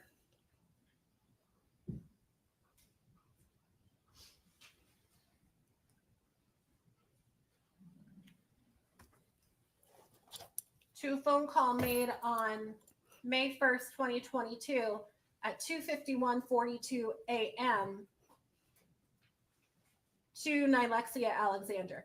Is it your testimony that somehow this coincidental friend in common that you have with Nilexia Alexander gets a hold of your phone at almost 3 o'clock in the morning and they're communicating? Is that your explanation?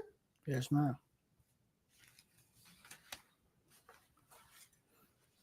I think I also heard you say that there were times when Ronnie Walker would use your phone, correct? Yes, ma'am. Now, we talked about the two statements that you gave to law enforcement before or when you get arrested, correct? Yes, ma'am. And you also gave that proffer, that statement to Mr. Terry, right? Yes, ma'am. You also gave that deposition to me a couple of weeks ago, correct? Yes, ma'am.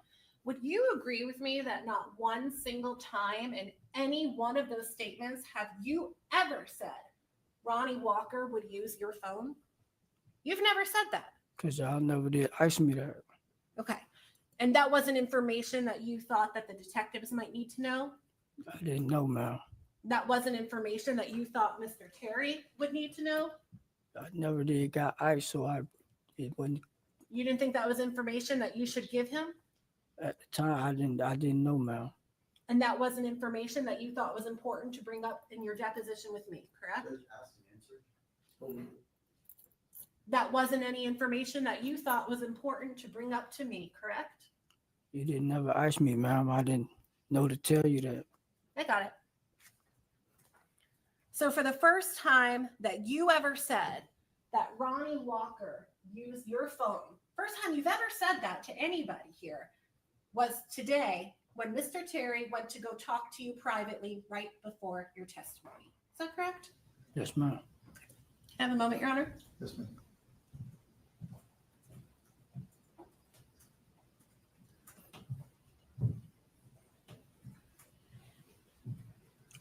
She's all the way up in Quincy's behind. I don't have any other questions for you. Thank you. I think Quincy is just slow, or Q is slow. I still don't think he did it. I think Ronnie knows how to manipulate his little dream team of lawyers. Mr. You Creed, got when three I spoke to you a females little while ago, and I asked you, did anyone else use your phone? Did Ronnie Walker ever use your phone? That was the first time you were ever asked that, right? Yes, sir. Okay. You didn't volunteer that to me either, did you? hold on a Yes, sir. second. I was the one Yes. who was like, hey, it's anyone. Okay, wasn't he rushed to the hospital like 3 days ago, R. Kelly? I thought he's gone to the hospital again. I thought he was rushed to the hospital earlier this week. Okay. R. Kelly is gonna be okay. I mean, I don't know. One way or the other, R. Kelly gonna be fine. I'm sure somewhere on YouTube somebody is really concerned about R. Kelly, but I don't know. I'm like, I thought he went to the hospital like a few days ago, and I thought he got out because I'm in North Carolina. They said they ran him to Duke University Medical Center, and after he went to, he was treated, and they took his ass right on back to the penitentiary. So I don't know. But yeah, thank you for updating us on that. But yeah, R. Kelly, good luck to R. Kelly out there. I haven't been following R. Kelly in a minute. Okay, I think Quentin is going to be finished soon. Now, I guess they're upset because someone else, I'm sorry, but the whole phone thing went over my head. I'm guess I'm going to need to re-listen to it. he said that Nilexia made a call for him to his cousin.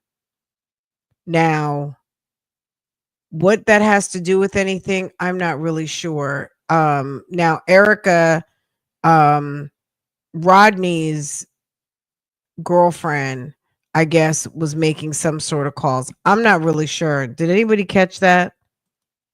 Girl.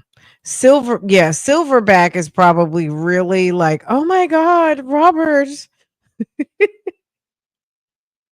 Really? She is? What do you mean you just got a notification? She's going to North Carolina? Girl, let her. I'm in North Carolina and I'm good. All due respect, I don't care what's going on with R. Kelly. You know what I'm saying? You know what I mean? Outside of, the music, that's it. Ain't nobody checking for no R. Kelly anymore. Everybody's concerned about Diddy. And if it's not Diddy, what other celebrity, there's other celebrities going through it right now that people, R. Kelly is on the back burner. R. Kelly just wants us to know and take time off of Tory Lanez and Diddy and Luigi and all the other famous folks that are in jail right now. Girl, Medea. Yeah, we got tell R. Kelly, sorry. We are on to some other situations and let us know when you're about to get out. That's pretty much it. Now, I'm not gonna lie, his Chris Brown remix was good. His Chris Brown remix was very good. His Residuals remix, but Aura, I'm sorry, you got a little bit more time to do before we are caring again. You know what I'm saying? Like, nobody cares right now. Okay. The over there at the Blabbermouth sector, I'm sure they would love to talk on this topic, but we are busy with Ronnie Walker right now. We're busy with R. Walker instead of R. Kelly. Okay, we're busy with Mr. Walker. We love you, Mocha. Mocha is funny. Mocha had to come like breaking news. Okay, let's get back into it, guys, because I'm gonna have to get up off of here. I've been on here with y'all. I'm gonna blame y'all because this has been all day. The past couple days, y'all been trying to get me all day. So when I get up off of here, y'all, and I'm going through Aura. Yeah, we're with Aura Walker right now. Okay. Don't leave you, girl. I have not made it to the pool. Okay, girl, it's 5:00. The pool's getting ready to close. I'm done for the pool for today, but I think I'm going to take a little walk. I got some stuff. I'm looking through some things. Okay, some files I just got. Let's let them grill Quincy. Use your phone. And that's when you told me yes, correct? Yes, sir. All right. So had someone asked you that before, would you have given the same answer? Yes, sir. Now that individual that we talked about, Day, right? Yes, sir. And you indicated he was not in the car with you all that night. No, sir. What about the next day when you all went to the hospital? Was he in the car with you all that day? No, sir. Objection outside the scope of cross-examination. Was he with you all the next day when you all went to Tampa General Hospital? No, sir. Now, Mr. Creed, did you at any time ever did you ever know that the victim's phone was still in the car after she was shot? Did you at any time ever get rid of that phone? No, sir. Did you at any time ever clean that car out at all? No, sir. Did you at any time ever clean the rugs, clean the seats, anything like that? No, sir. Did you at any time ever remove any casings that might have been in the car? No, sir. Did you even see any casings in the car? No, sir.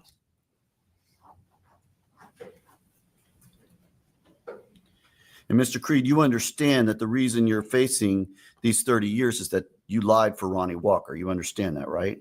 Yes, sir. And you know you can get up to 30 years. There's been no agreement about what you're going to get, right? Has there been any agreement about what you're going to get? No, sir. You could get the full 30 years. Yes, sir. Miss Dunker asked you about this battery second or subsequent. That's basically a second misdemeanor. It becomes a felony. Are you aware of that? Yes, sir. All right.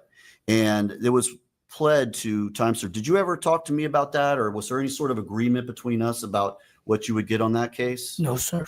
In fact, wasn't the victim in that case uncooperative and didn't want to even prosecute? I really don't know, sir. You don't remember? And so you don't know what happened in that case, but you know it was no agreement with me, correct? Correct.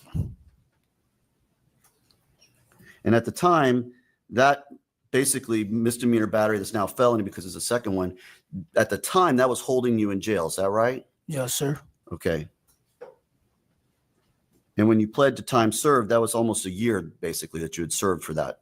Yes, sir.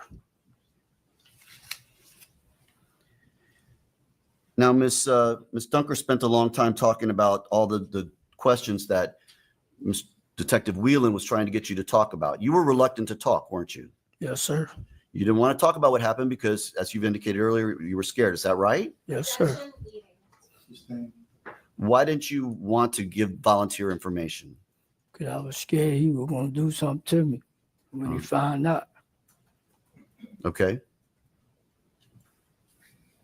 But you ultimately did tell Detective Whelan what you've told us here today. Objection leading. Did you ultimately tell Detective Whelan what you told us here today? Yes, sir. Did you tell him that just because he told you to tell us that?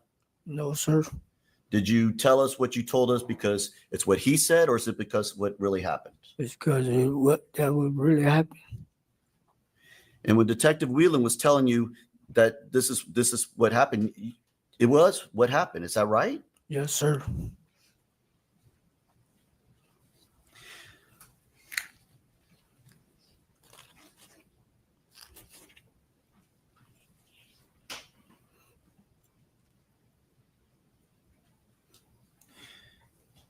Did you at the time after this occurred, did you want to get a hold of your cousin?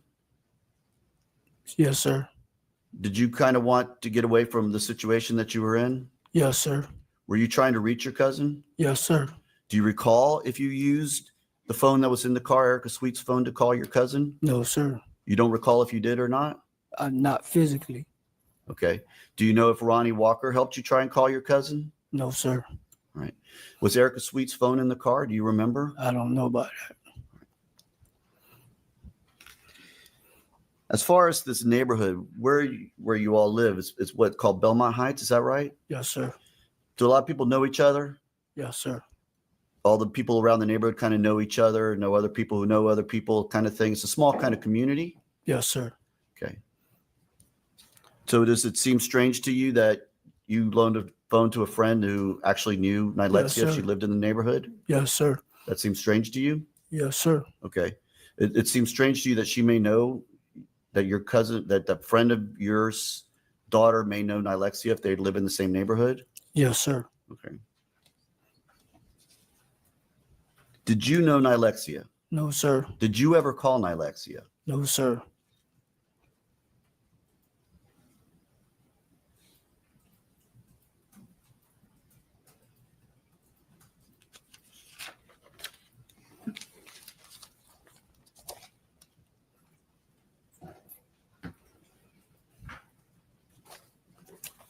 No further questions, Judge.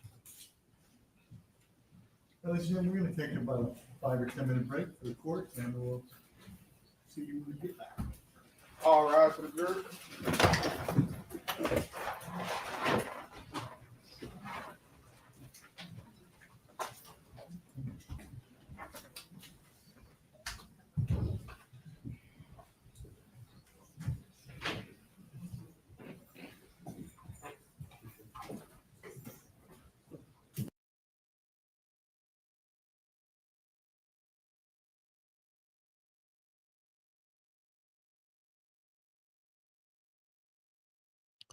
I need to look up, is this a public defender's office?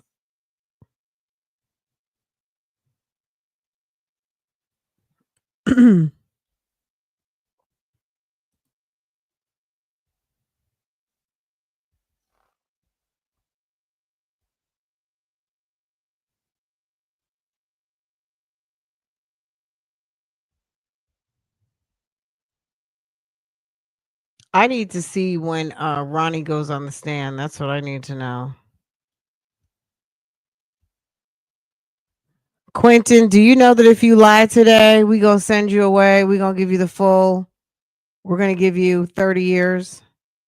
Quentin, if you make me look bad on today, we're gonna give you 30 plus whatever else I can throw at you. Okay. Who did anybody watch this yesterday? There was someone who took the stand yesterday, and I could not hear any of her testimony. Was that Erica Smith? Did anyone see Erica Smith yesterday? Girl, he does look like Lil Daryl. Back on maybe see it. Come back, ladies and gentlemen. No issues with the court's instructions. No media pops up on your feed. You can talk to anybody. Contact. Very good. Thank you. Let me call your next witness. Judge, we're going to recall Robert Creed. All right. Mr. Creed, how are you doing? Oh, all right, sir. All right. So, Mr. Creed, one of the things that kind of came up when we were talking a little while ago is back in that time period, right around when Nilexia was killed, did you have a place that you lived permanently? No, sir. Did you have your own apartment? No, sir. Were you just kind of living wherever you could during that time period? Yes, sir. Would you sometimes stay at Ronnie Walker's place? Yes, sir. Where would you stay? At Ronnie Walker's girlfriend house. Okay. And was it uncommon, or was it common for you to stay there from time to time during that time period? Yes, sir. All right. Back specifically, I'm going to show you a record that's already been introduced to evidence of State's Exhibit 30A. Do you remember your phone number back then? I just remember like a 525. Does that look right? 525-7245? Yes, sir. All right. And during the time period of April 29th to May 1st, which was about the weekend before this happened, where were you staying at that time period? At Ronnie Walker's girlfriend house. All right.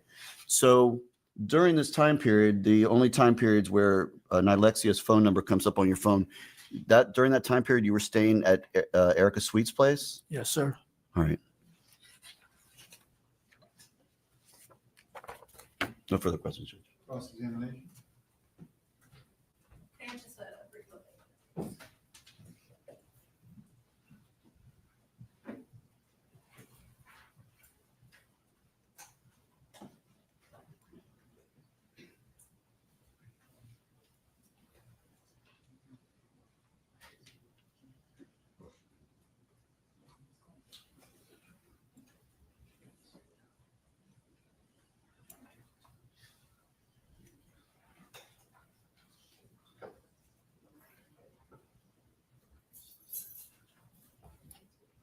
All right, sorry about that, Mr. Creed.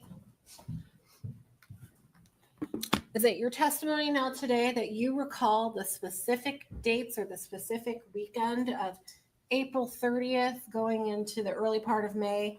You remember specifically staying at Mr. Walker's residence? Yes, ma'am. Okay. Do you remember when the police first interviewed you and they were asking you about the places where you stay? Remember Yes, that? ma'am. Yes, ma'am. And you told them that you stay with your brother, Arthur, or with your girlfriend in St. Pete, correct? Correct. Never once did you ever say that you stay with Ronnie Walker. Is that also correct? Correct. Okay.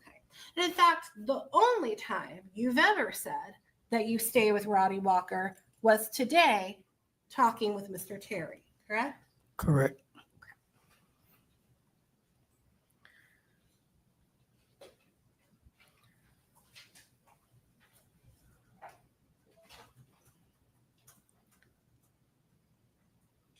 Whatever her name is, Miss Big Back, baby, she's gonna make sure that if her client's going down, Quentin's going down too. Okay, that's the one thing I can come up with. Big Back is going to make sure ain't nobody getting no deals, and if her client is going down, she's going to drag Homie the Clown with him. Okay, everybody's getting 30 years. Okay, Homie gonna get life, and this one gonna get 30. Okay. Miss Big Back, yes, she's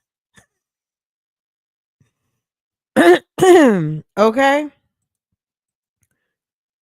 She's like, I'm sorry. You should have prepped. Did you hear her earlier? I'm sorry. You should have prepped your client.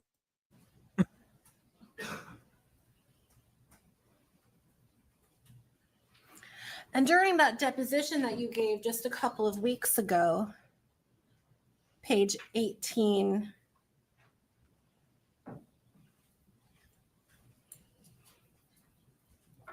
lines 9 through 17, I asked you, how about when you got a little bit older? Did you maintain friendships with him then, him being Ronnie Walker? Responded, yeah, we cool. Question, when you say you're cool, tell me a little bit, like, what was your relationship like? Answer, like, I just gone from the hood. Question, all right. I mean, is this like a best friend? Are you guys together all the time? Answer, no, not really. Question, no, just sort of here and there. Answer, yeah. Those were the answers you gave at that time, correct? Yes, ma'am. Okay. I have a moment, Your Honor. Yes, ma'am. Nothing else. Thank you. Okay, so you lived with him.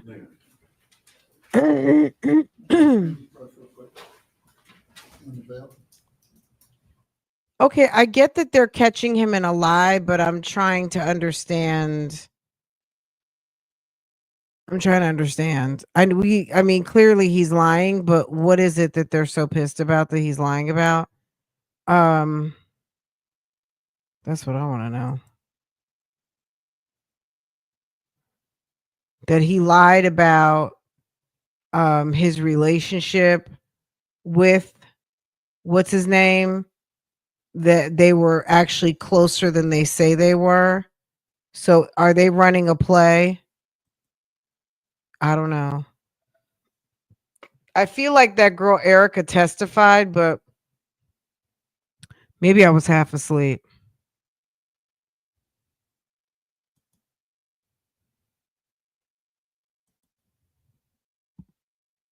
I could not hear her testimony.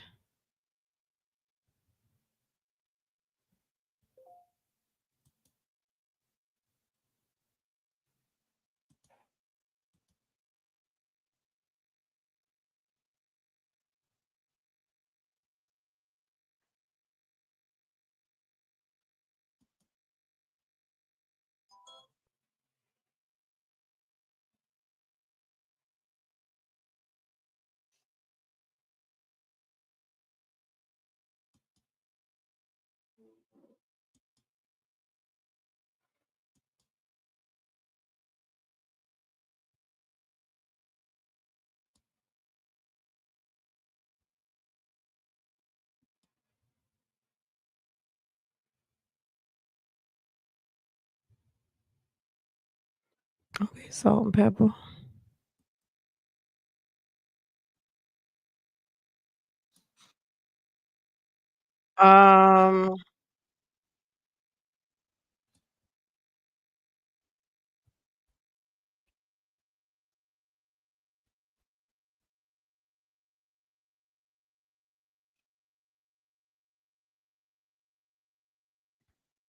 Okay, so there was a lady that was on the stand yesterday. I don't think that was Erica. It appears, I think maybe it was a neighbor. They were asking her questions about her Ring camera. Anyway, guys, is he done? They got him up off of there? He was there a little minute ago. Okay, let's see. He sat down. Maybe he's going to the bathroom. They said, come on over here. Okay, they took him down.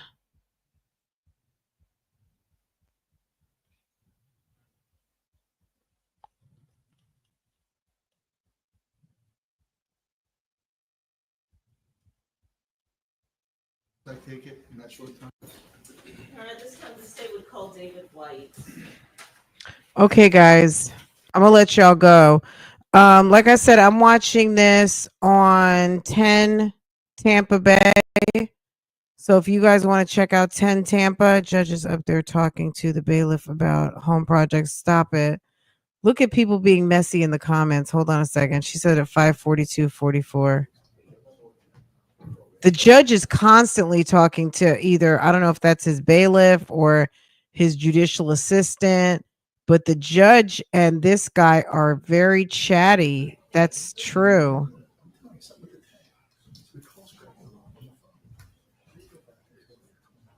They need to talk about a barber.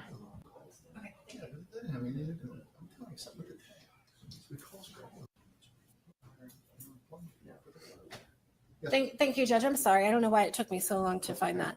The statement that he initially gave says that was Ronnie Walker and the photographs that was shown to him. Who's this guy? Thank you. Okay, Mr. White, where we left off, I was showing you State's Exhibit E. Oh, is this when Ronnie walked into the convenience store? Y'all got me all day. Oh my God. Hold on a second. What's going on? This looks like it's going to be short. Well, maybe not. Hold on. Maybe we have to do this tomorrow.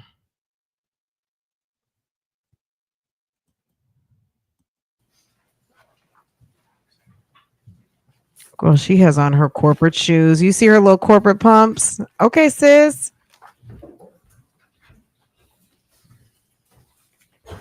He said, I'm coming in my work gear. I'm coming in my... You do? Oh, thank you. Well, you know what? I don't expect they're a gaggle of thieves. Why are people expecting... Is there supposed to be honor among thieves and murderers? These guys are no bueno.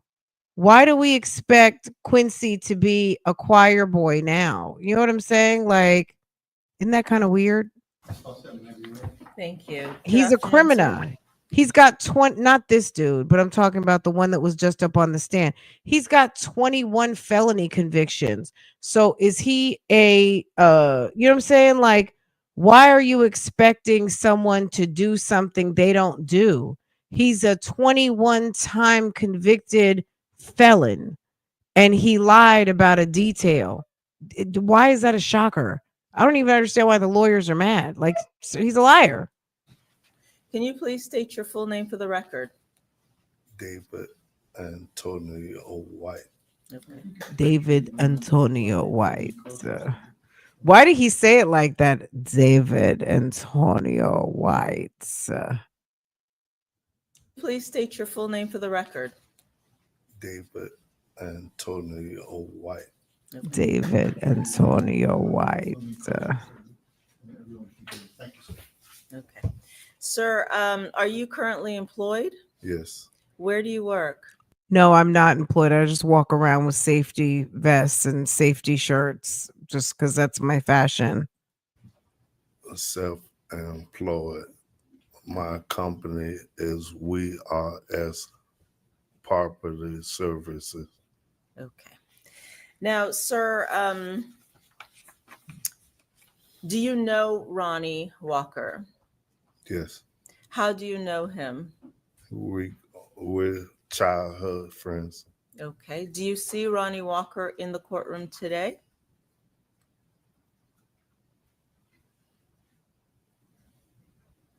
Yes. Yes? Yes. Can you please identify him by an article of clothing and where he's sitting? He has on the glasses. Okay. And can you tell us anything else about Gray suit. Gray suit? May the record reflect that the witness has identified the defendant. It will reflect that identification. Now, sir, just to be, by way of explanation, did you recently have, or somewhat recently have, any kind of health setback, a stroke or anything? I had a stroke in Aww. November. Okay. And has that Oh, he looks good though. He looks healthy. impacted the way you speak? Yes. Okay. So can you please get a Okay. little bit closer to the microphone? And okay. So you said that Ronnie Walker was a childhood friend. Yes. So how old are you? I'm 50. You're 50 years. He looks better than all those other guys. That's crazy. He's the one who's 50 and he doesn't look like age, you know what I mean? Like, you know what I'm saying? He actually looks healthier and had a stroke than the other guys who are out here raising hell. Old, and you have known Ronnie Walker since you were how old? 12. 12. Oh, wow. 13. 12, Since the 13. beginning. Do you know a person named Robert Creed? Oh, yes. Okay. And do you know him by a nickname? Quincy. Okay. How do you know him? We all grew up together.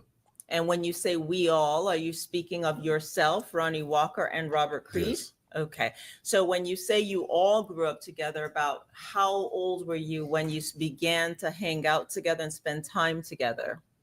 We never hung out together, but we, in passing, we were all pre-teens. Together. Yes. Okay. Maybe classmates or neighbors, same neighborhood, classmates type thing. So, sir, back in May or so of 2022, did you speak to law enforcement about a case associated with Ronnie Walker? Yes. Okay. Did you give the police a statement as to what pertained to your phone number and Ronnie Walker? Yes. Okay. And were you provided an opportunity to look at video or video footage information about somebody who was at a convenience store? Yes. Okay. And I am showing you what is in evidence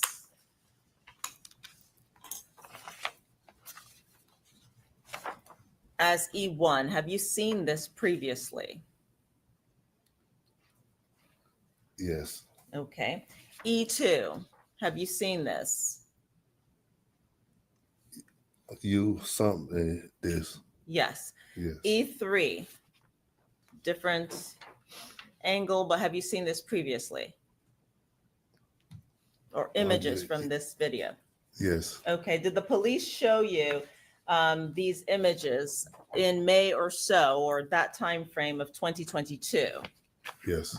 Do you recognize the individual in these stills? It looks like Ronnie. Ronnie Walker? Yeah. Okay. State Exhibit E4. Who does that look like? And anybody. Okay. So you don't know. Is that your testimony? That's not clear. Okay.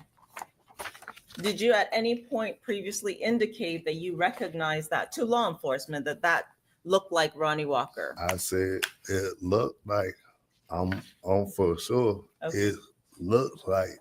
Okay. So then to be clear for the record, Yeah. today your testimony is that it does look like Ronnie Walker. Is that correct? Look like. And for the record, that's State Exhibit E4, correct? That picture don't look like him. Okay. There. It looks like anybody. Okay. So is it your testimony that it looks like Ronnie Walker or it looks like anybody? Anybody. Okay. Thank you, sir. Now, you said that you also grew up with Robert Creed. Is that correct? State Exhibit E5. Do you recognize this individual? Not from the back. Okay. Have you previously looked at this photograph and recognized this individual?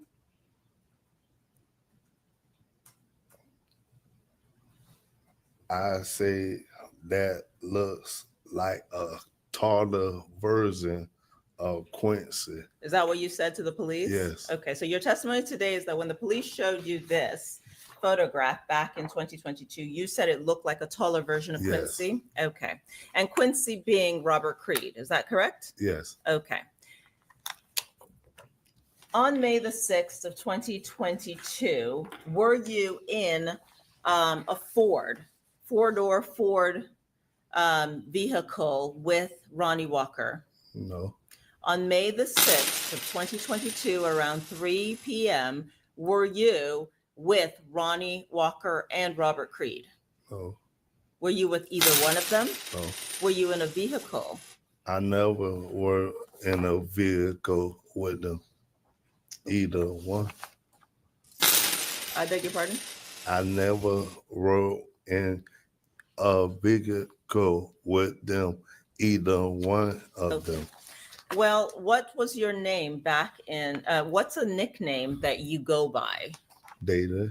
Day, spelled Daedae? Yes. Okay. And what was your phone number back in 2022? The same number as And for the record, what is that number? 813-785-7983. Okay.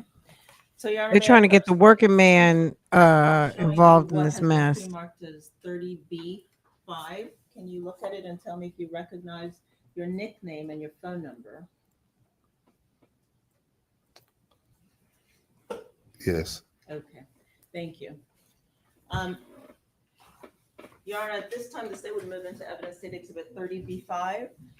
No objection, Your Honor. 30B5 will be admitted on objection. Thank you. And so, to be clear,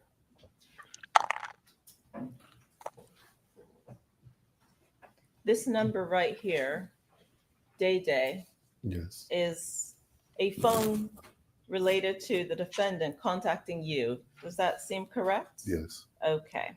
And this phone related to the defendant contacts you a number of times. If you look at the column 12, 11, 8, 7, 6, correct? Yes? Yeah. Okay. And these would have been, the time frame we have is May the 13th of 2022. Yeah. Okay.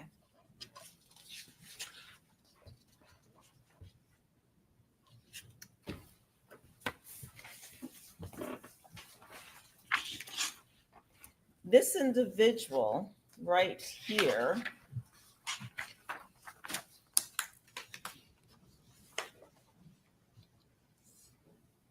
is that you by any chance? No. No.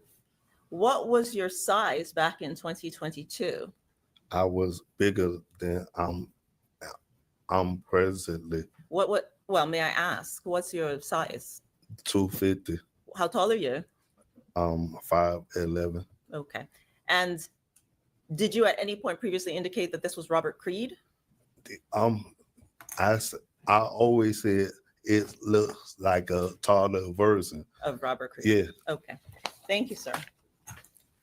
Did you at any point go to Tampa General Hospital with Ronnie Walker on May the 6th of 2022 around 3 to 3:30 p.m.? No. Your Honor, may I have a moment? I have no further questions.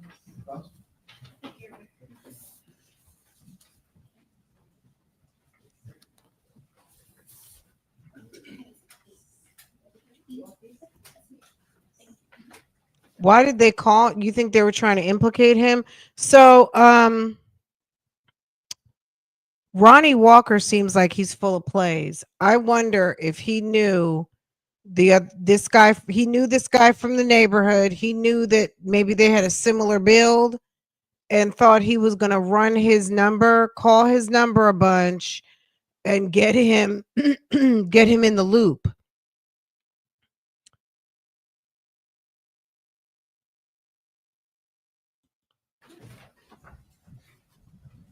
Hi, good afternoon, Mr. White. How you doing? I'm good. How are you today? Yes. All right. These photographs that the state just showed you in State's Exhibit E, I'll just put one up here, of an individual in a gas station. You stated today that that looks like Ronnie Walker, correct? Yes. Now, Miss Fawcett sent you these photographs to look at a couple of weeks ago, correct? Yes. And upon looking at them, you told her that you didn't know if that was Ronnie Walker. Yeah. This is a clear version. Okay, this is okay. Well, when you told Miss Fawcett that the photographs she sent you didn't look like, Yes.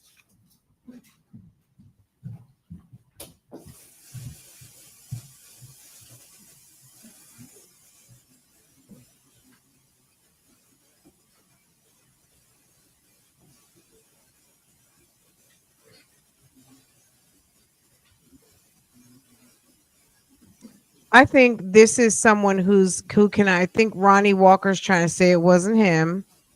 I told you he's doing the Nesto defense. He doesn't know anybody and he wasn't anywhere. This is someone who is not in trouble. This is someone who works, has a business. This is someone who has no reason to lie, who knew both of these clowns since they were 12. He grew up with these people. So they're showing him these pictures and he's identifying them. He identified him in the courtroom and they've got him looking at the surveillance photos of him walking in the store. And that's what I think this is for. I think this is someone who knew you when. This guy has, and he's also got a similar build and looks like you were trying to call him a whole bunch to like to be a red flag on your call report. You know what I mean? And you commit a murder. They're looking at your calls before, the day of, and the days after. In the days after, he was called, but he said he never talked to this guy.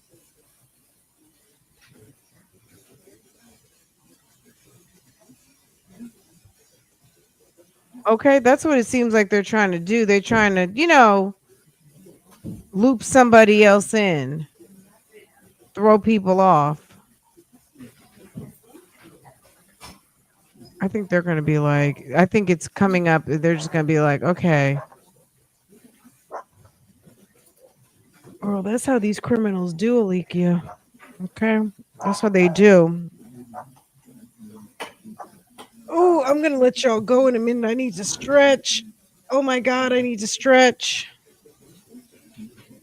Oh, I'm getting ready to make some chicken, some nice pan-seared chicken and a vegetable, and take a shower and take my ass to bed. Can you believe it at 5:30? Girl, y'all wore me out today. Thank you for all of the thank you, Mocha, if you're still here. Thank you, Boo. Thank you, Patty, Mocha, Rakia. Thank you to everybody here in the chat. Girl, y'all, we did a little marathon today. Okay. Now go watch day 3. Go to 10 Tampa Bay and finish up watching this day, and then we'll pick up on day 3 tomorrow. Thank you, Mocha. Thank you, Boo Boo. Coming in with the R. Kelly news, girl. 5 minutes, ladies and gentlemen. Sorry about that. All right. He's looking like, what's going on? Sir, you're excused. Who, Fitty?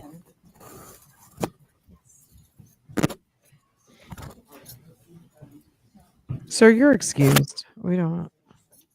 They had you in here for the okie doke. You're good.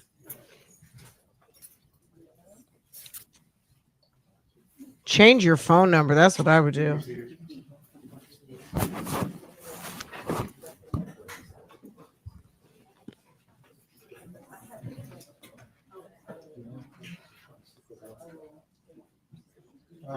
Judge, can I ask that the witness be excused while they're having Yes, this conversation?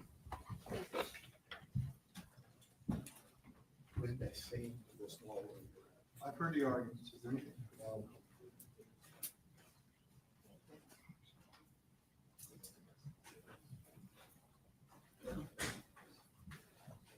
I'm trying to be nosy. Can I just put my question clear on the record as to what my question is going to be? You can repeat it. Okay, my question was going to be, if when shown these photographs, if he told Ms. Fawcett that he did not know if this was Ronnie Walker, and then after stating that, if she gave him some details about the case, including the fact that Ronnie Walker's DNA was found on this jacket. And what was his answer after that? And then his answer after that is now the testimony today, which is that it looks like Ronnie Walker. He's always So- maintained that, didn't he? Yeah, that's what he said in 2022. That's what Hold he on, said. do we agree with that's what he said back then? Can I take a minute? Can I take a minute to look at the transcript, Judge? Yeah. Of the transcripts.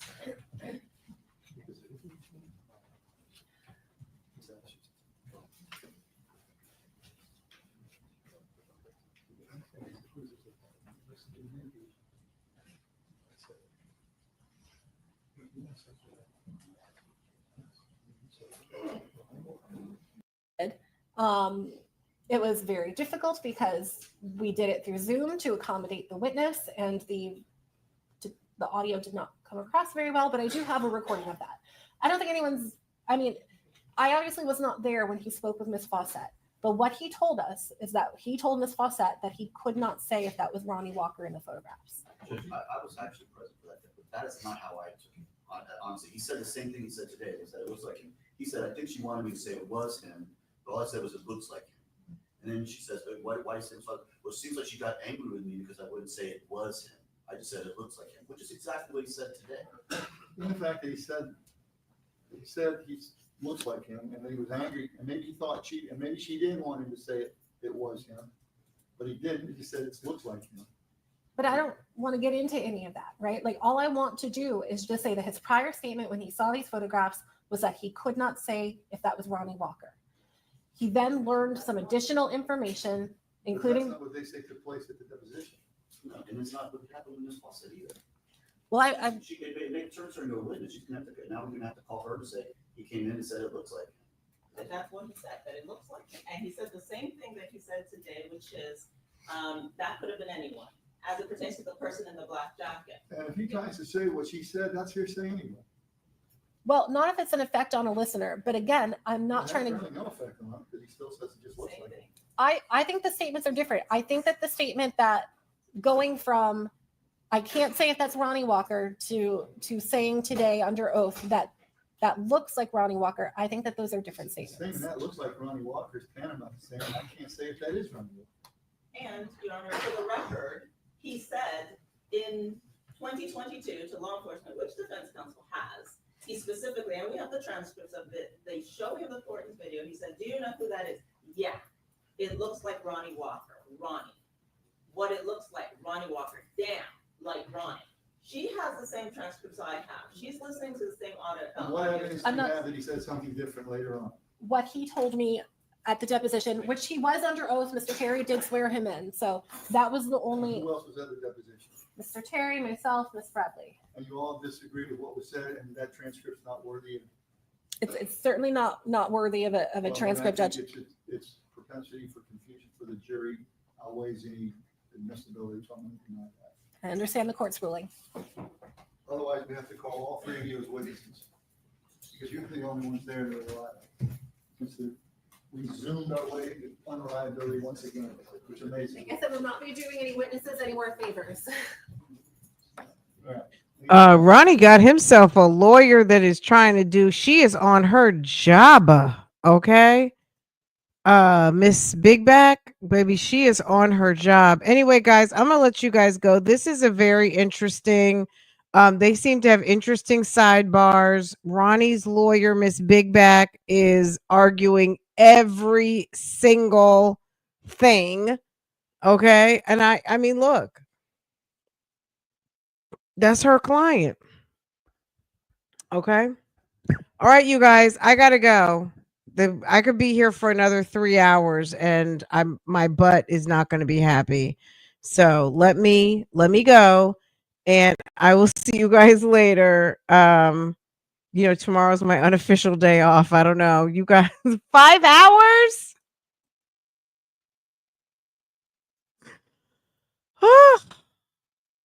5 hour live. And I wanted to read. Yeah, I have a nice long. First of all, let me tell you what I got. I got a couple of things. You guys are gonna be like, "What, Fran? Don't go." I got a copy of Sean Hoover's leave of absence, the one that was filed the other day. I know you guys. It's not a big deal, but I know you guys are gonna want to be nosy and hear what it's all about, and what time he's taking off. So I got that, and then I got some Nesto texts. Him and Sonia. How many pages is it? Let me see. For keeping me all this time. We're not going to be able to get into it. It's not super long. Did they redact something? All conference information. Okay. And it starts from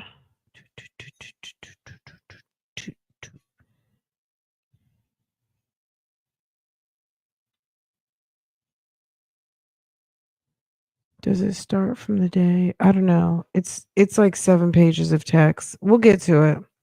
Well, we're gonna have to get to it tomorrow because unless I get a burst of energy, see you tonight with the Nesto news.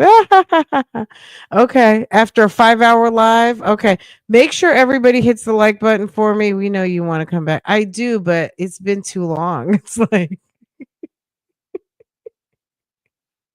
you guys are trying to gaslight me. You guys are trying to Jedi mind trick me back. Okay, y'all.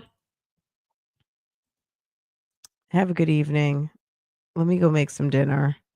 We still didn't even finish up you know who. I know you're like, who are you talking about?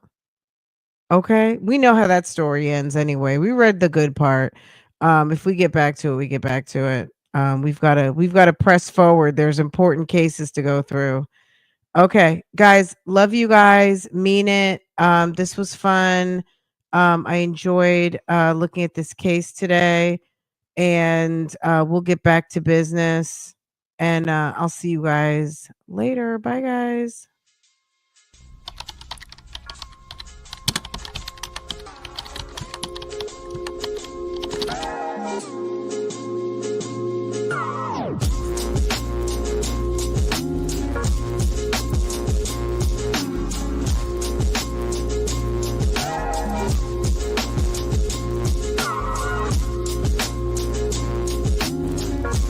Jay Blake, I was kidnapped. They virtually kidnapped me, and somehow I ended up here for all this time. It's not my fault.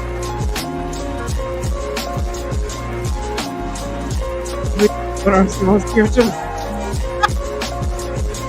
Bro, and my husband came home early from work today. My husband had time to take a nap and wake up, and I'm still on live. So, girl, join. Yep. Let me go make this food because I know they're gonna be like, okay, aren't you done? I know, right, Jay Blake? I need a glass of my wine, my Regalo, whatever. For a lovely one, see her to girl, because I'll get in my head about how tired I am. No, but I'll be back. No more. I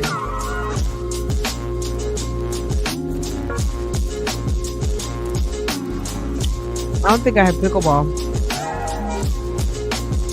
You guys passed me a note. Oh my god. I need to check in with my pickleball buddy and see if we're on for pickleball.